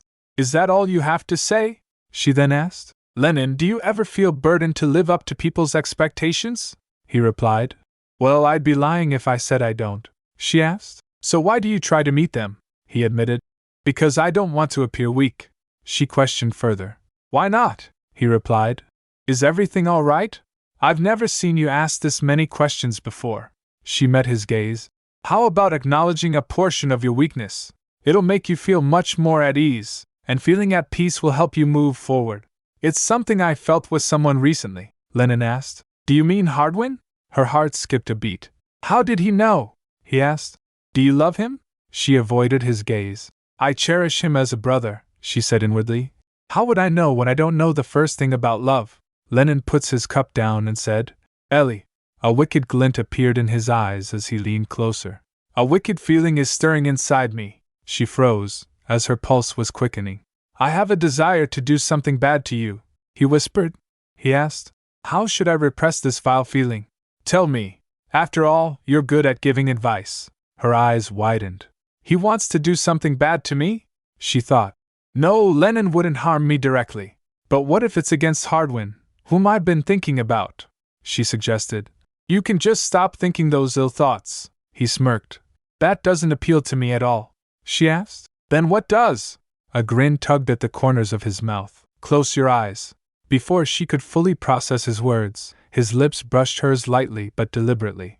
As he pulled back, he said, "This is what helps me keep those ill thoughts at bay," he asked. "How much can you help to put my mind to rest?" she said with anger, smacking his hand. "I detest kissing without consent." Lennon straightened, his expression a mixture of guilt and apology. "I apologize." After that they went back to drop Ellie. She said, "Thank you for escorting me home, even though you must be busy," Lennon said.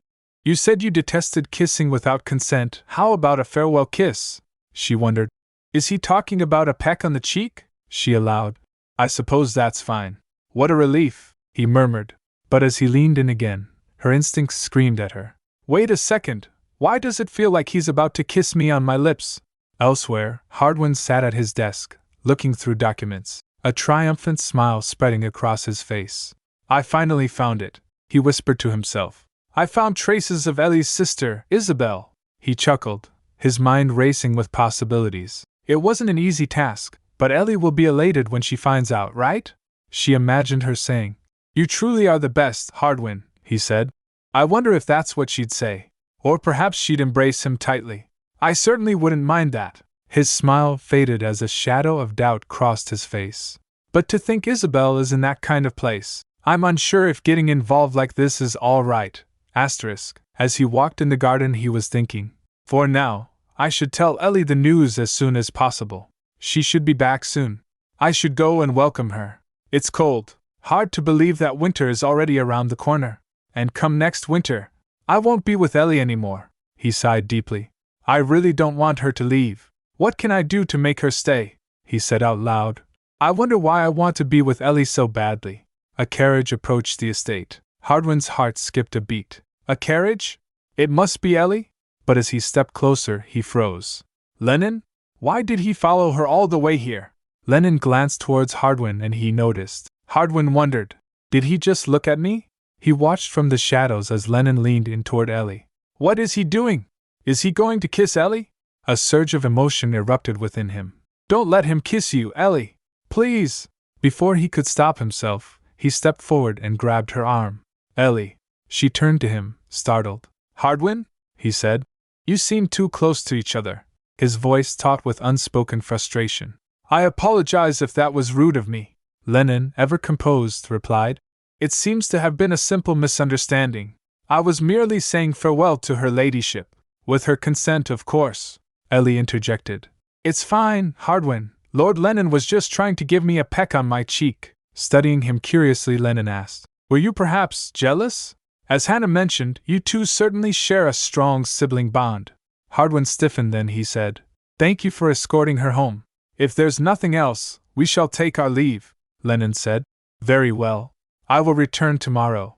Hardwin nodded curtly, watching as Lennon disappeared into the night. There was a slight grin on Lennon's face as they walked away. Hardwin's thoughts swirled. Was I jealous? Damn it! Why do I keep thinking of what he said? He squeezed his eyes, his emotions surging uncontrollably. Am I really jealous of Lennon?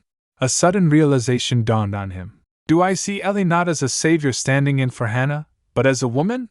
As they walked away, Lennon was standing there watching them. He recalled Hardwin's gaze. I was right. That was the look of a man looking at a woman he has feelings for. As they went inside, Ellie said, Hardwin, you're going to trip if you walk that quickly. She staggered but quickly steadied herself. He replied, Sorry. I was walking a little too fast, wasn't I? She said. It's fine. I was just worried you'd trip. As they inside, Hardwin hugged her and said, I told you not to trust people so easily. I don't, she replied firmly.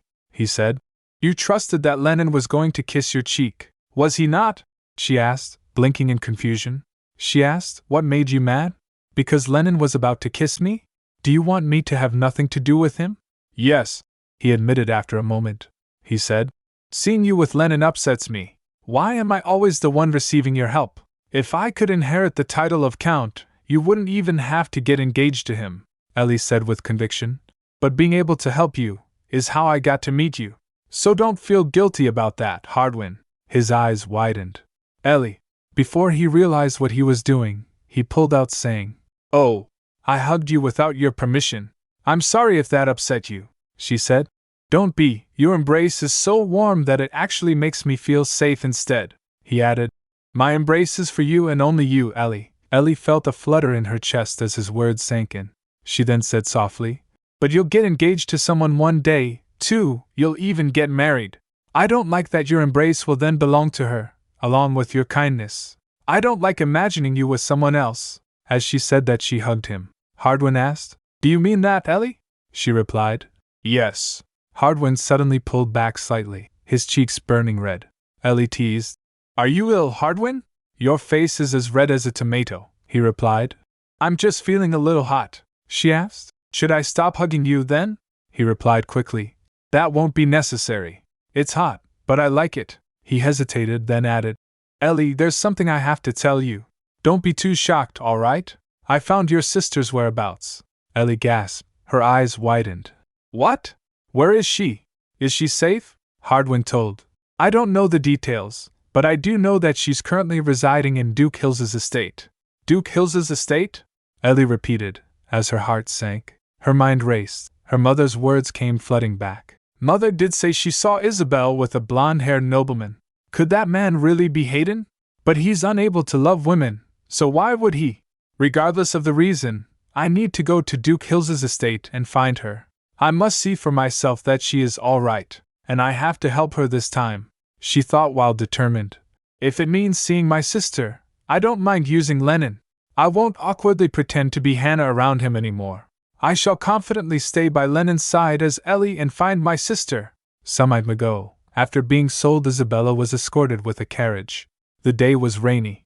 As heavy rain was pouring, Isabella found herself lost in thought. To think father would really sell me. I guess I matter less to him than money. She felt despair. What am I going to do from now on? I hope Ellie will stay safe. The carriage stopped at a nobleman's house. Hayden came holding an umbrella. As he reached her, he said, "You're drenched. I'm certain I gave clear orders to have you appropriately escorted." Looking at him, she thought, "This man doesn't seem like the one who bought me." He extends his hand towards her, and she complied. "Hardwin?" Ellie's voice called out in a dark place. Suddenly Hardwin said, "I hope you give us your blessing, Ellie. I've promised to marry this woman." She looked at him in shock. She thought, "Hardwin? What's happening?" There's no room for me to intervene. I even get the feeling that my existence is bothersome to him. But you said your embrace was mine, Hardwin. You said it wasn't granted to anyone else. So why are you embracing somebody else? She woke up from dream. She said, "It was just a dream." What a relief. I was definitely jealous of that woman, not as a sister but as a woman. Later she was walking. She turned to see him standing nearby. SJ wondered, "Hardwin? What's he doing there?" She approached him and said, "What are you doing here?" He replied, "I was just thinking about whether it would truly be all right for you to reveal your identity to Lennon." After hearing that, she concluded, "Oh, now seems like a good time to tell him about what I've decided." She began, "Hardwin, but got cut off. "You should do it." She blinked. "Huh," Hardwin said. "I'm saying it's all right for you to reveal your identity to Lennon," he said. "Because of what happened with Uncle Bolton, I think there's no turning back now. It'd be better to use Lennon, as you suggested." Ellie wondered, "How'd he know what I came here to say?" He added, "It was a lie that couldn't be sustained as long as you kept seeing him to begin with. After all, it was a lie we came up with to avoid you meeting him that day." He hesitated, then added, "And I suspect Uncle Bolton and Lennon may be working together. I'm looking into that matter as well," Ellie said. "I thought that was odd too. I've been suspicious of Lennon ever since Bolton announced his visit. It was strange how Lennon showed up at the perfect time to save me. It felt like a plan, to exploit my weakness and reveal my true identity," she added. "I'll try my best to get to the bottom of it. Lennon also seems to have realized that I don't have a respiratory condition," he said. "Okay, Ellie," he added. "Oh, and I'm still looking into your sister. However, given that I'm not an insider, finding out what goes on inside Duke Hill's estate is proving to be difficult." "An insider, huh?" Ellie murmured, deep in thought. A bark interrupted her thought. "Woof! Woof!" Ellie's face lit up. "Hardwin, we know an insider of Duke Hill's estate. Librado!" He turned toward her, curious. Hardwin's expression shifted.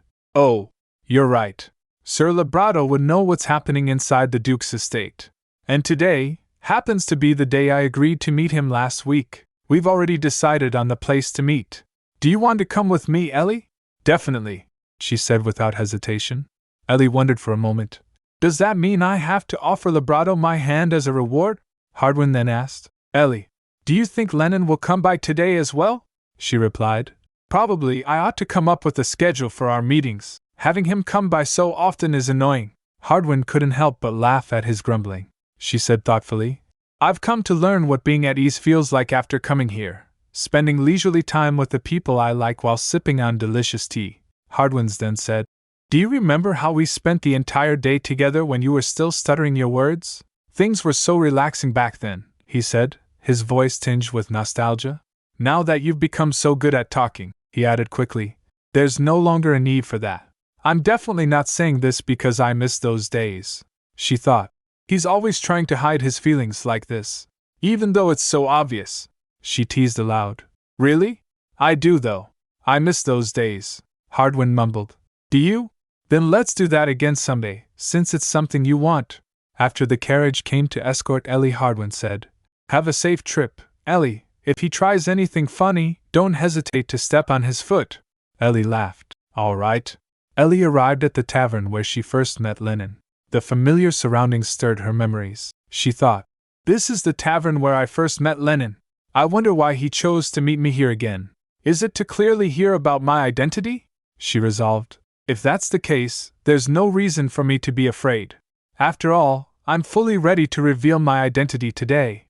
Meanwhile, Lennon sat at the same table, lost in his own thoughts. He greeted her. "Did you have a comfortable ride, my lady?" he mused. "This is the tavern where I first met Ellie. It's where I emphasized the importance of expressing oneself." Ellie asked. "Did she agree with you?"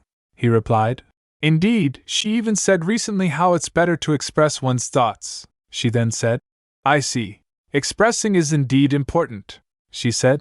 So allow me to give you the answer you've been longing for. She dropped the glass she was holding and said, I am Ellie, the very mute Ellie you've been looking so hard for. Lennon stared at her, silent for a moment. Ellie thought, anxiety creeping in. Why isn't he saying anything?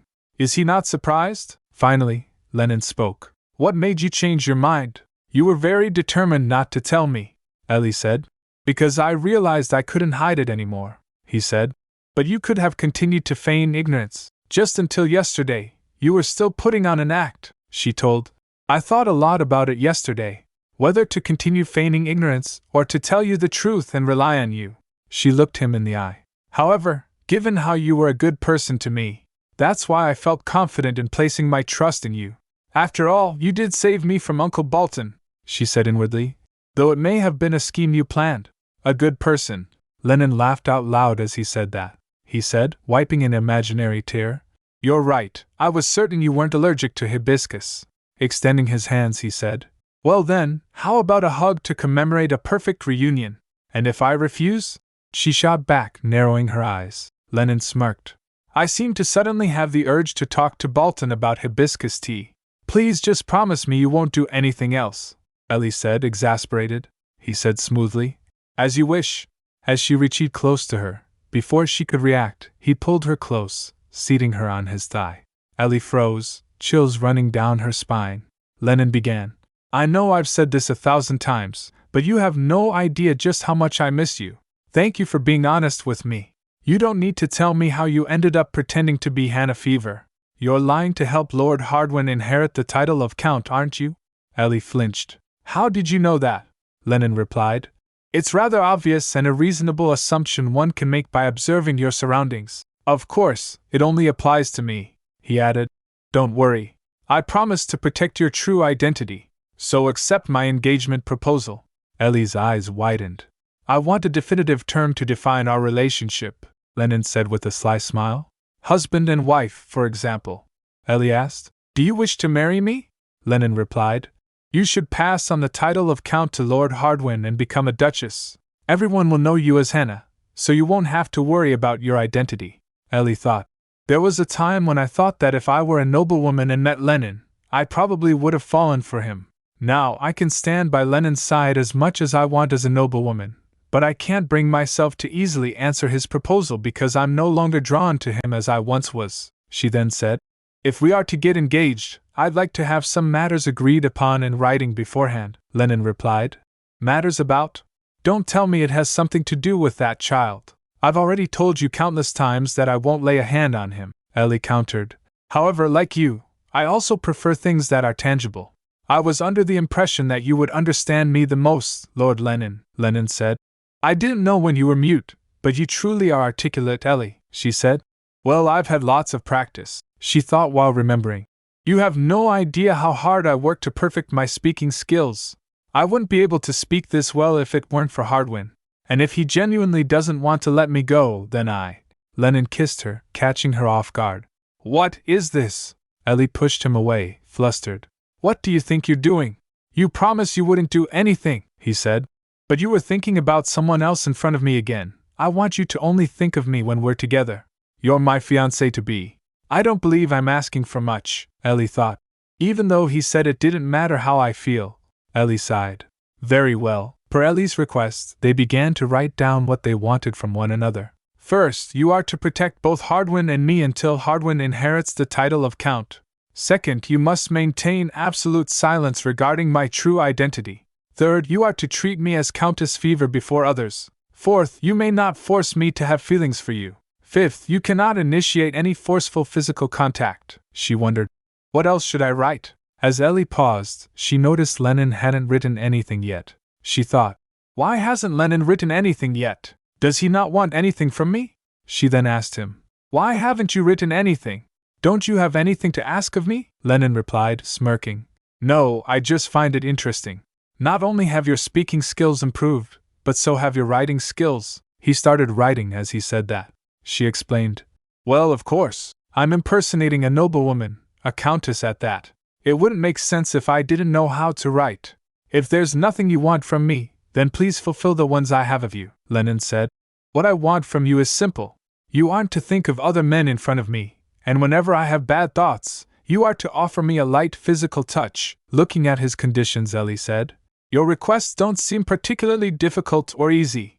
May I know what you mean by bad thoughts? He said. Perhaps something along the lines of thoughts that could harm your cherished Lord Hardwin. I'll ensure he inherits the title of Count, but that doesn't mean I cannot distress him, Ellie said. Please don't do that, he said. Is even that much not allowed for your betrothed? But those 2 requests are all I'm asking for. I don't believe I'm requesting the impossible here. How much more desperately must I cling to you, Ellie? I have no complaints about the conditions you've proposed, Ellie began. Lord Lennon, but got cut off. So why are you arguing against mine? If this is how you would act, why'd you suggest making a deal in the first place? Ellie hesitated before conceding. I understand. I'll agree to your conditions, Lennon said. Good, Ellie began. Then let's sign, Lennon interrupted. Wait, we have yet to decide the penalty. That's how deals work. A penalty is essential in case of a breach. That way, it'll ensure we adhere to our agreement, Ellie asked. Very well. What type of penalty do you have in mind? Our lives, Lennon suggested. Ellie froze. Pardon? Lennon said. I bet you think that's a little extreme? Ellie wondered. Are all deals made like this? He suggested. Then what about doing one thing the other party wishes, within reason? She agreed.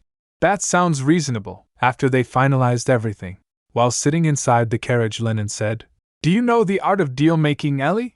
When making a request, it's best to start with something big. Why? That would mean a higher possibility of being turned down, Ellie replied, puzzled. Lennon continued, You're right. The purpose of making such a large request is to get turned down. Once the other party turns you down, that's when you make a smaller request. That way, the latter request seems more reasonable, and there's a higher chance that the other party agrees, even though it may be an excessive request and the thing you've wanted all along. That's how I've always made deals. Interesting, isn't it? After he dropped her off, he kissed her on her cheek. Before Ellie could respond, he said, A farewell kiss. Your brother might get jealous again, so I shall see you off from inside the carriage. I had fun today as well, Ellie. As Lennon withdrew, Ellie reflected on his words. When making a request, it's best to start with something big. That way, the latter request seems more reasonable, and there's a higher chance the other party agrees. She recalled his earlier suggestion of putting their lives as the penalty for breaching their agreement. She thought, did he never intend for the penalty to be our lives but rather to grant the other parties one wish? Later, when Ellie returned, Hardwin waited for her. Ellie greeted him. Did you wait long? You're back earlier than expected, he said, taking a step forward. Ellie replied with a small smile. There was no reason to stay with Lennon for long, Hardwin asked cautiously. What happened to the engagement proposal? Ellie hesitated for a moment, then cleared her throat. Well, Lennon and I reached a mutual agreement. Do you think what I've done is right? Hardwin reassured her. I believe so, she said. All I am is engaged to Lennon. I'll never distance myself from you. I promise to always be by your side whenever there's a storm. At night they prepared to meet Lebrato, she said.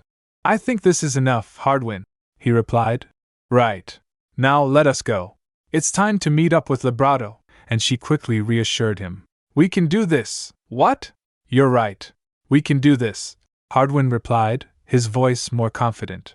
It's time to meet up with Lebrato, Hardwin added, leading the way. They went inside and Lebrato was sitting at a table. Master! Lebrato greeted enthusiastically as soon as they arrived. Ellie said, You're already here, Lebrato giggled. Well, I couldn't possibly make my master wait, Hardwin asked. Were you followed? Lebrato replied confidently. Not at all. Even Lord Lennon doesn't know I'm here. Despite how I may appear, I am House Hills's Knight Commander. The only time I act carelessly is in front of my master. Please have a seat, Hardwin said, gesturing to a chair. Yes, let's, Lebrato said cheerfully, settling down. He then began. I was able to discover something new. An unfamiliar guest who might be connected to Lord Lennon. Ellie wondered in surprise. A guest? He revealed. It was a woman with hazel eyes and hair that came to her waist. Ellie's gets determined. There's no doubt, it's Isabel, he continued. At first, I thought she was a guest of Lord Lennon's. After all, He's the only one who would quietly bring an unfamiliar woman into the Duke's estate. However, investigating the matter wasn't easy, as even the household staff didn't know who she was. I considered the possibility that she might be an outsider briefly visiting, but it's extremely rare for an outsider to stay for so many months, he said. I'm fairly certain that someone is hiding her existence. Do you know her name? Ellie asked, her voice trembling slightly. Lebrato admitted. I'm afraid I do not, Ellie asked. I see. Did she look all right? Were there any traces of physical abuse on her? Lebrato assured her. No, there weren't. She was even wearing a dress befitting a noblewoman. Ellie sighed in relief. What a relief, Lebrato further said. There's one more thing I was able to find out. Lord Lennon met an outsider a few days ago. He wasn't a close acquaintance of Lord Lennon's. He seemed like a commoner or a nobleman of low status. A thin, middle-aged man of average height who seemed quite lethargic. He wore clothes made from decent fabric, but they looked a little worn. Ellie nodded towards Hardwin, her mind racing. That's definitely Bolton, she thought. Was Bolton truly in collusion with Lennon? Did Lennon make Bolton question my identity by offering me hibiscus tea so he could get engaged to me? Suddenly, a shiver ran through her. She said, Hardwin, I'm cold. Are you all right? Hardwin asked, draping his coat over her shoulders. Lebrato offered. Master, are you okay? Would you like my coat? I'm fine, Ellie said with a small smile. Hardwin suggested. Let's end the meeting here for today. Lord Hardwin, Lebrato called out. Does this mean you trust me now? Hardwin first doesn't say anything, then he said. I shall follow Ellie's decision moving forward. Lebrato's face lit up. It delights me to know that I've finally earned your trust, Lord Hardwin. With this, I can now be at my master's side in peace. He quickly stands next to Ellie, he said. I shall do my best to find out more about Lord Lennon from now on, Master.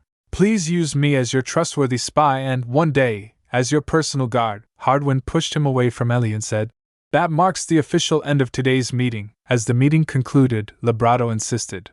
May I spend a short while with you alone, Master? No, Hardwin interrupted firmly. Our meetings shall always take place with the three of us, Lebrato pouted. But Master, I did my best to gather information. I even glared at Lord Lennon in secret for you. And I threw away one of his shoes inside the furnace without anyone noticing. Ellie laughed softly. I think you can stop there, Lebrato, she thought. If Lebrato were a puppy, I would have petted him to my heart's content. She turned to Hardwin. Well, Hardwin, wouldn't you agree that Lebrato deserves something for punishing Lennon in my stead? Hardwin sighed. 10 minutes, but that's it. Do not even think about anything foolish to Ellie. I'll be waiting outside. He left the room, closing the door with a firm slam. Master! Lebrato exclaimed, his excitement bubbling over. If you really think I did well, may I have your hand for a while? Ellie extended her hand with a smile. She thought, since you gathered some valuable information, I suppose you deserve a reward. Lebrato grasped her hand gently. Master's hand, he whispered in awe, pressing a light kiss to her fingers. Looking at him, Ellie thought. Usually, Lebrato seemed like a fool, but at moments like this, he looked every bit a man. Lebrato then said, This certainly takes me back. Lebrato's thoughts drifted back to the day they first met. The smell of summer. The flower garden he was tending. His hands covered in dirt. The kindness and understanding she showed him. He could still feel the sense of salvation he experienced that day. It lingered, so vivid it made his heart ache. He said, Please allow me the opportunity to covet your hands, even if only occasionally. I shall do my best to help you more, Master. After a few moments, Ellie came outside. She said, Let's go home, Hardwin. Hardwin gave a small nod of agreement. While in carriage, he asked curiously, So, what did the two of you talk about? It's a secret, she replied with a playful smirk. Hardwin said, Sir Lebrato blows much too hot and cold, she said. That's because I'm his master, he asked. Have you decided to treat that knight as your pet? She said without hesitation. Yes, if that's what he wants and what makes him happy. It's better than being forced into an engagement, wouldn't you agree? Hardwin shrugged. They're both equally awful in my eyes. Later at home, she was looking at a letter from Lennon. She thought, I was planning on finding out more about my sister, but I guess I won't be able to do so today. The letter was as it is. My sincerest apologies, Ellie. I won't be able to see you today as something urgent has come up. It's a shame because I would have gone straight to see you if it weren't for this urgent matter. Recently, I've been using a silver fountain pen, and every time I see it, I'm reminded of your silver hair. Whenever I see an attendant with blonde hair, it reminds me of your amber eyes, and it pains me that I cannot be by your side. After reading that, she thought, was Lennon always this silly? She paused and noticed a postscript. P.S. Let's meet tomorrow instead. I should write back to him, she thought to herself. She wrote and replied before setting the pen down. Very well. I'll meet you tomorrow at your estate. I'd like you to show me around. Turning to the day ahead, she thought, I wonder what I should do today, then. Hardwin isn't even around since he's busy. She looked at the calendar and said, it's already November. She tried to remember. I believe Hardwin's birthday is this month. Since he said it was the day the first snow fell, I doubt it's in early November. Then she said aloud, I know! I'll spend today buying Hardwin's present. Hannah's words echoed in her mind. I want you to take this money, Ellie. I'm certain there'll come a day after I die that you'll need it. With determination, she thought. With the money I got from Hannah. She went with Madeline and other guards to the market. She was stunned. I haven't the slightest clue what to get Hardwin. I can't believe I don't know what he likes despite spending all that time with him. It makes it all the more difficult since he isn't interested in materialistic goods. He dresses smartly without being overly fancy and isn't a picky eater. As she wandered through the town square, Madeline asked, Is there a particular reason for your visit to the town square, my lady? She replied, Oh, do you happen to know? I mean, do you know it's Hardwin's birthday soon? I thought I'd buy him a present. Yes, I do indeed, Madeline replied enthusiastically. She asked, I see. Do you know if there's something he'd like? Madeline revealed. There's one thing Lord Hardwin is very fond of, Ellie asked. Really? What is it? She told. Earrings, Ellie repeated. Hardwin likes earrings, Madeline said. Yes. They're the only accessory Lord Hardwin wears, and his birthday is on the 23rd of November. Ellie then offered Madeline. Is there something you want, Madeline?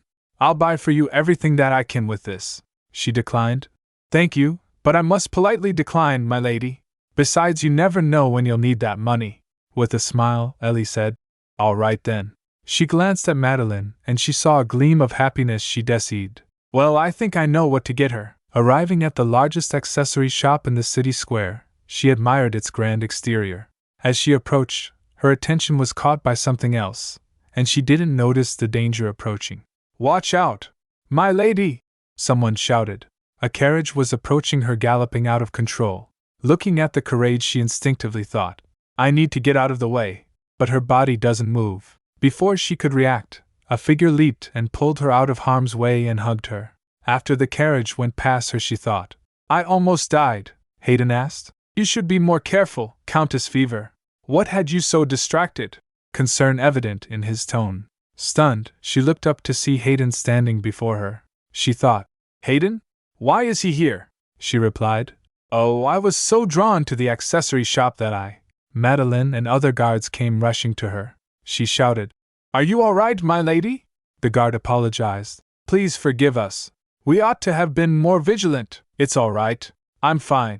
She assured them, though her nerves were still rattled. Hayden said bluntly, You're too soft, my lady, she asked. Pardon me? Hayden continued. In such circumstances, it is acceptable to tell your attendants off in a firmer manner. After all, it's a maid and knight's duty to protect their master when accompanying them. Turning to her attendants, he added, Please exercise greater vigilance in the future. If there is nothing else, I shall take my leave, called after him. Wait. Thank you for saving me, my lord, he replied. Anyone in my place would have done the same, she insisted. But you risked your own safety to save me, my lord. Please allow me to repay you for your kindness. Then they went inside the shop. Looking at the accessories, Ellie thought, I suppose choosing a holster for him is much easier than giving him a kiss, she asked. Do you own a pistol, Lord Hayden? He replied dryly. Yes, I do. It is sitting deep inside my desk drawer, desperately waiting and hoping to be fired, Ellie asked. And what does it hope to fire at? He replied while glancing. It hopes to fire at its master's head, he said, leaving her amused and perplexed. At its master's head? She repeated in her mind, shocked. She looked at him in surprise. But that's Hayden, she asked hesitantly. Do you intend to pull the trigger? He admitted. I hope the day never comes. But it's not easy. I have an illness of the heart, you see, she thought. How pitiful. Feeling pity for him, She quickly regained her composure. In that case, I believe a fancy holster might be a good choice. Looking at something beautiful might help calm your mind down a little. After all, beautiful objects put you in a good mood and help you think positively. Hayden raised an eyebrow. Ellie added, But I suppose you don't feel that way, Lord Hayden, he replied bluntly. If I'm being completely honest, I don't, she said earnestly. Then think of me whenever you look at this holster, and remember that there's someone who does not wish to see you dead. From the bottom of my heart, I wish you continue to live, Lord Hayden, she added. There's nothing after death, he muttered, almost to himself. Truth be told, I would much rather have nothing. However, I shall keep what you said deep in my heart, he urged. Then please smile, my lady. Others might believe you're the one trying to take your own life, she said in her mind. How can I smile when you're thinking of taking your own life? Then Hayden told. I'm not a very social person. Thus, I generally keep my distance when meeting people and have never been acquainted with someone for an extended period of time, he added. But strangely enough, I feel a sense of nostalgia when I am with you, my lady. You remind me of a woman whom I used to share intimate conversations with in the past. You strongly resemble her. Her hand clenched at his words. He's no doubt talking about Ellie, she thought. She said. Lord Lennon mentioned that as well, that I reminded him of a woman who suddenly disappeared. Hayden then said. But unlike my brother, who you are doesn't matter to me. Though you resemble that woman, if you say you're not her, you are not, he continued. It would be quicker to look for her in the slave market or brothels. His disinterest left her momentarily stunned. She thought. He doesn't seem to be trying to question me. Has he given up on finding me? She said. You seem very realistic, my lord, he replied. Yes, but I dream of much more than others, he then said. It appears I've taken too much of your time. Thank you for choosing a holster for me. I hope we see each other again, my lady. As he was about to leave, Ellie remembered. No, I need to ask him about my sister. She stopped him. Wait. He stopped, turning to face her. She asked abruptly. Are you seeing someone by any chance, my lord? His brow furrowed slightly. No. Do you have any more questions? She said softly, shaking her head. No. He gave a brief nod. I shall take my leave then. She watched him walk away, her thoughts racing. Is Hayden not the blonde-haired man Mother was talking about? Shaking off her thoughts, she turned her attention back to the task at hand. That aside, I wonder what kind of earrings Hardwin likes. I think I've seen him wear small and shiny ones quite often. Approaching the jeweler, she said confidently. I'll have these 2 pairs, please, the jeweler asked. The topaz and pearl earrings? Excellent choice, my lady. Topaz is also the birthstone for November, she thought. I hope Hardwin likes it. As she stepped outside, her attendant approached. Did you find what you were looking for, my lady? She replied. I did. Did you wait long?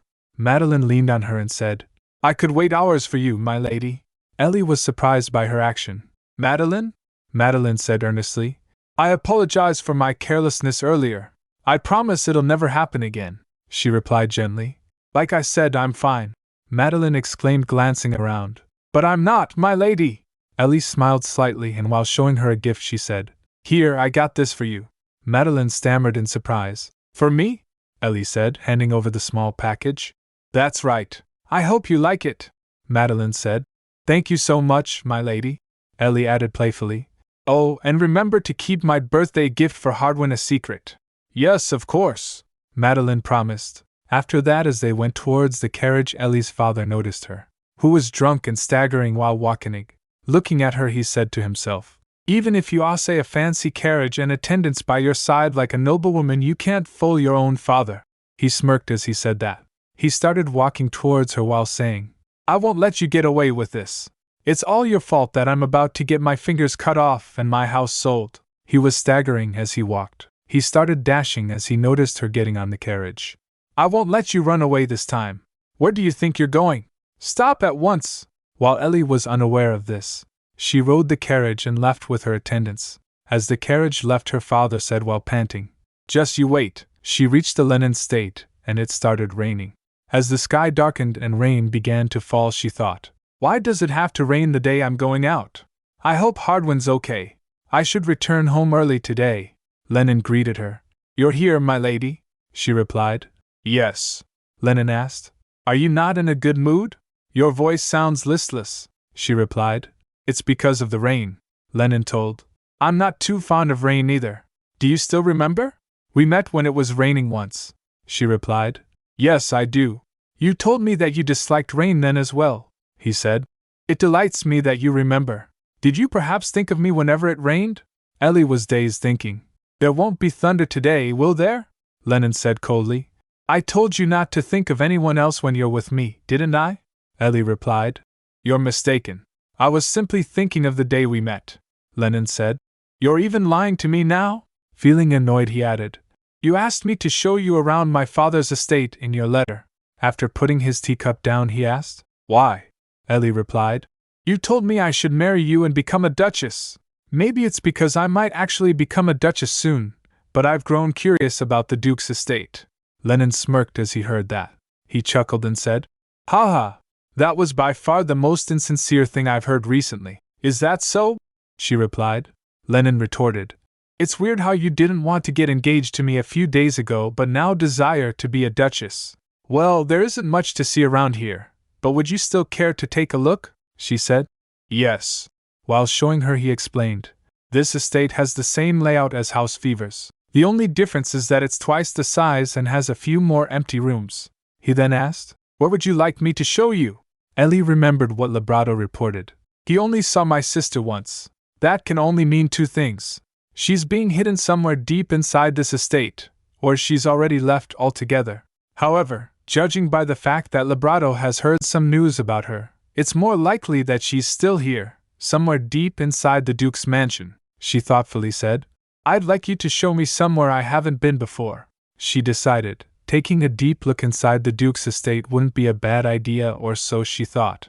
But Lennon showed her his office, his childhood room. But it turned out to be nothing but a pointless tour. They were all places used by him. Finally, they ended up in the dining hall, Lennon said. And this is the dining hall, Ellie observed. Given that this estate is twice as large as House Fever's, the dining hall is humble. It's as if it's hardly been used before. Ellie asked suddenly. Do you and your stepmother still share an intimate relationship? He teased. Would you be jealous if I said yes? She replied. I believe it would be best if you refrained from continuing that relationship after our engagement ceremony, he mused. I would like to think of this as jealousy. I never knew the jealousy of a soon-to-be fiancé could feel so good, she pressed. So, what do you intend to do about your stepmother? He said with a sharp gaze. If it's what you want, I shall end my relationship with her. Ellie flinched after hearing that. What? That easily? Lennon continued. Though using my stepmother to make my father feel a sense of defeat is very important to me, right now there is something I value even more. And as for my father, it's nothing. He changed the subject abruptly. Since you're here, would you like to have dinner with me? Ellie thought. Did he just change the subject? May I take my leave after dinner then? She asked. He questioned. Did you happen to leave something at home? You seem to be looking out the window particularly often today, Ellie thought. Lennon always catches on too quickly, she explained, crafting a story. Actually, there's a maid of mine who is deathly afraid of the rain. I always hold her hand whenever it rains, and with the weather as it is, I'm simply worried about her. I share quite a close relationship with her as she helps me a lot, you see, Ellie thought. Since part of it was true, it wasn't too obvious that I was lying. I'm the same, he said quietly. She asked. Pardon? He revealed.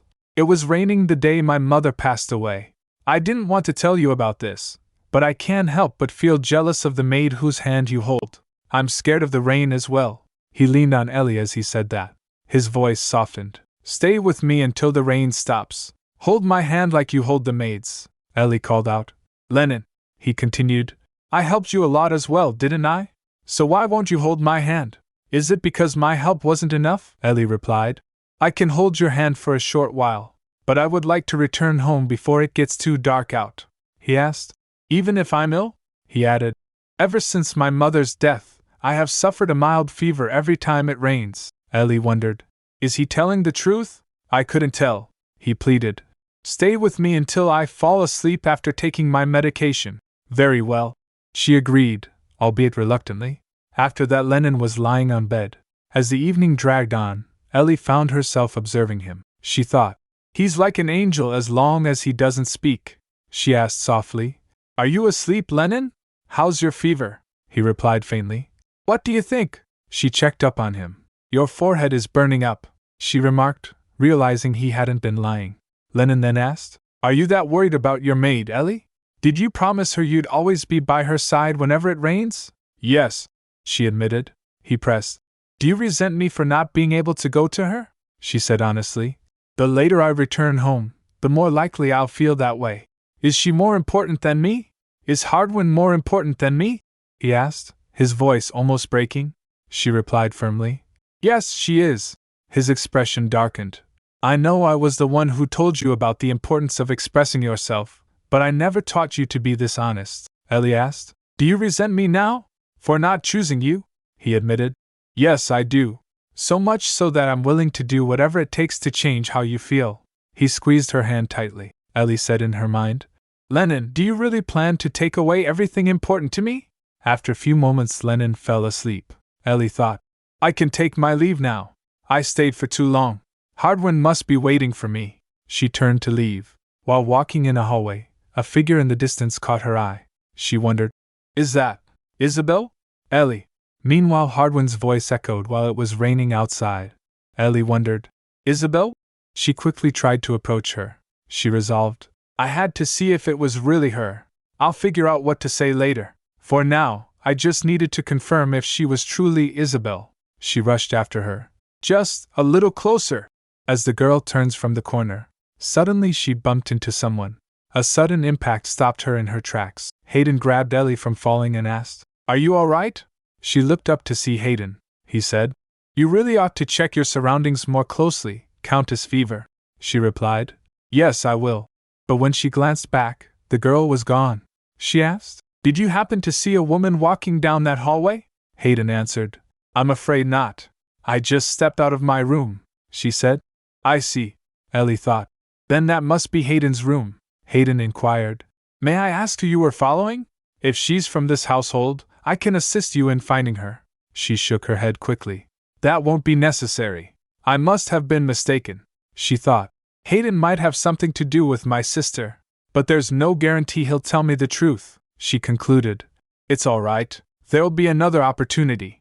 All I want is to see for myself that Isabel is happy. Hayden studied her briefly. What brings you here, my lady? She explained. I came to see Lord Lennon.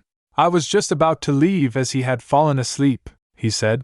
Oh, I see the rumor about your engagement to my brother is true. It's all that anyone has been talking about, she replied.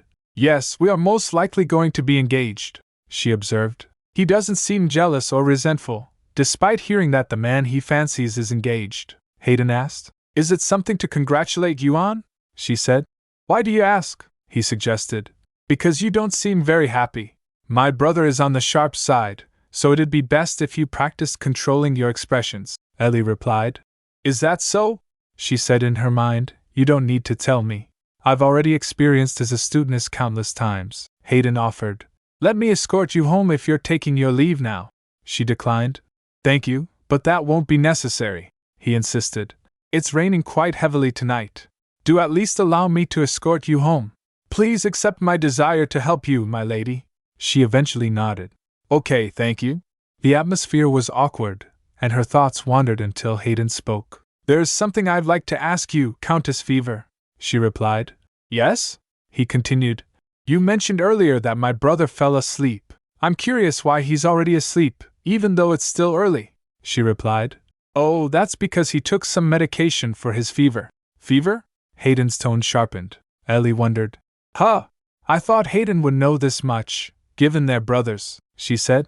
Lord Lennon told me he runs a fever whenever it rains. She remembered his words. I'm scared of the rain as well. Stay with me until the rain stops. Hold my hand like you hold the maid's. The memory surfaced, and she could still feel the heat of his fever on her fingertips. Hayden pressed. Are you absolutely positive that's what he said? She affirmed. Yes, because it rained the day his mother passed away, Hayden revealed. I'm afraid it didn't rain the day she passed. Ellie was taken aback. What? He continued. I, too, attended her funeral. It was unusually sunny that day. It was a warm spring day, seemingly unfit to be a day for someone's death. You've been lied to by Lennon Hills, my lady, she shouted. But that's impossible. He has no reason for telling me such a lie, Hayden insisted. Why wouldn't he? He wishes to have you, does he not? He lied to you to make you stay by his side. Am I wrong? She clenched her fists in anger, thinking. It's true that I stayed with Lennon because of his supposed fever, Hayden added. During the banquet hosted at the palace, you were the only one Lennon would look at. He's someone capable of doing whatever it takes to get what he wants. Ellie looked outside the carriage and wondered. Did Lennon really lie? But it seemed like he deeply cared for his mother. Yet, on the other hand, I can't completely trust Hayden's words either. After all, he loves Lennon, and love can drive people to do the craziest things. Hayden might very well be lying to me out of jealousy, Ellie asked. What about his fever? His forehead was burning up, and his cheeks were flushed red, Hayden replied. He could be coincidentally having a fever today, or wearing thick clothes to create the illusion of a fever? Ellie groaned, thinking. That sounds possible, too, Hayden then said. It's up to you whether you wish to believe me or not, my lady. But my advice is genuine, she asked. Why are you being so nice to me? He confessed softly. Because you told me not to take my own life. You're the first and only person ever to say that to me. Not many can genuinely empathize and comfort others in need. But you did, my lady. I truly thank you. That short conversation we had lightened a portion of the burden I was carrying. He paused before adding. In any case, please be careful of Lennon. He's much more depressed and twisted than you think. The rain continued as she pondered his words. Finally, she reached her destination. She went to Hardwin's room and knocked the door. She said, Hardwin, can I come in? She opened the door and peeked inside. Hardwin was lying on his bed. Hardwin? She called him. Hardwin? But he was asleep. She looked at him and thought, he doesn't look good. Is he having a nightmare? She caressed him and said to himself, I'm sorry for coming home so late, Hardwin. Did you have dinner? How long were you waiting for me? She laid down beside him and thought, even though I have many questions swirled in my mind, for now I just want to be by your side. You told me not to trust people too easily, but now, I don't know who to trust anymore. Suddenly someone called her while she was sleeping. Ellie, Ellie. She woke and glanced around. She asked, who's there? She turned toward the voice and saw Lennon and Hardwin standing. Lennon was holding a sword and he pierced Hardwin's chest with it. Ellie shouted, Hardwin. After that, Lennon walks towards Ellie and leaned on her. He said, you said he was more important to you. Now that I've killed the most important person in your life, I suppose that makes me the one you cherish the most now. How delightful. Gasping, she jolted awake. She thought, was that a dream? Her breathing was erratic, her heart pounding. Hardwin asked, Ellie? Are you all right? Did you have a bad dream? She turned to see Hardwin watching her. His expression was filled with concern. She wondered, Hardwin, how long has he been looking at me? She admitted. Yeah. How did you know? He replied. You were tearing up. You cry more easily than I thought. I didn't think you were the type to cry, he asked suddenly. Do you remember the day you first came here? Back then, you seemed to have a big hole in your heart. All you did was blink those big eyes, unable to express yourself. It was hard to ignore you. He smiled faintly. But now I'm glad you can cry, smile, eat, and even speak. She remembered her dream. No, that was just a dream. Stop thinking about it, Ellie. She squeezed her eyes close, remembering Hardwin while he was hurt. He asked, What's wrong? Are you all right? She replied, Hardwin, this may sound strange, but could you do me a favor? She requested. I want you to let me listen to your heartbeat. I could hardly hear it in my dreams, you see, Hardwin said. Doesn't that mean I was practically dead? She asked again. So, will you? Hardwin grabbed her head and placed it against his chest while hugging her. Ellie's heart races as she heard his heartbeat. She thought, Hardwin's heartbeat, it's so calming, he said. You're the first person to ever ask me to do this. I'm happy to be your first, she replied, smiling. His heartbeat quickened suddenly, and she asked, Your heart is beating really quickly all of a sudden, he replied. It's definitely not because I'm thinking of something weird. Don't ask me why it's beating so fast. I don't know either, she then said. I'm hungry, Hardwin, he grumbled. Is that what you have to say after making me so flustered? Fine, let's have breakfast together today. He reached out, brushing lightly over her ear. He noticed something. Oh, I didn't know you had moles here, he added.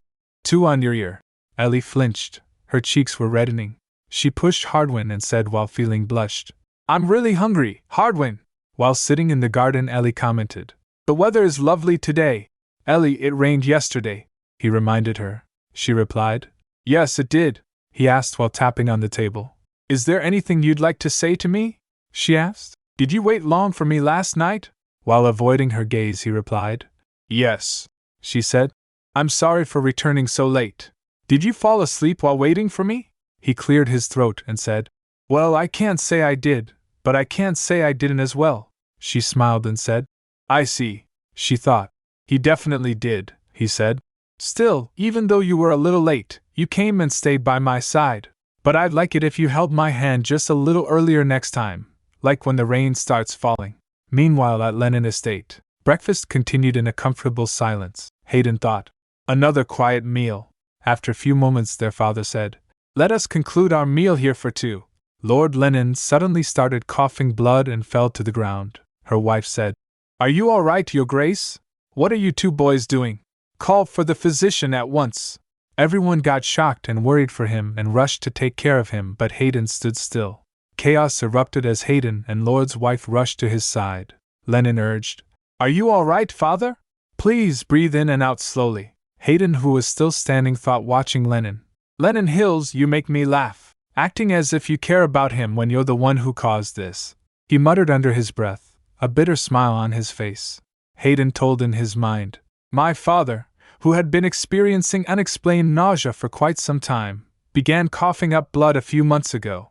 Even renowned physicians couldn't determine the cause of his illness. To simply attribute it to old age felt inadequate, his father said. I knew I could always depend on you, Lennon, his wife urged. Let us return to the chamber and await the physician there, Your Grace. As they left, Hayden was still standing there watching. He said to himself, I am used to being ignored by my family. From the very beginning, my father disliked me, as I was not born to his legitimate wife. Nevertheless, my mother was kind to me at first, but after she began her secret affair with Lennon, she paid me no mind. My mother's growing indifference toward me and my father's sudden decline in health were clearly connected to Lennon. After all, Lennon had always possessed a dangerous side, and he hinted he could use it against me. He continued, from the day my mother and I moved into the Duke's estate, Lennon never intended to recognize us, who had lived a modest life, as his family. His coldness was apparent. Hayden recalled the day he first met Lennon. Lennon introduced himself. Hi there, Lennon Hills. I hear you're my younger brother. You're really small. You look like you'll crumble if I crush you with my hands, he added with a smile. Suddenly someone came shouting, I know Lord Hayden. The guards stopped him and were dragging him away, saying, you are not allowed to meet him without permission. We are escorting you out of the premises. After realizing the situation, Hayden said, has the Duke's family status fallen so low that a servant can make such a commotion near my office? The guard replied, I apologize, my lord. This man pretended to be one of us to gain entry. Ellie father pleaded. Lord Hayden, please hear me out. I saw a woman who looked just like Ellie. Hayden paused before motioning. Come inside my study. Thank you, my lord, her father said, relieved. In his office, he explained. I saw her a couple of days ago. It was the day before the rain. She was in the city, wearing an expensive dress. Hayden's mind raced. The day before the rain? That was the day I met Hannah in the accessory shop, the man continued, as her father, seeing her in such good shape doing so well, eased my worries. Hayden scoffed, thinking, eased his worries? Hearing that makes me want to rip out his tongue. Then Hayden asked, so what is it that you want? Do you want me to cut off your hands since you let her get away? Her father replied, sweating. Not at all. Although I may have missed her, I did see the crest on the carriage she boarded. And I have come to see you, despite the imposition, to relay this message. It was the crest of house fever. As I used to work for the Baron, I became thoroughly familiar with the family's crest. Hayden glared at him. But there is no definitive evidence that she is my daughter. I want concrete proof, he ordered. Go to Countess Fever's estate and find out whether or not she truly is Ellie. Her father replied. I'm afraid I cannot do that, my lord. I'd be chased away like I was here. But it would be much easier for you to confirm her identity, my lord. After all, you can meet her with ease. Ellie has 2 faint but distinct moles on her left ear. If you are able to check those, You can be certain that she is indeed Ellie. Hayden considered this. That's actually quite useful information. It seems he came here from the start to be rewarded for this detail. But what if he tells Lennon this as well? He jolted upright, a wave of fury washing over him. For the past 30 minutes, you have not only tormented my sense of smell with a foul stench but also brought me vague information. His voice was sharp. Ellie's father was shocked. He called, "My lord," Hayden continued, "and now my knights shall show you the price for your actions. Since I do not want you to tell your other clients this piece of information, I believe it'd be best if I cut off your dirty tongue." "Lord Hayden, please!" The man's pleas grew desperate as he was dragged away by the knights. "Shut him up while you take him away," Hayden ordered, ignoring the man's final cries. Finally, silence returned to the room. Hayden thought, "Scoundrels like him deserve to be punished like this," Hayden murmured to himself. Still, the thought of the two moles lingered in his mind. "I must confirm this." Reflecting on her life, Ellie felt the weight of his father's control and lack of autonomy. Thus, feeling the need to mature a little more, she turned to books for indirect experiences. In library, while browsing through books, she said to herself, "For the past few days, I've been reading only geography texts, hoping to find a place to move to. But today, I'd like to try something different." She found a book and wondered, "Is this a romance novel? Seeing as how worn it is, it's clear that Hannah must have enjoyed this." As she flipped through the books, something fell out: a diary. Intrigued, she opened it. Inside, Hannah detailed rescuing a frail child from being sold to a brothel. She wrote, "While searching for someone who looks like me, I saved a child from being sold to a brothel. I've never seen a child so small and weak. I ended up paying a large sum to bring her home. I believe Hardwin will understand once I explain her situation. Nevertheless, I'm still dreading his nagging." Ellie thought, "It's definitely Hannah's diary. Is the child she's talking about Madeline?" She continued reading. "She's so thin that she's constantly tripping and falling. And whenever she falls, she reaches out her arm while crying, as if waiting for someone to hold her hand. I suspect someone had always held her hand whenever she fell. I gladly held her hand when she fell, and it was incredibly warm. I asked her to tell me about herself, but she doesn't remember a thing. She doesn't remember even her name, so I decided to give her one. Madeline. Now that she has a name, she no longer trips and falls, as if waiting for someone to hold her hand." After reading that, tears starts falling from Ellie's face. She thought, "Wait, my younger sister was also always tripping and falling because she was so thin and weak, and whenever she fell, she would always reach her hand out to me. I can never forget her tiny hand reaching out toward me, and how warm it was. This child, Madeline, is my long-lost sister." She was crying, thinking, "Hannah, you saved not only me but my sister as well. Was our encounter truly fate? Thank you, Hannah. I miss you so much." "My lady! My lady!" Madeline called urgently, jolting her from her thoughts. Ellie flinched, realizing she had been crying. Madeline asked, "Are you all right? Why are you crying? Has something happened?" she said. "I came in because you wouldn't answer, no matter how many times I called." "To see. Thank you, Madeline," she replied, wiping her tears away quickly. While she was wiping her tears with Madeline's handkerchief, she sensed a familiar smell. Madeline then asked, "Is everything all right, my lady?" she said. "I was just reading a sad novel." Madeline's expression softened. "Would you like to try a cup of tea I've prepared? It would certainly help to calm you down," Ellie said. "Thank you." She took a deep breath, noticing a familiar scent lingering in the air. She thought, "I've smelled this scent a lot before." She sniffed subtly, trying to place it. "Who did I smell it on?" Suddenly it clicked. "This is Lennon's scent," Madeline said. "Here you are, my lady." Placing the tea before her with a gentle clink, Ellie asked, "Have you met Lord Lennon recently, Madeline? Personally or by chance?" Madeline chuckled. "No! How could someone like me possibly meet a lord like him personally? The only times I ever see him is when he visits you at the estate." "Why do you ask, my lady?" Ellie said. "Your handkerchief smells like him," Madeline asked, genuinely surprised. "It does. Perhaps we use the same perfume." A smile spread across her face, but it wasn't one of pure innocence, Ellie thought. "I've seen that smile before. It was the same smile she wore when seeing Lennon out after his visits. I was reassured because Hardwin deeply trusted her, and I thought our bond had deepened, but," she wondered, "what are the odds that a maid and a nobleman use the same perfume?" She resolved, If Madeline, my younger sister, is helping Lennon, Ellie then asked. What are your thoughts on having feelings for someone? Madeline replied. I grew up watching Countess Hannah Fever's every move and greatly admired her free-spirited love life. Ellie again asked. Is there someone you like now, then? Madeline blushed. I always have someone I have feelings for. You see, when an attractive person shows me kindness, I easily fall for them. Ellie then asked. Do you find Lord Lennon attractive? Madeline hesitated. My lady. Ellie gets worried as Madeline doesn't respond for a moment.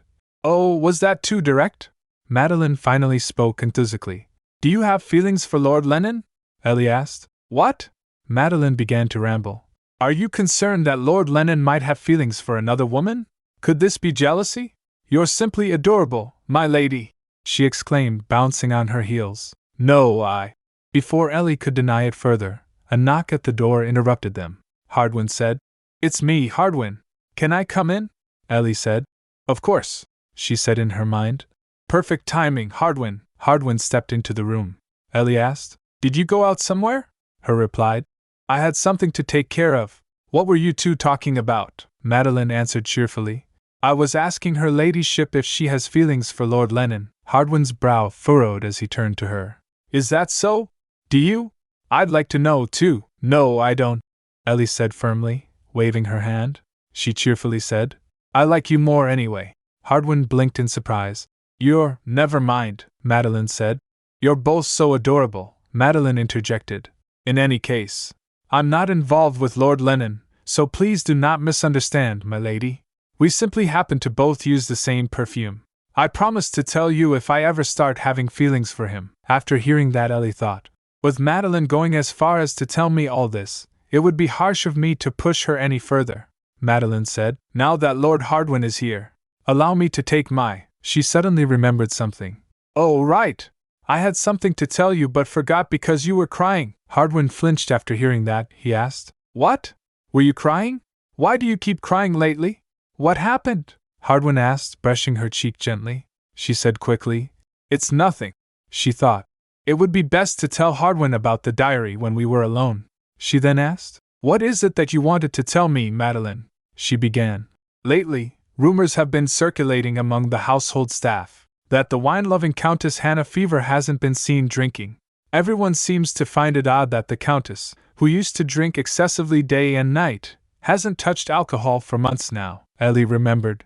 That's right, Hannah loved drinking. I've been so focused on making sure people outside believed I was Hannah that I forgot to do the same at home with the household staff. Hardwin then said. While we're on the topic, could you bring a bottle of wine to Hannah's room? Madeline complied. Yes, my lord, Ellie added. Don't forget your handkerchief, Madeline. Oh, right. Thank you, my lady, Madeline said while receiving it. Ellie asked. Can I hold your hands for a moment? Of course, she replied, extending her hands. Ellie gently clasped them. She remembered Hannah's word. Daisy. That's this child's real name. A name that no longer holds meaning. Ellie spoke. It delights me to hold these hands again, Madeline, she thought. I'm glad she was able to throw away that name. After Madeline left the room, she was walking in the hallway. She glanced at the handkerchief and said, It smells of Lord Lennon, she remembered. Could it be that the perfume I received then was? The story is still continued and I have covered all the chapters available. As there's no new chapters till now, I assume it will take some months for the next update. That's why I'm ending this at this point for now. To be continued.